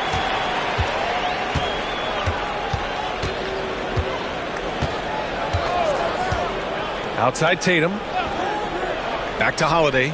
In low. And the shot is good on the assist by Tatum. Tatum's got his 3rd assist of the night. And what's working here? Each guy is willing to make the next pass. Now here's George. Yet to see a basket. Pass to Filipowski. Markkanen outside. Clarkson outside. Markkanen with a screen on Holiday. A shot to stop the run. And that one's good. Clarkson's got 10 points in the game. Good maneuver to get inside. Clarkson is sneaky. Here's Tatum. Another one falls for Boston. He'll be asking for some lottery numbers later if he keeps knocking down shots like that. Here's Clarkson. Oh, it goes! He got it off in time! Wow. Makes his selection just in time. Well done. He didn't even look worried about the time on the clock. Nice way to end a quarter. And so it's the Boston Celtics, now holding a 12-point lead at quarter's end. Defense is setting the tone. Back to the game after this break.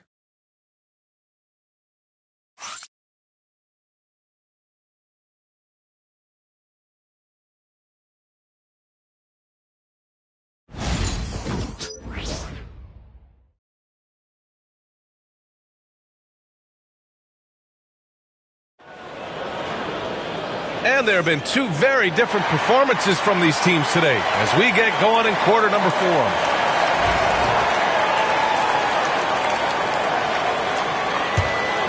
Here's Tatum. So the Utah 5 right now. They've got Jordan Clarkson. Also Keontae George out there. And it's Sensabaugh in at the 3. Tatum passes to Craig. Here's Pritchard. Fires the 3. The rebound by Filipowski. Just terrible defense. I don't know how he missed that shot. Pass to Clarkson. George outside. Clarkson outside. And a miss there with a chance to cut the lead to single digits.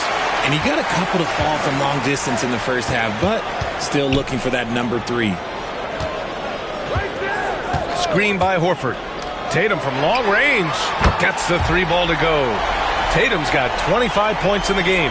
We see this from Tatum often, and it never gets old. Just scoring at will. George outside. Pass to Sensabaugh. So it'll be 2 free throws. He was fouled in the act of shooting. Here's a look at what's coming up for Boston. On Wednesday, they'll host the Oklahoma City Thunder. Then on Friday, they kick off a road trip in Miami where they'll take on the Heat. Looking at this stretch, they should have little issues beating most of their opponents. They just need to keep the intensity up and avoid playing down to their competition. The first one falls. Drew Holiday's checked in for Craig. Williams is checked in for Utah.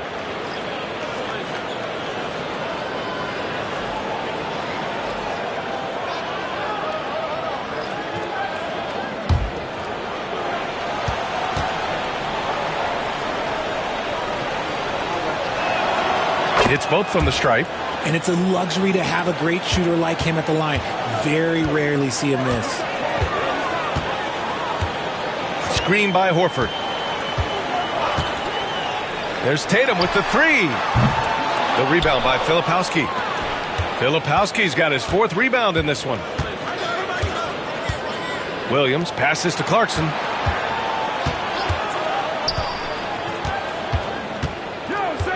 Down low. The jump hook. And that's out of bounds. Last touch by Filipowski. Collins, he's checked in for Utah.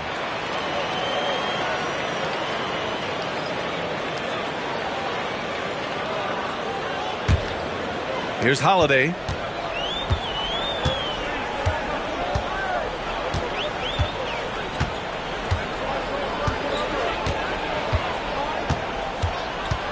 And we're about 2 minutes into the 4th here.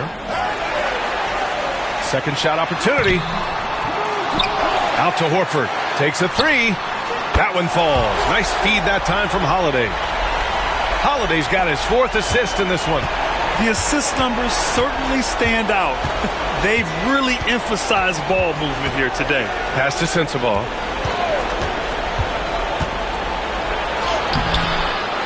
Tries again. And that's 2 points on the layup. That'll drive your coach crazy, failing to box out. Ugh. Oh, yeah, you think you got to stop, and it's wasted because of sloppy work on the glass. You literally practice that every day. And Joe Mazzulla calls timeout here. No doubt he's going to utilize the opportunity to make sure they're all on the same page here.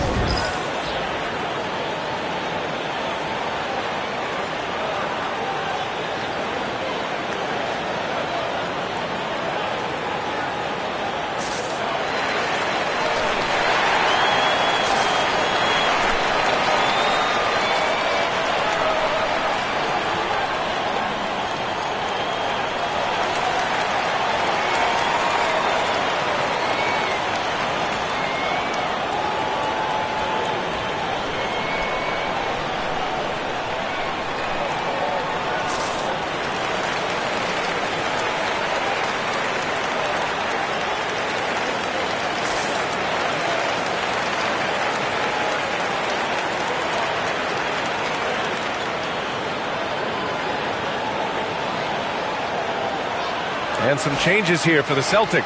Porzingis is checked in for Horford. Brown comes in for Hauser. And Derek White subbed in for Pritchard. Let's go now to the sideline and catch up with Allie LaForce. Over the break, I listened in on Joe Mazzulla's huddle. And despite the lead, they are still coaching this team hard.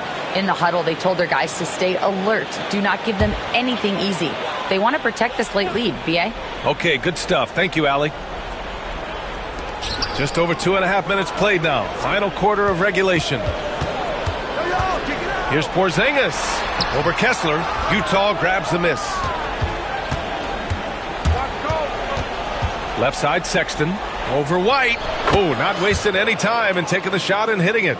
Great awareness by Sexton to find the soft spot. Nice pull up there, pure from mid-range. Porzingis and a slam dunk by Porzingis. Just a textbook lead pass right there, putting it right where it needed to be. Pass to Kessler.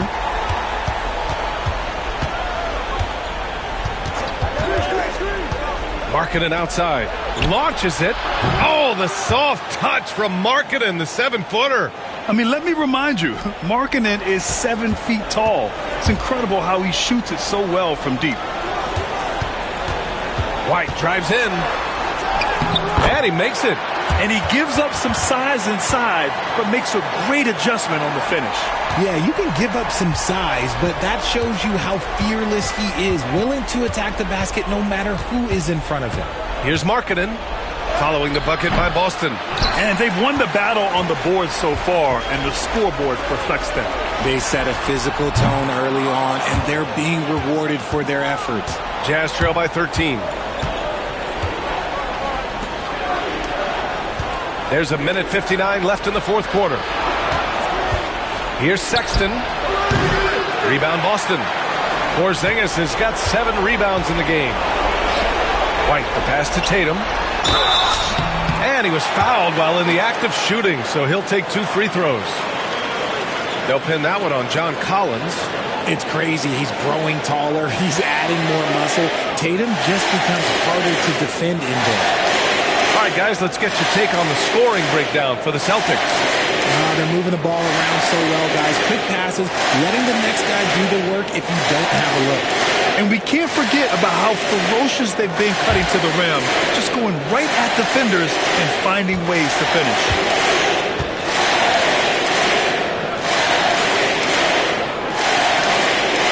And that one falls for Tatum.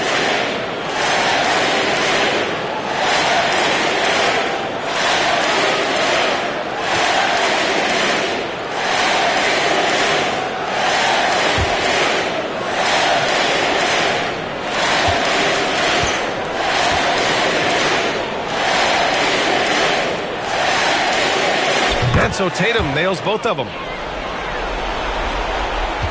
Jazz trail by 15. Pass to Kessler.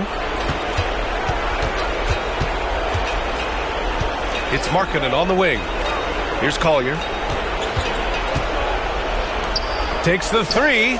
And Markkanen gets it to go on the assist from Collier. Markkanen's got 6 points in the quarter. Tatum with it. 1:22 left to play in the fourth quarter. To the middle. Excellent D there from Collins. Gotta applaud the defensive effort. It's not easy to stop him getting in the lane like that. Counted. Some real toughness from Markkanen. Powers through the contact, then has the focus and touch to finish. Well, now it's just a matter of watching the sand fall through the hourglass. This game is wrapped up in a strong showing for the Celtics. Boy, this was one physical game, guys.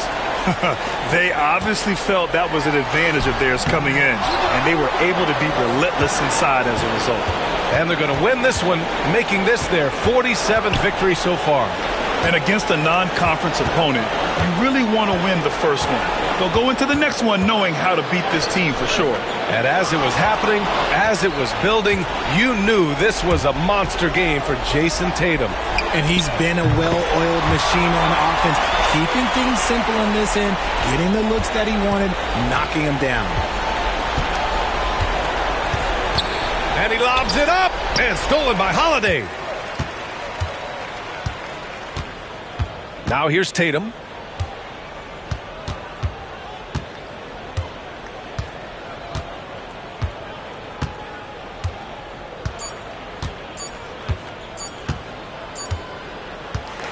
And so it's Boston easily grabbing this one. A clean win, and one where they clearly showed better energy. Yes, so true. They put on a show here at home, and I really think they had that extra swagger and confidence, too. All right, now let's check in with Allie LaForce. Allie, what do you have? Thanks, guys. Drew, this team is winning games. What's coming together for this group right now? Honestly, I think it's the feel. I think it's the comfortability with each other.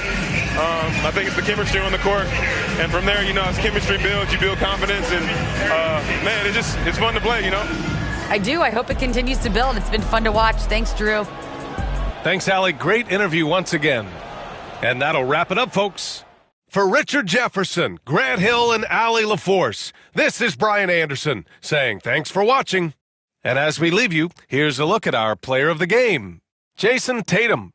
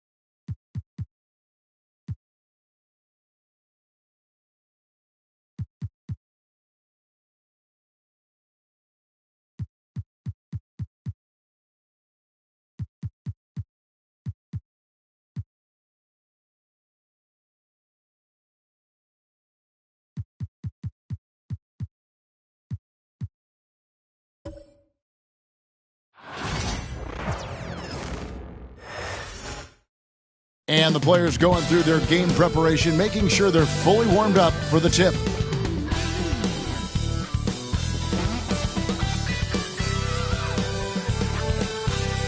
It's the NBA on 2K Sports with Coach Stan Van Gundy and Greg Anthony. Stan, what are you keeping your eye on here as we go down the stretch of the season? Well, I like the battle for playoff positioning and seeding. I think home court is really, really important, especially, Kevin, and you've done a lot of them. When you get to Game 7 in a series, you want that on your home floor. Now the starting group for the Denver Nuggets. The 4 and the 5. It's Gordon and Jokic. In at the guard spots, it's Murray and Brown. And it's Porter. And at the 3, the small forward. Williams against Porter. Pass to Jokic. Murray with it.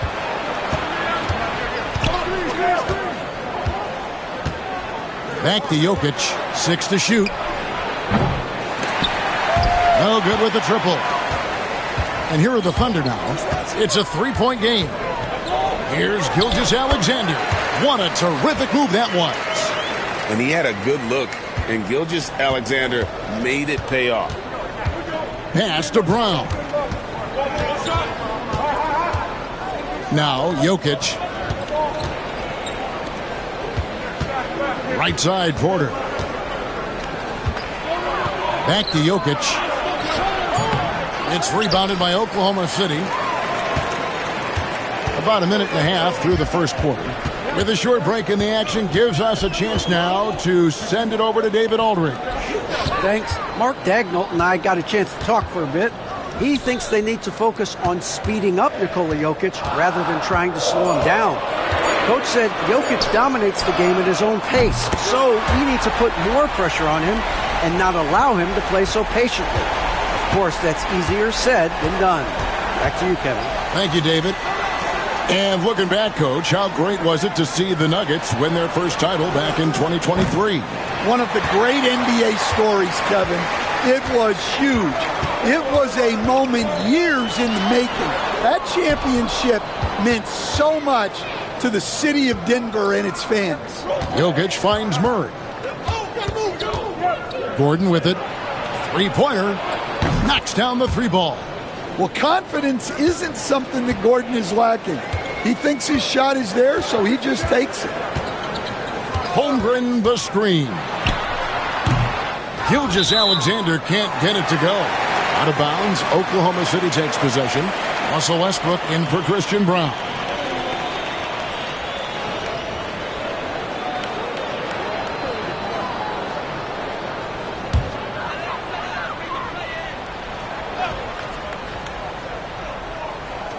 Oklahoma City's gone 1 of 2 from long range in the first quarter.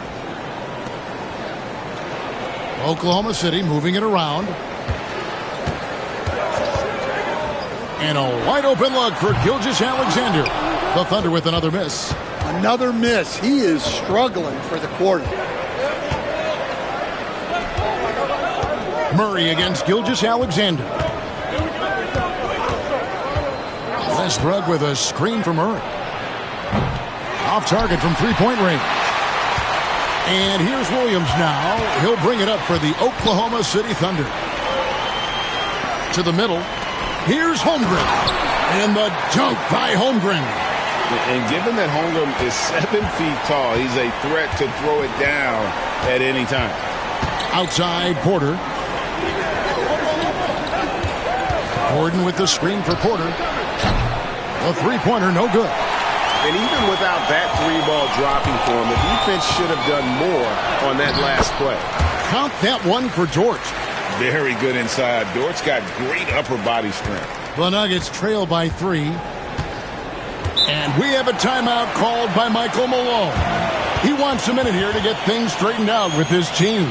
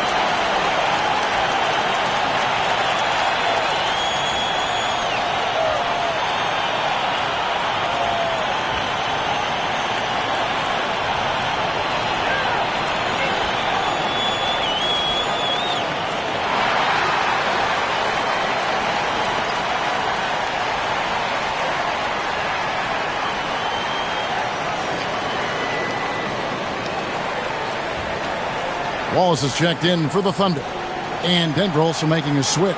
Peyton Watson, he's checked in for Porter.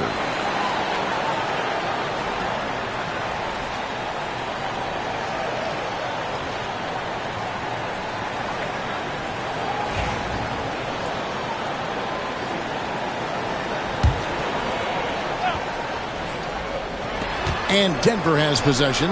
They trail by 3. Watson, the pass to Jokic. That's good, and the assist goes to Watson. Well, in a league of huge guys, Jokic's size stands out. He is a problem.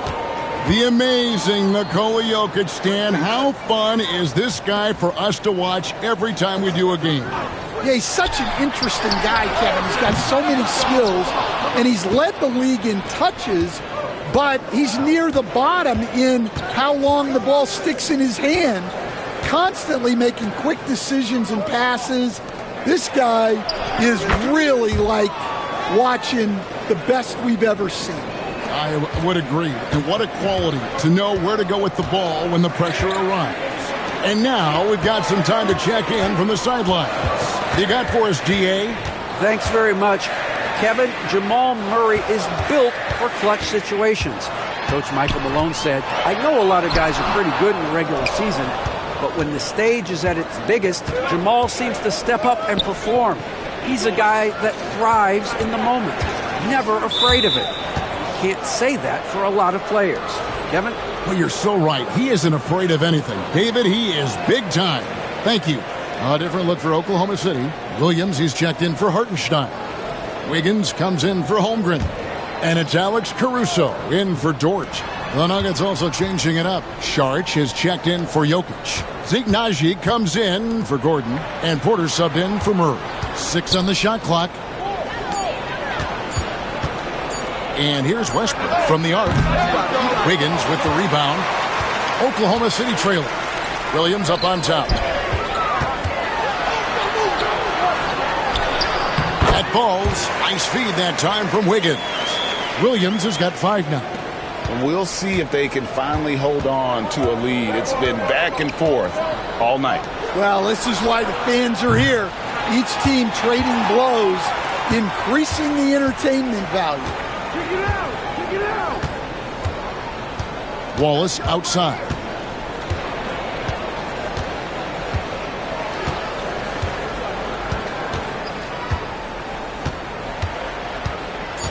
Lets the 3 fly.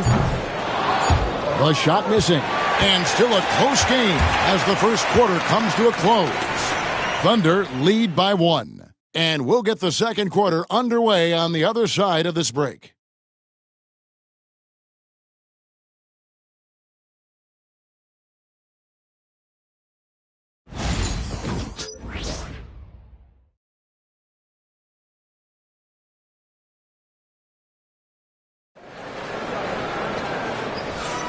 Some good action already in this one, but a fairly even matchup after the first quarter of play.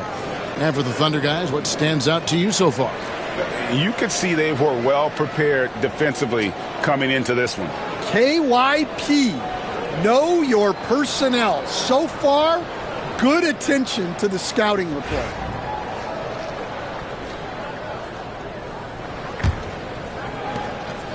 And so Caruso will bring up the ball for the Oklahoma City Thunder. Last time they met was right here, and they came out with the win. And they did win that last game in this matchup, and it seemed they got the benefit of the whistle.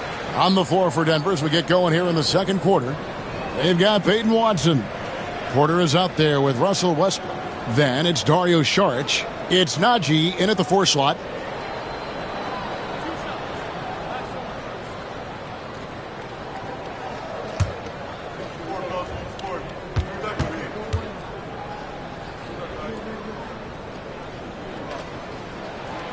No good on that one. All right, Stan, hypothetical situation.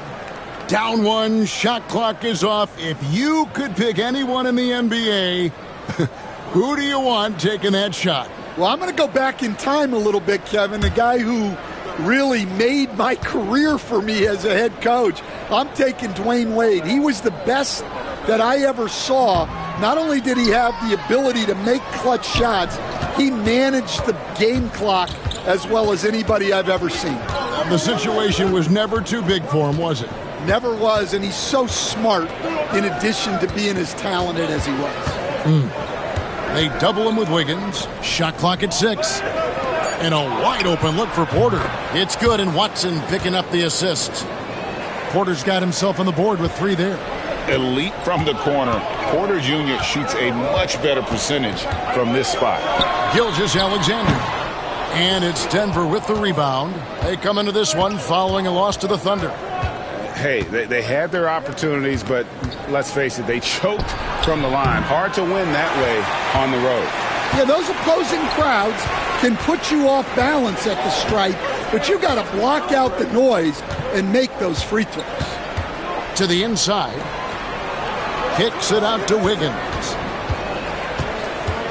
Pass to Williams. Some nice passing by Oklahoma City here. From deep, Gilgeous-Alexander. That one's good. Maybe that'll get him going after a 2-for-6 start. This is why SGA is a focal point of this offense, because of that ability to score. And we have a timeout called by Michael Malone. Wants to talk some things over. Might be seeing some things to adjust.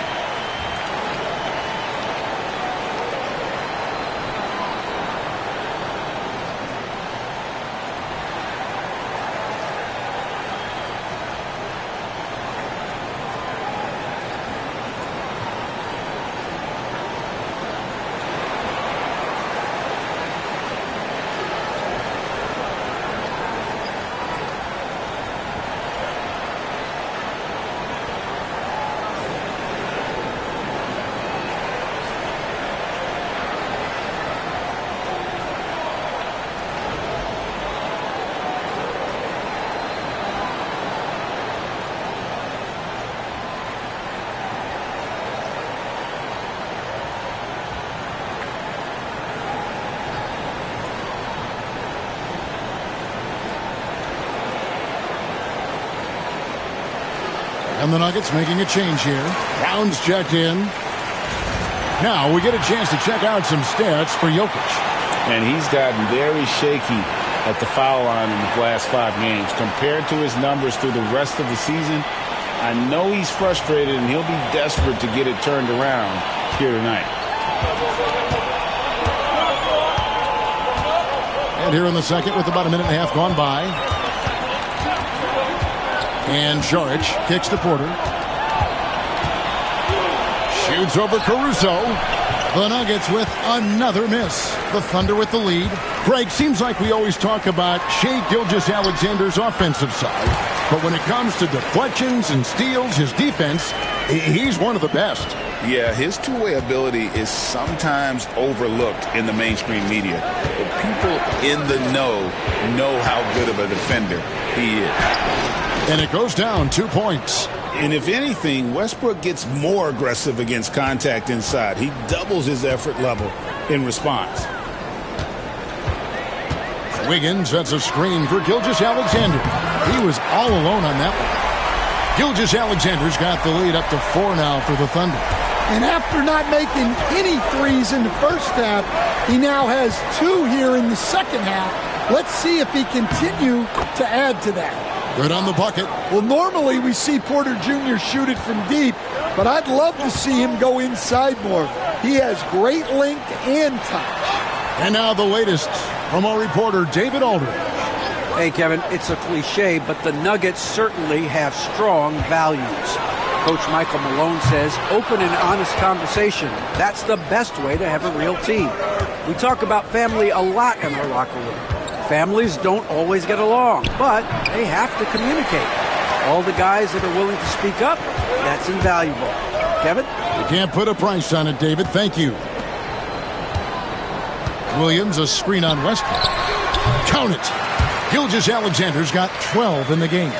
Bringing that three-point percentage up quite a bit this quarter, shooting it well. The lead's going to get a little bit bigger if they can keep this up. Westbrook passes to Porter. Sharch with the screen for Porter. And the three off target. And you know what? He's just not on his game, no doubt about it. Their deficit isn't totally on him, but he has not been an asset for his team. And he recovers it. A wide open look here for Caruso. No good on the three. Something that's kept this game close is the fact that the rebound stats for both teams are almost identical. My goodness, Michael Porter Jr. showing all of his skills. And Mark Daigneault calls timeout. He wants to regroup and go over the strategy.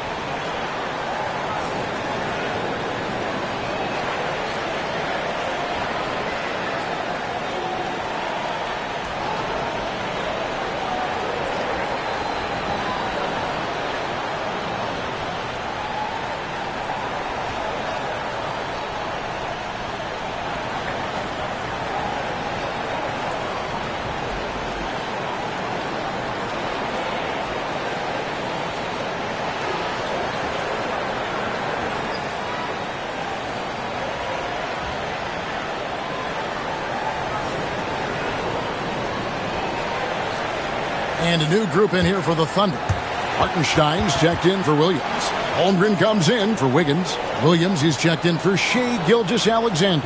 And it's Dort in for Wallace. And then for Denver, Jokic, he's checked in for Saric. Zeke Naji comes in for Peyton Watson. And it's Jamal Murray in for Porter.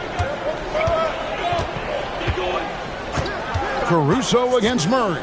Caruso kicks to Holmgren. Back to Caruso. And too much time in the lane. They get called for the 3-second violation. It's getting late in the season. Let's see how the standings are out west. Taking a look at Oklahoma City. They've got their eye on the #1 seed as the season moves into the final stretch. Currently first place in the standings. And guys showing no signs of letting up. And of course the Denver Nuggets. Right behind them, just one spot down. And you know, for the Nuggets, with the regular season they've enjoyed, it has to be wondered at this point if they're the team to beat this postseason. Isaiah Joe, he's checked in for Oklahoma City. Brown, the pass to Jokic. And he could not get that one to go. A lot of contact, and he'll go to the line for two. Last season, Stan, Jokic passed LeBron's all-time triple-double mark. And he did it stunningly in 813 fewer games. Yeah, now it's really possible, Kevin, that he's going to end up at the top of that triple-double list by the time his career's over. He's got the big O and Westbrook in his sights. You know, don't sell this guy short. He can do it almost any night. Well, Stan, as a former coach, I imagine it has to be hard for you to watch basketball as a fan. Well, it is. It's very hard, almost impossible. I'm almost always watching from a coach's standpoint, an X and O standpoint. But I will say, even when I was standing on the sidelines, NBA players are so good that you have fan moments even while you're coaching. It seems like every game we see something we've never seen before, right? I can remember turning around to my assistants and saying, "Can you believe that?" Williams, that's good. Williams has got his third basket of the night.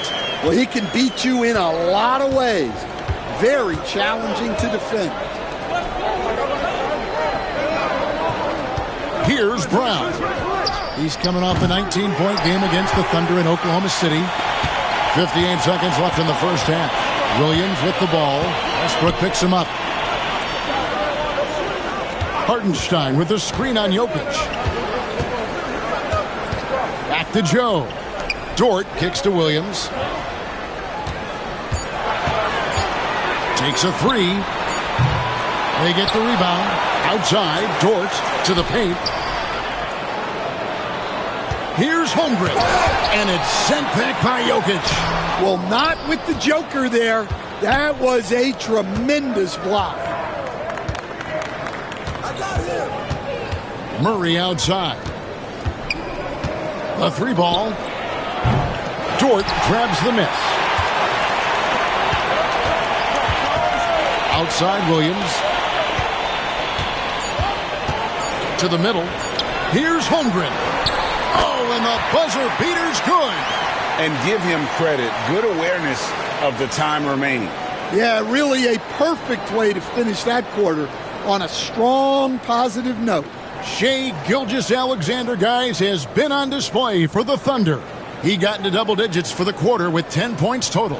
And now we'll send it over to David Aldridge, who is standing by courtside. David. Thanks very much. Here with Coach Malone. Mike, with that slow start, what did you like about how your team managed to stay in the game? If you're not making shots, you got to impact the game in other ways. So I thought our defense was terrific. Now we just got to find a way to make some open looks, get to the basket, and keep that defense at a high level. Well, Coach, thanks for your time. Back to you guys. All right, David, thank you. And stay with us, folks. We'll be back just after halftime to get the third quarter started.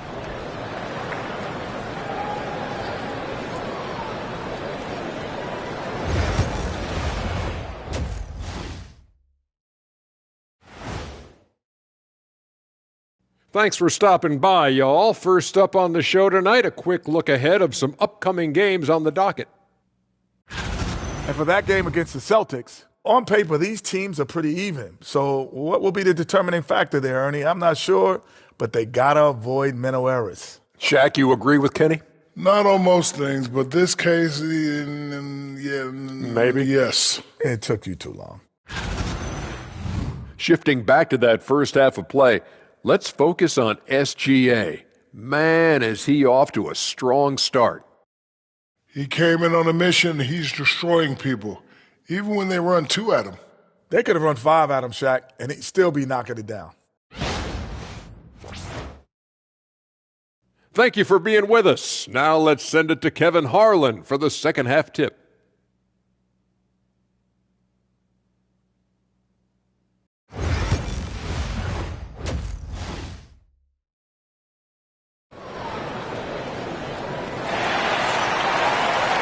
And in that first half, we saw a pretty tight battle. We'll soon find out what sort of adjustments were discussed during the half. Shai Gilgeous-Alexander really making a difference here. Man, he's been running wild on him through that first half. Absolute dynamite on offense. Yeah, and in terms of slowing him down, I think they're going to have to change things up. Give him some different looks.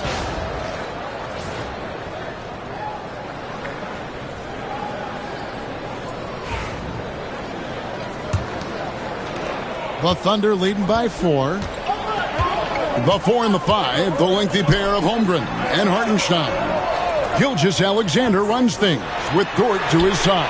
And it's Williams at the 3 spot. And that's who Mark Daigneault starts the second half with.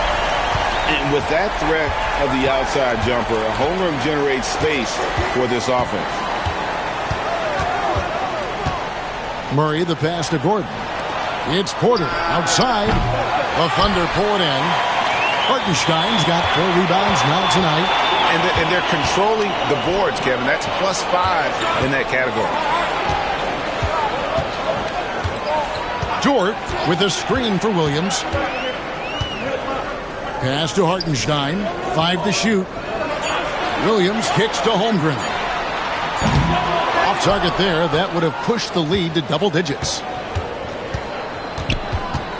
Porter in the corner. Outside Gordon. From the arc. Drills it from outside.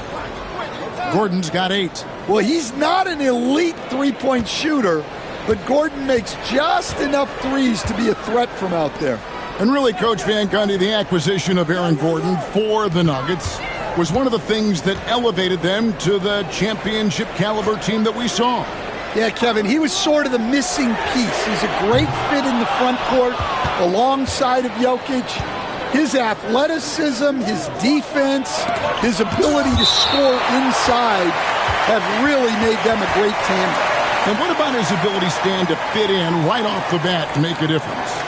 You know, just about anybody can fit in playing with Jokic, Kevin. He makes the game easy. Well said. Getting another opportunity here to see that powerful rejection. Sharp instincts on D there. Just timing when to rise up and swat that one away. And we have a timeout called by Michael Malone. He wants to check in with his team and regroup.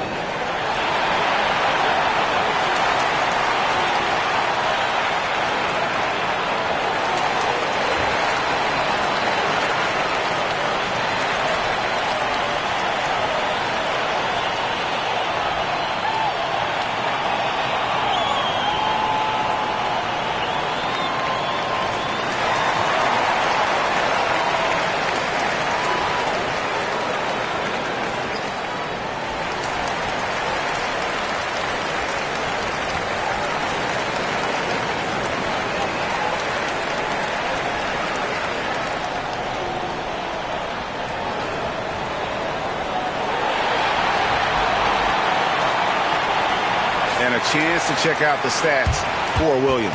Since the All-Star break, he's been unstoppable, putting up about 24 points per, 6 assists, and 5 rebounds. To have a scorer like him consistently deliver you points makes such a big difference for a team. Yeah, he gives you something to build around night after night. Reliability is huge in this league. Porter, no luck. Not a great start to the second half, just 1 for 4. Got to find ways to generate better looks here. Yeah, you expect him to make those. Good look, just couldn't find the mark.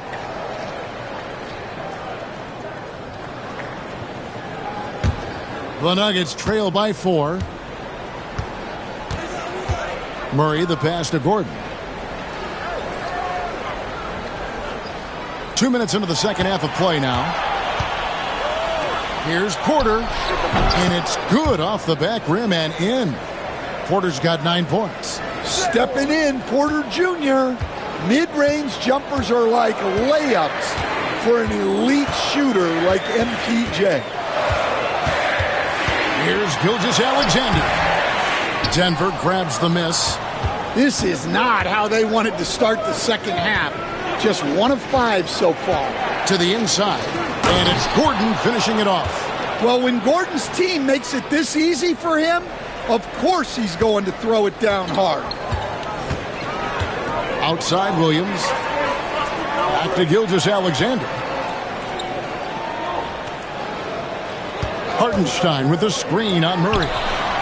And the basket by Gilgeous-Alexander. And this is SGA's role. He's out here to score and score often. Outside Gordon. For the lead, Dort grabs the miss. And I thought that was going to drop. It looked good from here. Back to Gilgeous-Alexander. Pass to Holmgren from deep. That shot off the mark. Yeah, not his best night in terms of shot selection. Lucky for him, his teammates have picked up the slack. And here's Jokic, defended by Holmgren. And that one clearly a foul. Gets the whistle, and 2 shots coming up. That one on Holmgren. 21st pick in the 2022 draft, Christian Brown, who won a title with Denver during his rookie year. And their coach, Michael Malone, used him in certain situations, and he flourished. Well, you know, Kevin, he won a college championship the year before. This guy's played in a lot of high-pressure games, and that is what has given Michael Malone the confidence to go with him. He was ready for those moments. Ready indeed. And the Thunder making a change here. Caruso's checked in, and Denver with a change here too. Westbrook's checked in. And Jokic drops them both. And we're seeing some big paydays for NBA head coaches these days, Stan. Do you miss it? Do I miss the paychecks? Yeah, payday was always really good in the NBA. No question about that. What about now, though? What about now? Well, it's gone through the roof. But look, the trade-off is the paydays are big, but there's not a great deal of job security. One made three form for the game. Does he focus closer in? Let's see.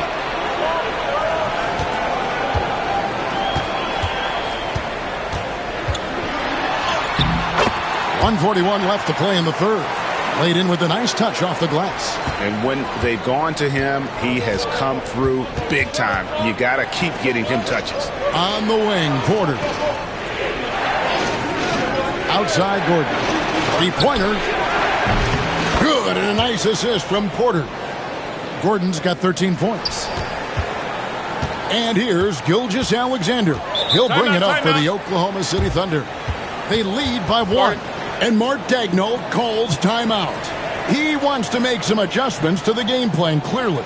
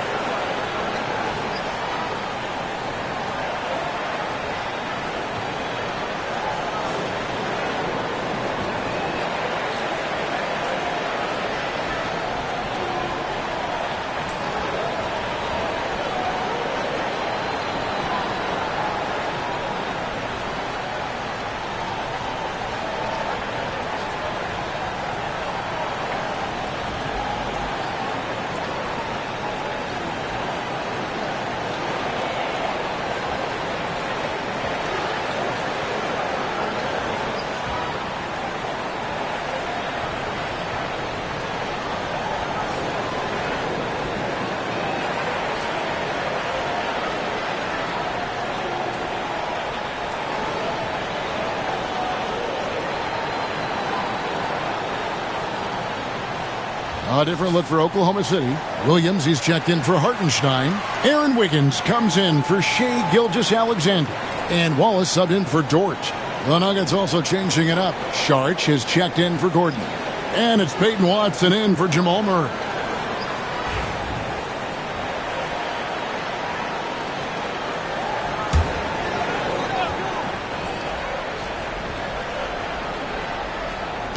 Denver on D. It's a one-point game. Williams, a screen on Westbrook. Pass to Williams. The kick out to Williams. Williams, a screen on Sharch. 4 on the shot clock. Williams can't get it to go. The Nuggets have gone 4 of 9 from the floor so far in the third.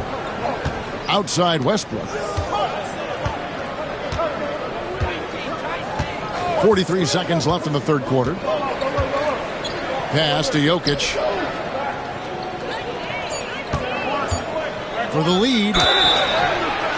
And that'll be 2 free throws coming up. Officials on the call with the foul. Jokic is such an intelligent player.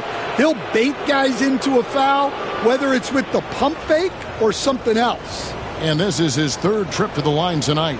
Yeah, it's good to see him with this free throw percentage up over 80.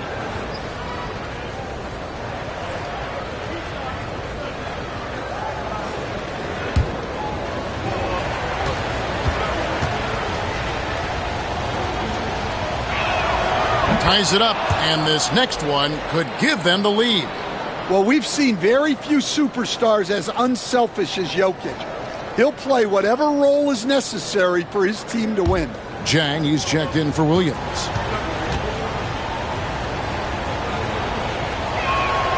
And that drops, so they now lead by 1. Well, you have to appreciate a big man who can step up to the line and knock it down with confidence. Williams with a clean look. The Thunder with another miss. Denver's gone 2 of 5 with the three-point shot since coming out of the break. Outside Westbrook.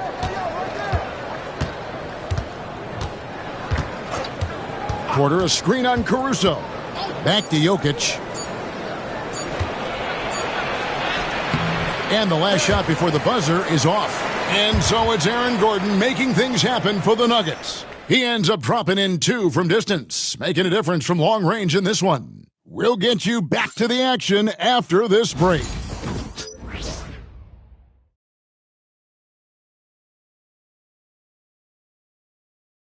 How about a look at today's State Farm assist of the game? And I'm glad this was the pick because I love this pass. Such a great dish. That's what I call court vision. Yeah, he puts that pass right on the money and made things look easy for his teammate. And I know I speak for all of us when I say I can't wait to see what kind of finish awaits us here in the fourth quarter. And Denver will start the fourth quarter with. They've got Saric, Murray out there with Russell Westbrook.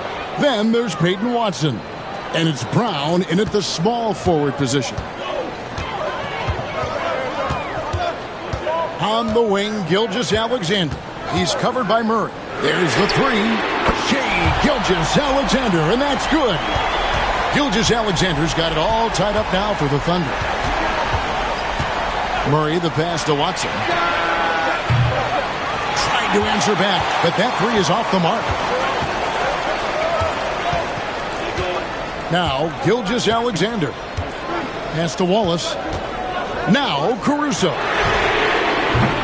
Off target with his 3. Westbrook surveying the D. Over Wallace. And that one goes long. And here's Wallace. He'll bring it up for the Thunder. Now, Wiggins. Outside, Gilgeous-Alexander. For Murray. Gilgeous-Alexander can't get it to go. Nuggets have gone 1 of 3 from the field to start the fourth quarter. Williams with the steal. Oh, and a fast break for Oklahoma City. Back to Gilgeous-Alexander. Pass to Caruso. To take the lead. Gets the bucket and the foul. It's going to be on Saric. No, strong take by SGA. 6'6" with point guard skills. What a nightmare matchup he is. A different look for Oklahoma City. Williams comes in for Williams. And it's Dort in for Aaron Wiggins. The Nuggets also changing it up. Zeke Naji comes in for Saric. And it's Aaron Gordon in for Peyton Watson. One shot.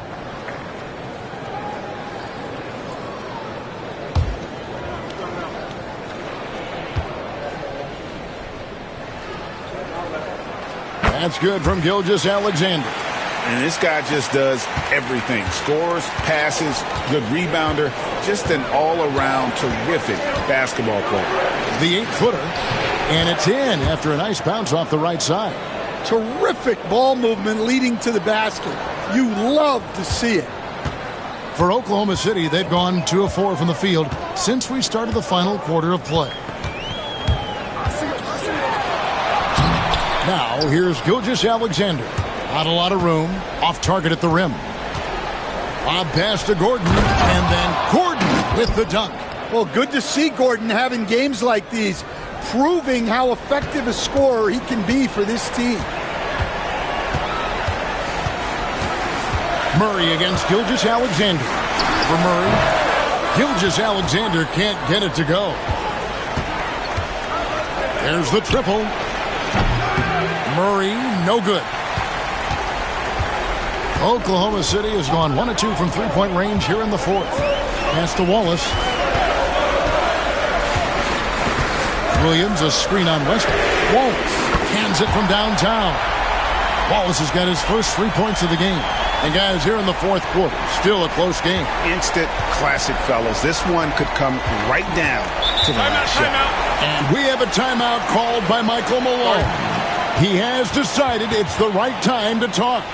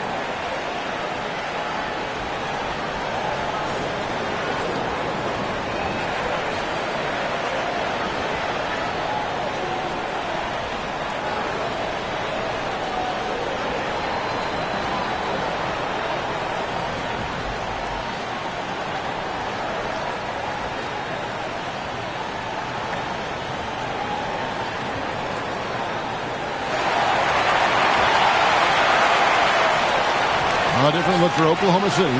Hartenstein's checked in for Williams. Holmgren comes in for Alex Caruso. And Jalen Williams is subbed in for Cason Wallace. Jokic has checked in for Denver. Porter comes in for Russell Westbrook.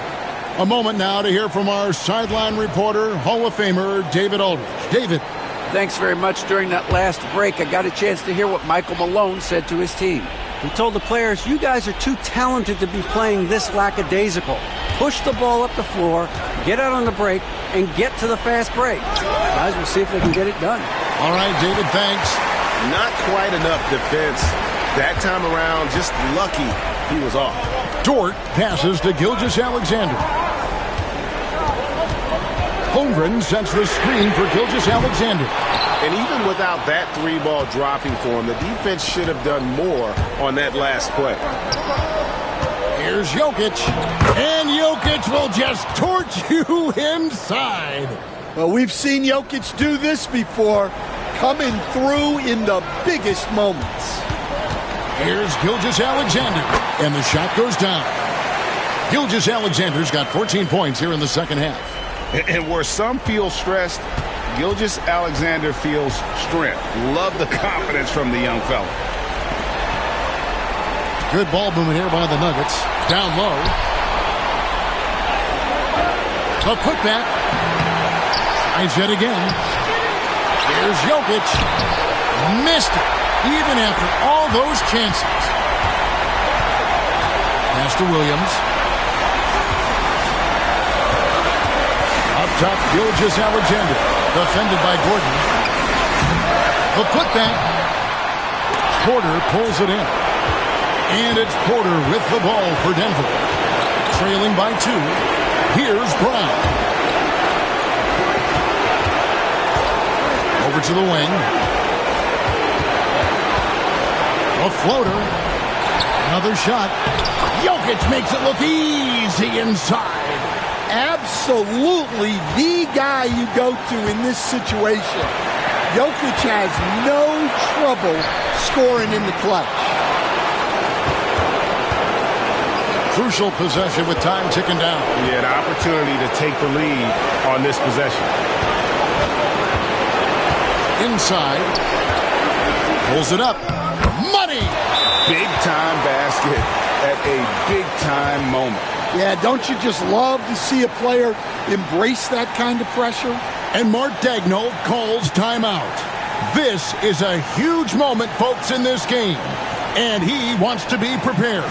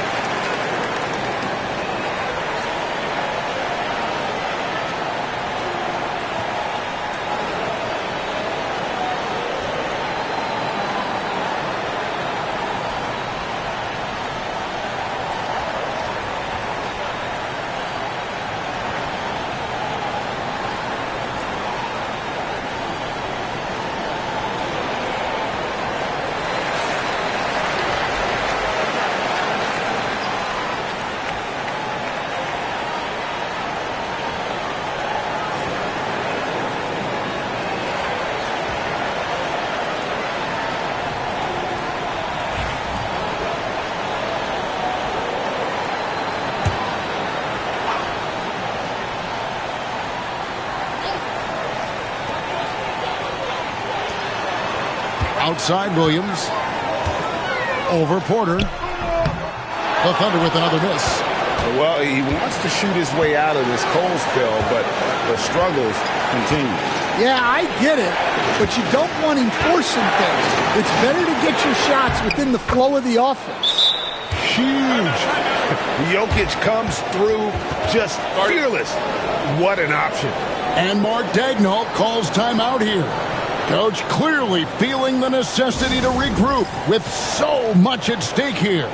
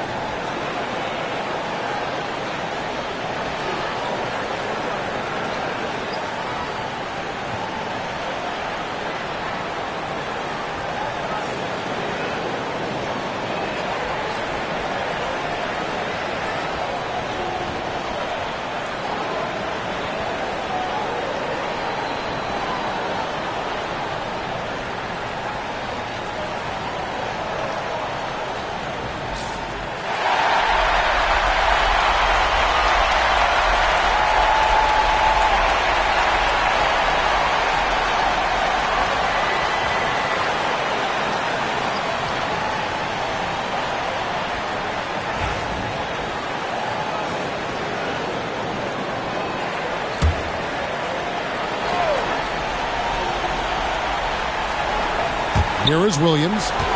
Left side, Gilgeous-Alexander. It's rebounded by Jamal Murray. And they foul intentionally. They're going to have to do that now again and again. They're not in the penalty yet. Had to foul, and on that occasion to stop the clock. That's the enemy in this situation. Just a tiny lead for him. And a chance to make it a little bigger right here.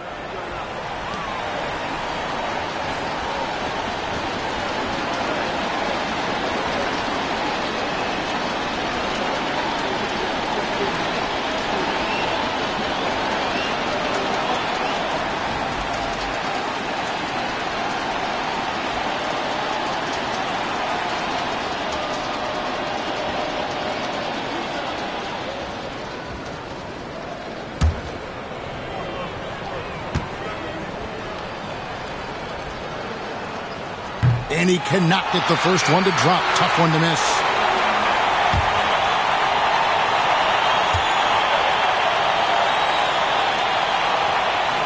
And the second of two is good. That puts them up by 5. And here's Gilgeous-Alexander. He'll bring it up for Oklahoma City. Shot to stop the run. Good. What a beautiful shot to bring him to within 3. And what a shot from Gilgeous-Alexander. This guy isn't afraid of the moment. Wow.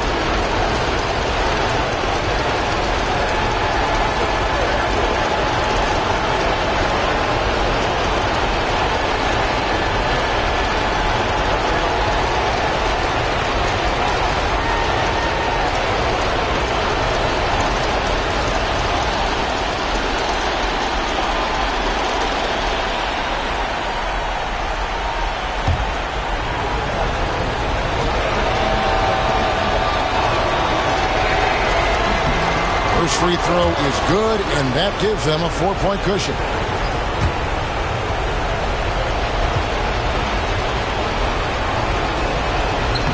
And a tough break is his second attempt at the line. No good. From past the arc. Got it. And that shot brings them to within just 1. And we have a timeout called by Michael Malone. No doubt he is feeling the importance of this moment right now.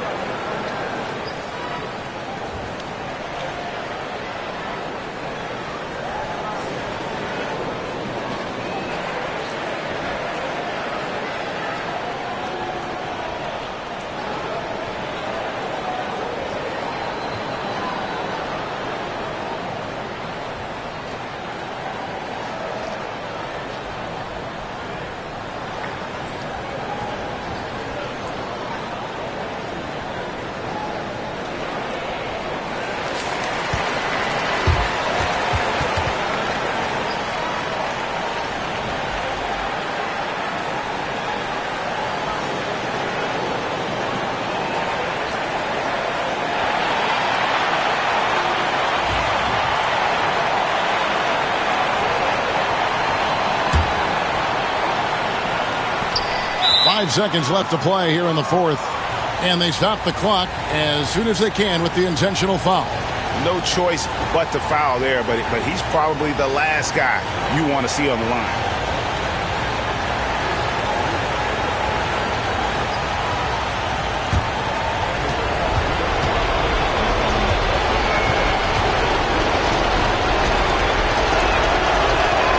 He hits the first one, and that will put them up by 2.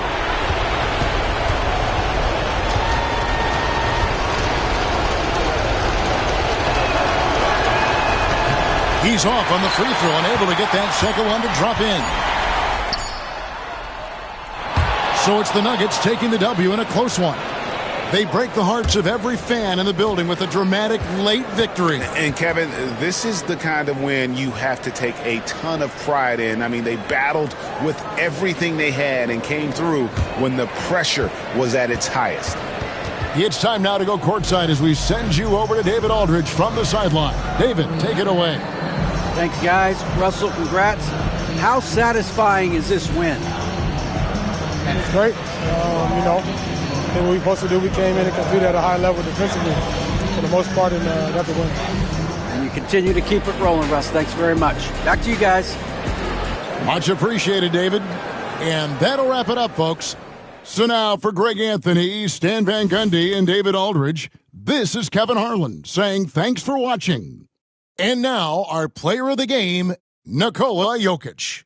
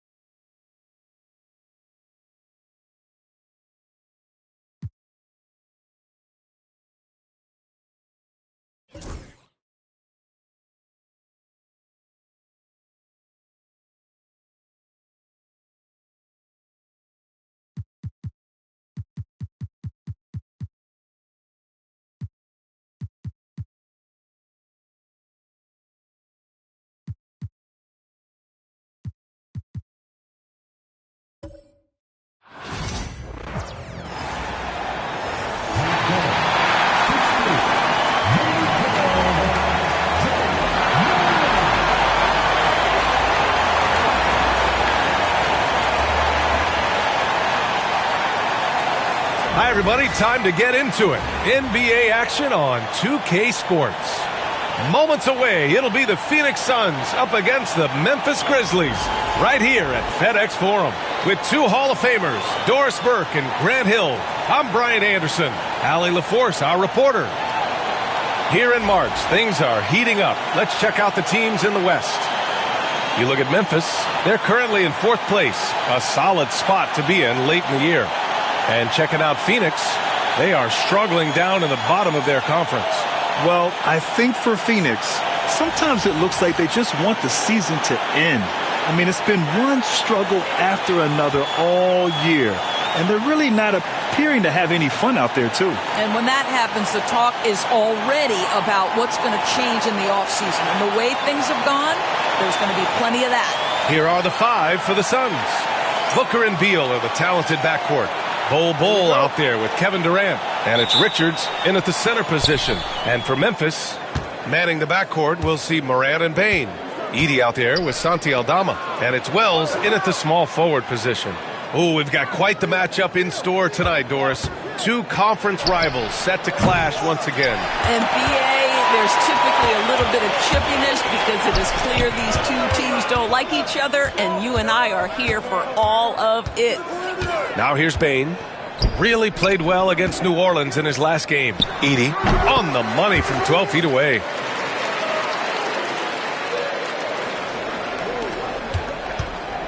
And Booker's got the ball here for the Suns. And let's swing it over to the sideline and hear from Allie. Well, Taylor Jenkins had a few moments to share with me, and KD's name came up pretty quickly.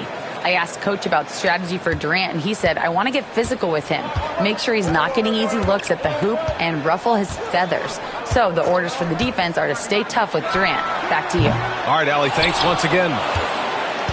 And it's Phoenix's ball. They come into this one having outplayed the Mavericks last time out. And as a rule of thumb, the road can really test your team's depth. But they all stepped up and collectively produced a lot of points. Well, how about the job they got from their bench? That productivity was a major part of the outcome. Here's Edey. Checking his numbers, he's put up a little over 9 points a game. It's a one-on-one situation. Beal against Morant. Now here's Beal, guarded closely. Beyond the arc. The rebound by Edey. He is too good a shooter, guys, to be left open like that. The defense just dodged a bullet there. Pass to Morant. Bane with a screen on Beal. From deep, Morant drills it from deep. Yeah, Morant showing a bit of confidence knocking down that three. And when it comes to the Grizzlies, they're a team that's hungry to take that next step, Greg. Yeah, and they've got the core to do it, B.A. You got Morant, Bane, and Jackson. They're all all-star caliber players and still in their mid-20s. So they've got a lot of great chemistry and time to get it right. Here's Morant. After the basket by Phoenix on the other end. Pass to Edey. And Bull over to help. From deep, Morant. And it's Phoenix with a rebound. Booker with it. He's picked up by Bane. And it's slammed in by Durant. I'll tell you, Kevin Durant is hyped. He knows no one can stop him if the pass is perfect. And timeout called by Taylor Jenkins. He wants to review the game plan. They're fresh off a win against the Pelicans. Yeah, they eke that one out. I mean, the execution was spotty, but they were lucky to come away with the win. Yeah, but as a team, you actually love a win like that. You're struggling from the field. You don't have your best stuff. Still, you find a way to gut out a win.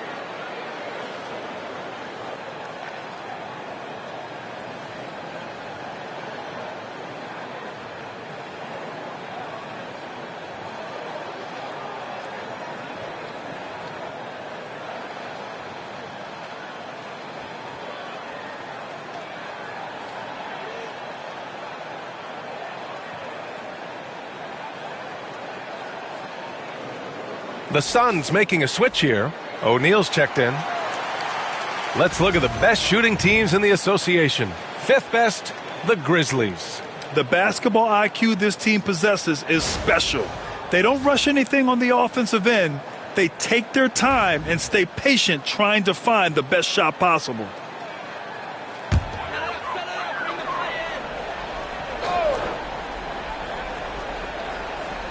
And here in the first, about 3 minutes in. Here's Wells, guarded by Durant. Outside Bain. And another miss by Memphis. Phoenix leading by 4. Booker with it. He had a 24-point outing in their last game against the Mavericks in Dallas. He was also an excellent setup man as well. This guy was cutting the defense to shreds with incredible passing. It's good. Well, Bradley Beal has become such a good playmaker, finishing through contact. That is beautiful. And from the sideline, let's catch up with Allie. Hey, Brian. Well, Kevin Durant steadily climbing up the top 10 of the all-time scoring list. He said, I've been in the league for half of my life now. It's a blessing to be playing on this platform and doing what I love to do. I just want to continue to keep putting in good work and keep adding to what I already did. One of the greats, Allie. Thank you. Oh, wow, guys, this does not look good. We've got an injury here.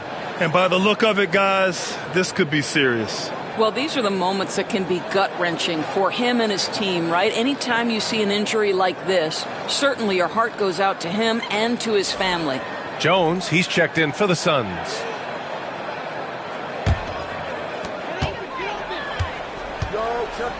And here's Morant. And in that win against the Pelicans, he was a major factor as well.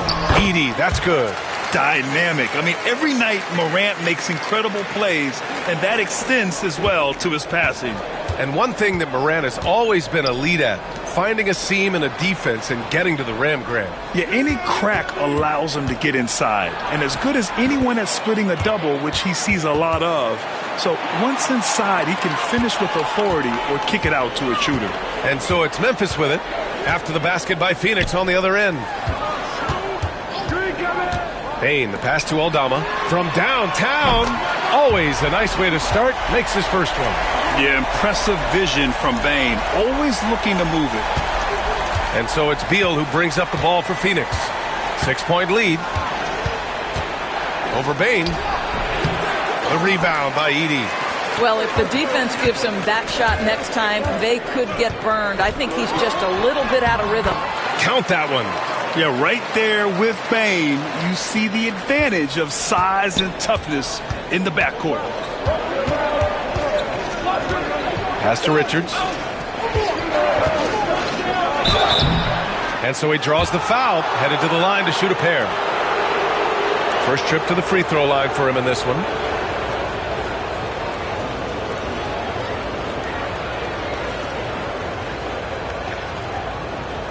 Take a break.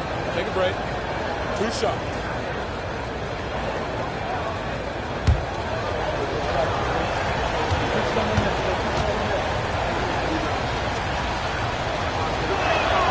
And the first one at the line is good. Allen, he's checked in for Kevin Durant.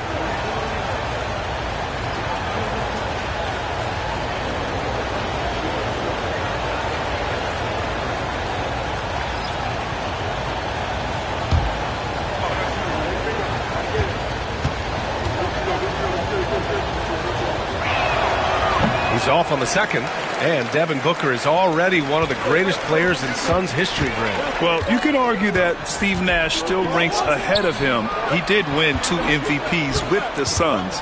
But when it's all said and done, I think Booker will be regarded as the best. And then Morant with the dunk! Just electric. Ja Morant. I mean, someone you paid to see. About 7 seconds separating the shot and game clocks.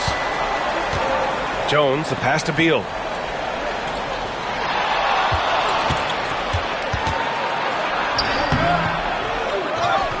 "16 seconds left to play in the first quarter. Phoenix no good that time either. That's how you want to see them crash the glass. They've been out-hustled so far. Pass to Kennard. Here's Morant. Yes, it's good. Morant's got 7 points in the game. This team looks to him to score the ball. They feel good when he's taking the shots.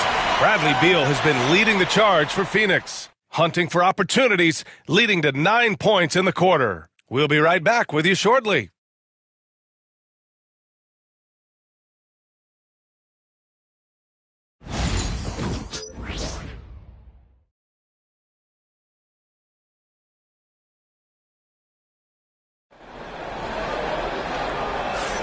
And some good action in the books as we get back to a game that's been pretty close so far here. And a moment to check out the scoring breakdown for Phoenix. They've done a great job facilitating shooters. Their early game has seen a lot of hot passes and has kept the defense guessing as well.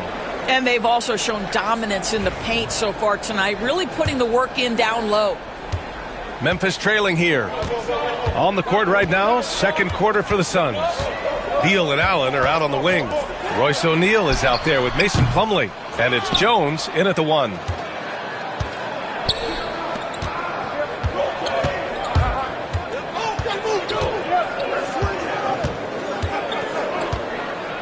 Allen a screen from behind the arc. And Jones good for 3. Well, look at Tyus Jones' career numbers, folks. He doesn't take a bunch of threes, but he does shoot a great percentage from 3. Morant surveying the floor. Clark with a screen on Jones. Inside. Oh, Clark with the slam. And there's the IQ from Morant, knowing where his man's going to be. Phoenix has gone 3 of 6 from deep so far. Beal, the pass to Plumlee. And here's Jones. Up top, Beal. Shot clock at 6. Hey, now 5 for 8, shooting a pretty good percentage right now. Well, Grant, as you always say, in the playoffs, you need a player who can score in isolation. That's true, B.A. And in a 7-game series, defenses disrupt your set offense. If your stars can... Oh, an impossible move! Ja Morant! Oh, putting on a show for the fans. Morant's skills making it look like a circus in here. Impressive looks on the AT&T 5G Slam Cam. Now approaching 2 minutes of action here in the second. Now Beal, coming off a solid outing against Dallas. And then Beal with the dunk. Look at what he's doing here, and it's hard to imagine him playing much better. Clark up top.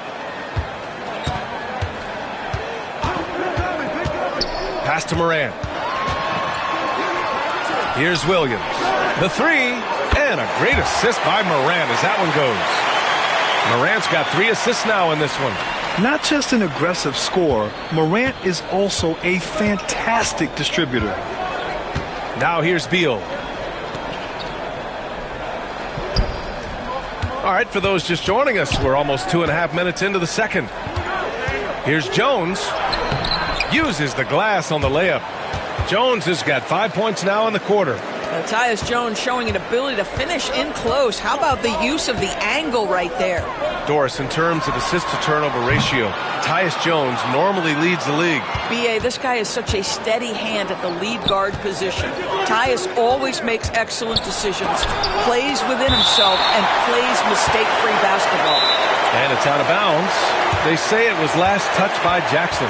And Mike Budenholzer decides to call a timeout. He's going to gather the troops and talk it over.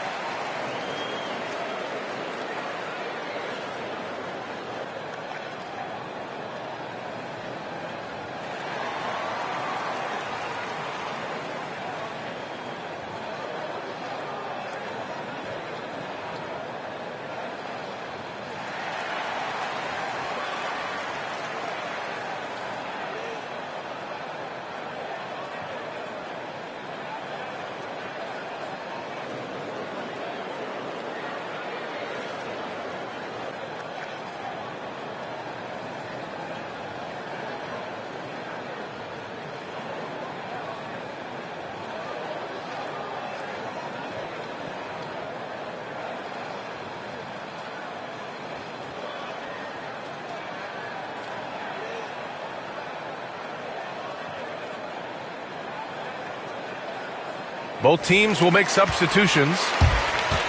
And now a look at the teams who excelled at rebounding over the last month. Second, the Grizzlies. And last month, this team was active on the glass. Really put forth an effort to box out and track down misses.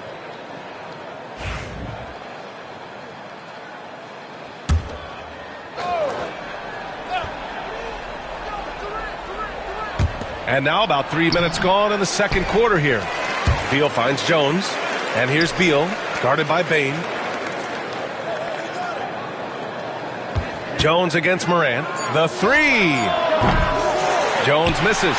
Grizzlies trail by 3. Aggressive take from Morant. And the bounce that Morant possesses is unlike anyone else at his position. Phoenix has gone 1 of 2 from deep in the second quarter. Beal outside. And almost 4 minutes gone in the second quarter of play. Whoa! Kevin Durant! Nasty! Boy, how about the finish by Kevin Durant? Just gets up with such ease. And that one's good. Morant's got 13. And once more this half, they find a way to get great position inside. Outside Durant. A minute 58 left to play in the first half of basketball. Beal, that one's good. This guy is cooking right now. He is leading them on the offensive end as they remain in front here. Morant, the pass to Wells. Back to Morant. Fires from deep. Morant missing again. No idea why he's attempting so many outside shots. It's not his day, and he needs to either look to drive or get it to an open teammate. When you look at the career of Kevin Durant, he's had an amazing list of teammates, Grant. Yeah, that's true, B.A. And it started with Westbrook and Harden. Then he had Steph, Clay, and Dre, Kyrie, and then Booker and Beal. That is quite the list.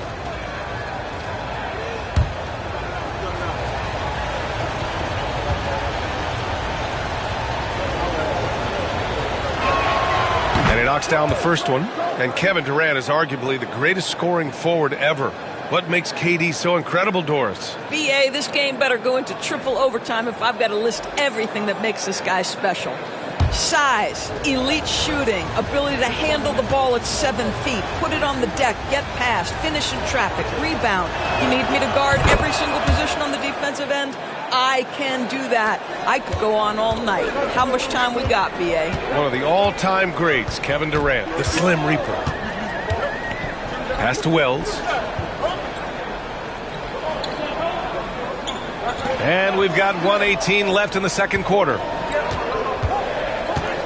Down to 5 on the shot clock. From deep, Bain. Bull grabs the board.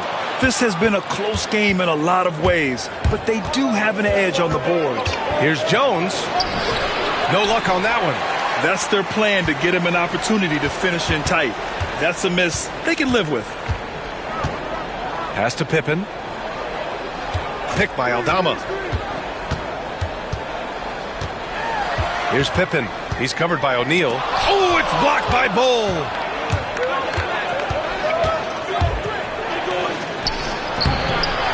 O'Neal misses. Grizzlies trail by 5. 7-second difference between the shot clock and the game clock. Here's Wells, guarded by Durant. Wells, that's good. And guys, the way this defense is getting manhandled down low, you have to wonder if they're at 100% right now.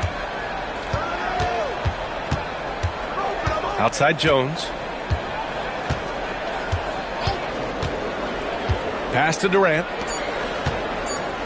Shot left block.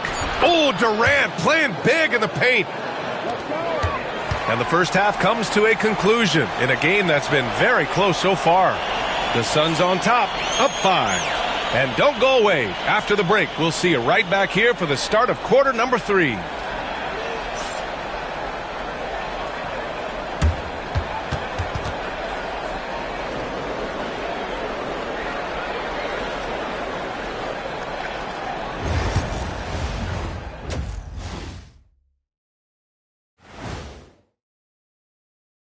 Ernie Johnson here with Kenny the Jet and the Big Diesel, Shaquille O'Neal. How about we start out with the Western Conference and how those teams are stacking up? You know, for the Suns, they've wanted this to be a turnaround season. They have a few building blocks, but the roster construction is not complete. This front office has some tough decisions to make. All right, looking back now at that first half, a bit of a hill to climb for the Memphis Grizzlies. Look at the rebounding numbers. I'm surprised they've stayed this close. They're not cleaning the glass. It's more like they're fogging it up.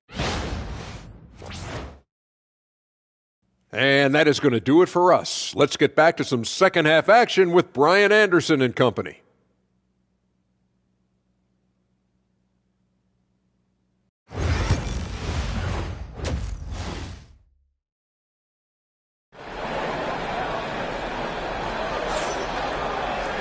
And we've got second half action for you. Thus far, a pretty evenly contested game. How about Bradley Beal having a dominant impact in this game? You just love his patience offensively in the first half. Waited until he got the looks he wanted. You know, as a coach, you can preach good shot selection, but it's up to the players to execute, and this guy has done just that.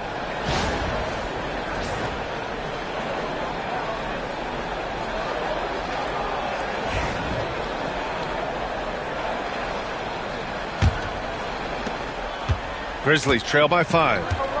Manning the backcourt, we'll see Morant and Bane. Edey out there with Santi Aldama. And it's Wells in at the small forward position.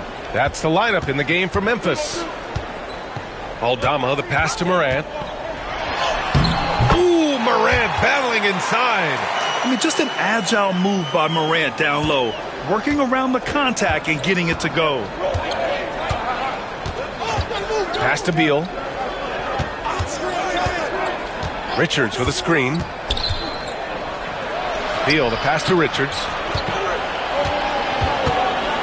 Just 5 on the clock. Jones from outside. The Grizzlies pull it in. And you just can't afford to give up that kind of look very often.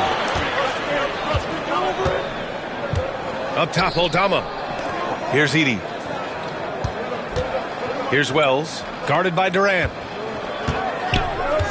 Pass to Bane, and here's Morant.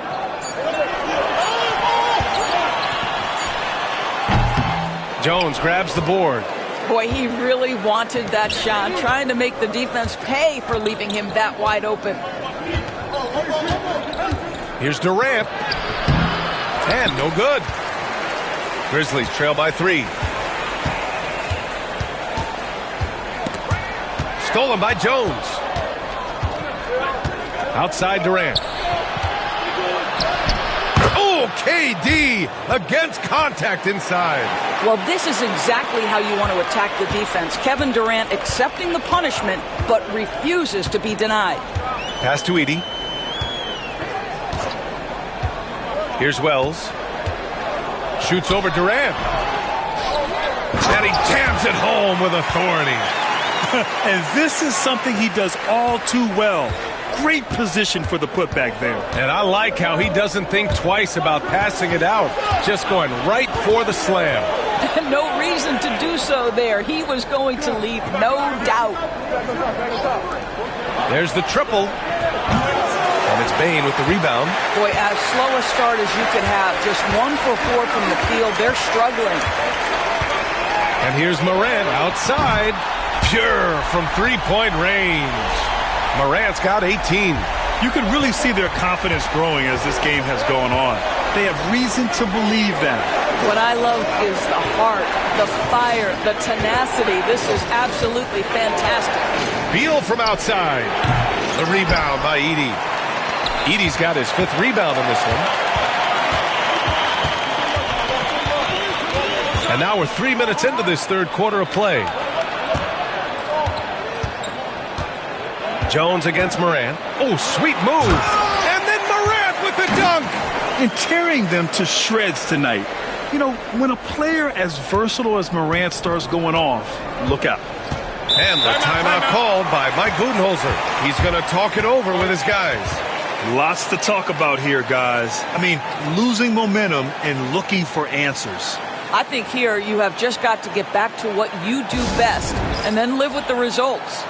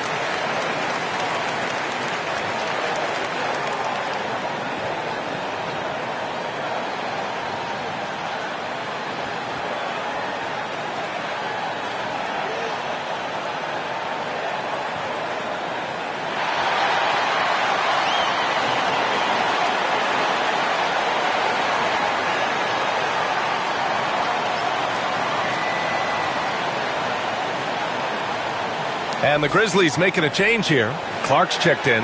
O'Neal, he's checked in for Phoenix.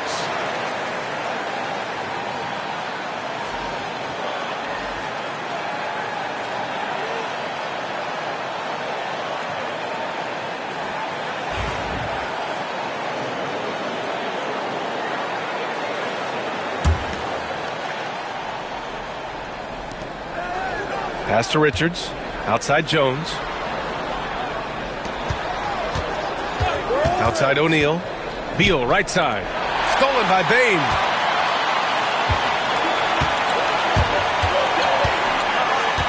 Now here's Morant. Takes it inside. Good work defensively by Richards. It's all about the defense right there. Without that level of activity, he probably scores it. Looking to win the run. That's good from Jones. And the assist by Beal. Jones has got 8. As soon as it touched his hands, Tyus Jones was shot ready. Clark outside. Bain, the pass to Wells. And he can't answer back. The three-pointer offline. And so it's Jones who brings up the ball for the Suns. Their biggest lead of the game was 9. Beal outside. To the inside. And Morant clears the board. The Grizzlies have gone 4 of 8 in the third. Pass to Wells. And here's Clark.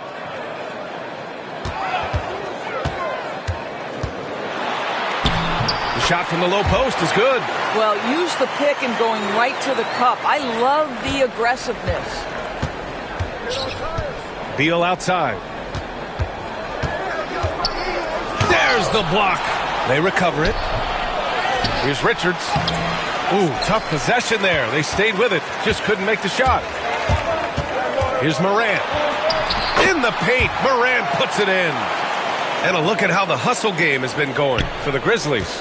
Well, you have to like what you've seen from them defensively. They've done well contesting shots and have managed to come away with some blocks, too. They've also been scoring on the break with how difficult it is to get buckets in the half court. Anytime you can push the ball in transition for easy ones, that's big time. Beal from outside. Memphis with a rebound. Edey's got rebound number 7 tonight. Wells, the pass to Morant. No good on the 3. Defensively, you pick your poison. That time, they gambled off the right guy. Shot and game clock separated by 5.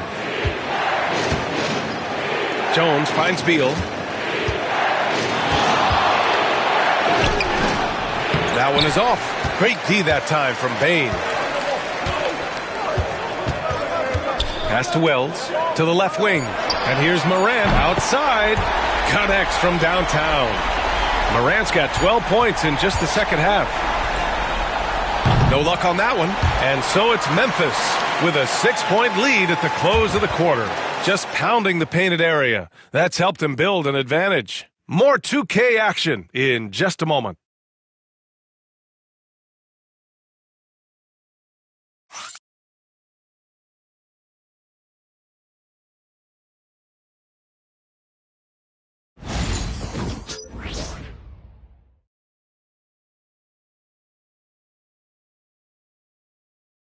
And now we have a moment to reveal our State Farm assist of the game. You talk about painting a magnificent picture with that, Don. Just a great decision and a perfect delivery. We call that putting it right in the pocket, and he knew what to do with it once it was there.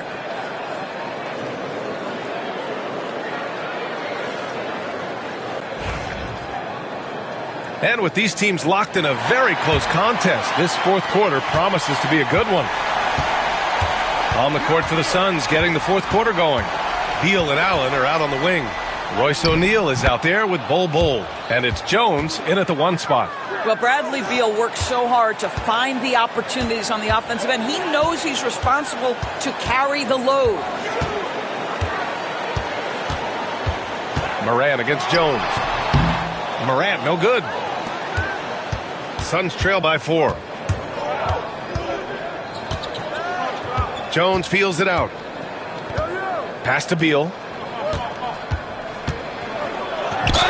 Count it! And 1! one. He'll have a chance at a three-point play. It'll go on Luke Kennard.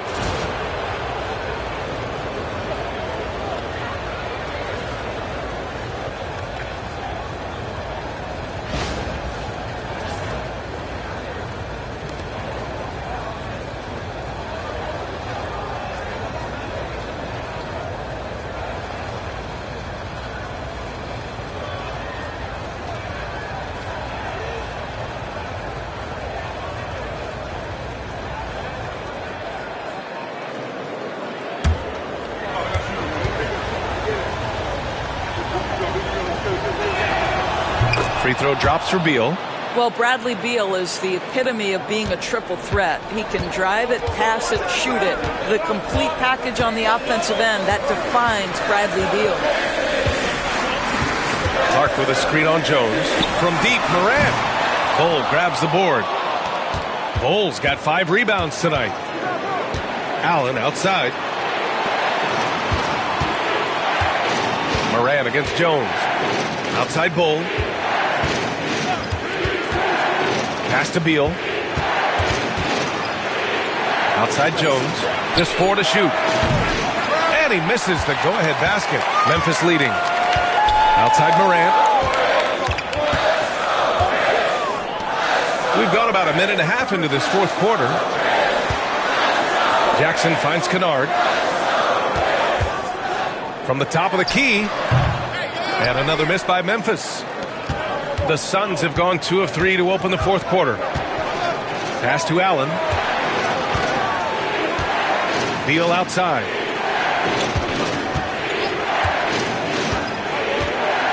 Now Jones. To take the lead. The shot, no good. For Memphis, they've gone 0 for 3 in this fourth. Not good. Jackson takes the assist and lays it in. Nice setup. Jackson's got his first 2 points of the night. How good a playmaker are we watching? Always leading, always trying to create for others. Screen by O'Neal. Three-pointer. Beal nails it from beyond the arc. Beal's got 23 points. 1 this half, 2 for the game. Staying active from beyond the arc. And timeout called by Taylor Jenkins. He was quite emphatic, demanding the timeout, clearly wanting to address strategy with his team.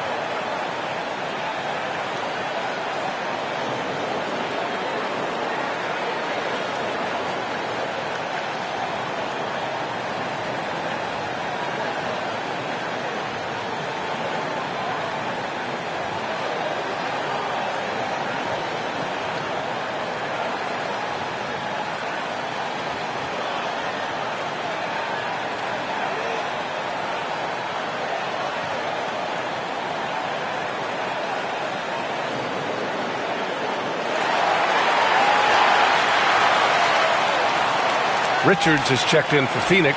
Kevin Durant comes in for Allen. Gives us a chance to catch up with Allie LaForce. I was able to listen in on what Taylor Jenkins had to say to his team. Confidence is what he's asking for right now. He said, quote, when it's close, we have to keep believing in ourselves. And if we don't think we can pull it out, we've already lost. So some strong words from coach in the huddle. Back to you, Brian. Thanks for that, Allie. A little over 2.5 minutes have passed here in the fourth. Payne, the pass to Wells. Outside Morant, pass to Bain. 6 on the shot clock. Here's Aldama. Gets the 3 to fall. And the Grizzlies lead by 3. And that's a clutch shot by a big-time shooter. And where's the D? Bull with it.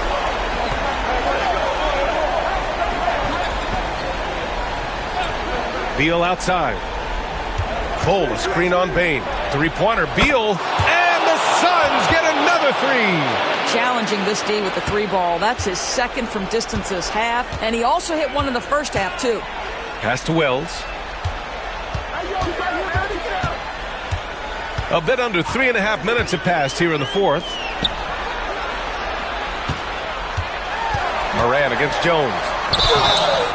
And he got the whistle on the way up, so he'll be headed to the line for a pair. What determination from Morant in the paint, getting his shot off despite being fouled.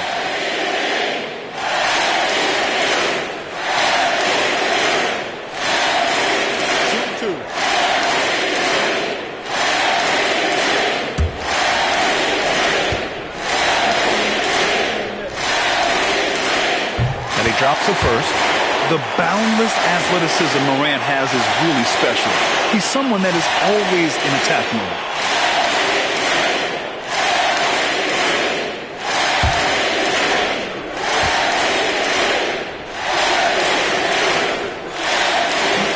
So after making the first, he goes 1 for 2. Out in front now, although he left 1 point on the board right there. It's the little plays like that that can make all the difference. Not boxing out on free throws is a killer. Back to Jones. Cole, a screen on Morant. Jones from outside. Grizzlies with the rebound. Edey's got 9 rebounds in the game. Boy, he's getting it done. Pass to Aldama. Now here's Morant, defended by Jones. Here's Bain. Three-pointer. Outside for Morant. That three's off the mark. And so it's Jones who brings up the ball for the Suns. They've given up just 8 points in the fourth. It's Beal on the wing, guarded by Bain. Beal, no good. Grizzlies lead by 3. Right side Morant. There's a minute 17 left in the fourth quarter. Good work defensively by Richards. Outside Bull. Beal outside.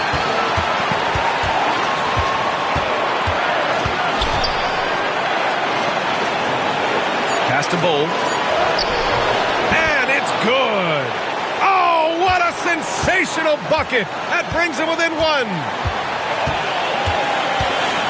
Aldama outside. There's 42 seconds left to play in the fourth quarter.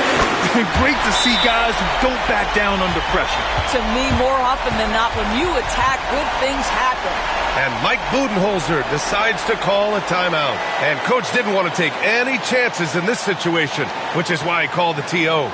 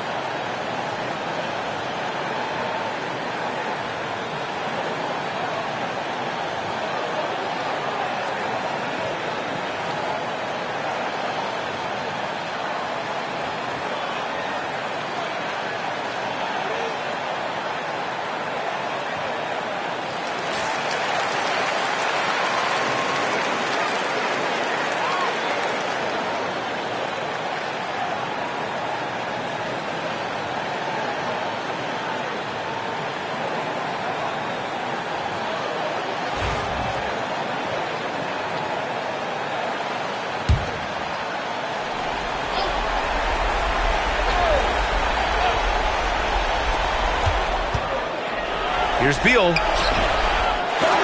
Outside Bull. They shoot again. Grizzlies with the rebound. And so they foul intentionally.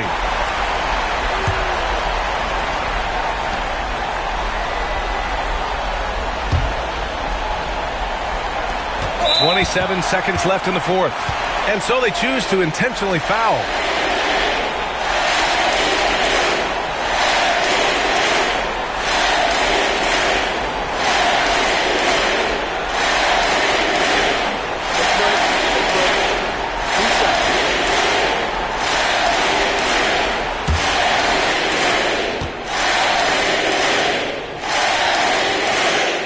So the first one drops.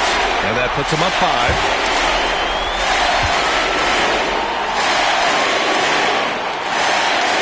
So he gets them both, and it's a 6-point ball game. Well, just knocking them down from the charity stripe, extending the lead. Simple basketball. And the timeout called by Mike Budenholzer. He's looking to make some very important adjustments here.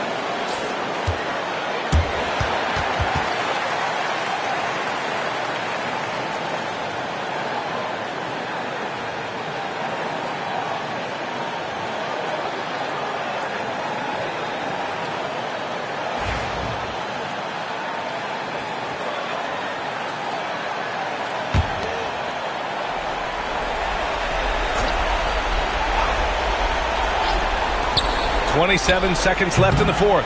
Yes! And now they trail by just 4. Kevin Durant absolutely fearless. If the game's in the balance, he will demand the basketball.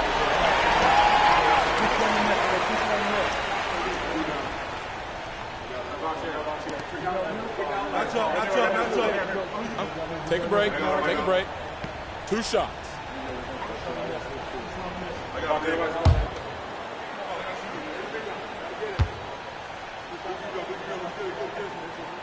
He gets the first, and that puts him up 5.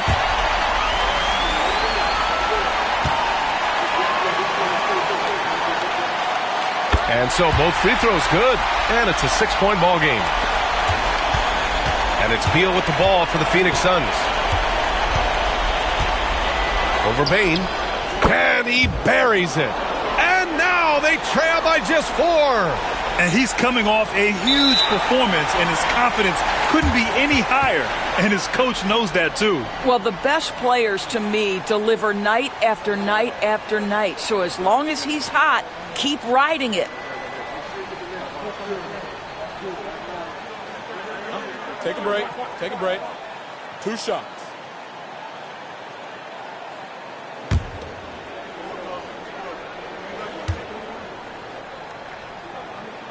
Good on the first, and that puts him up 5.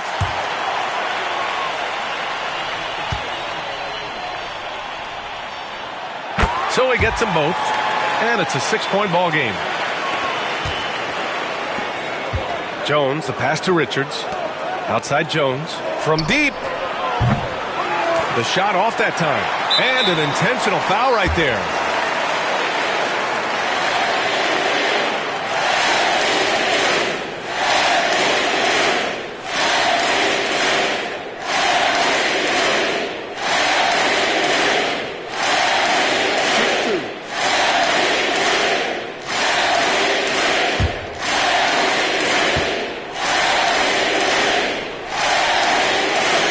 free throw is good, and that makes it a 7-point lead.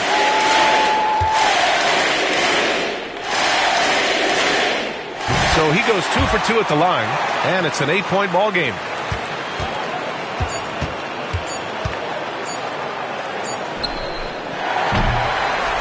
And so the Grizzlies take the win. Even early on in this game, they appeared happy to be playing at home.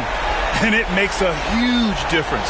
Once they started to get into a groove, you never really felt like they wouldn't come out on top. Well, folks, that's going to do it for now. For Grant Hill, Allie LaForce, and Doris Burke, and the rest of our 2K team, this is Brian Anderson signing off. And time now to introduce our player of the game, Ja Morant.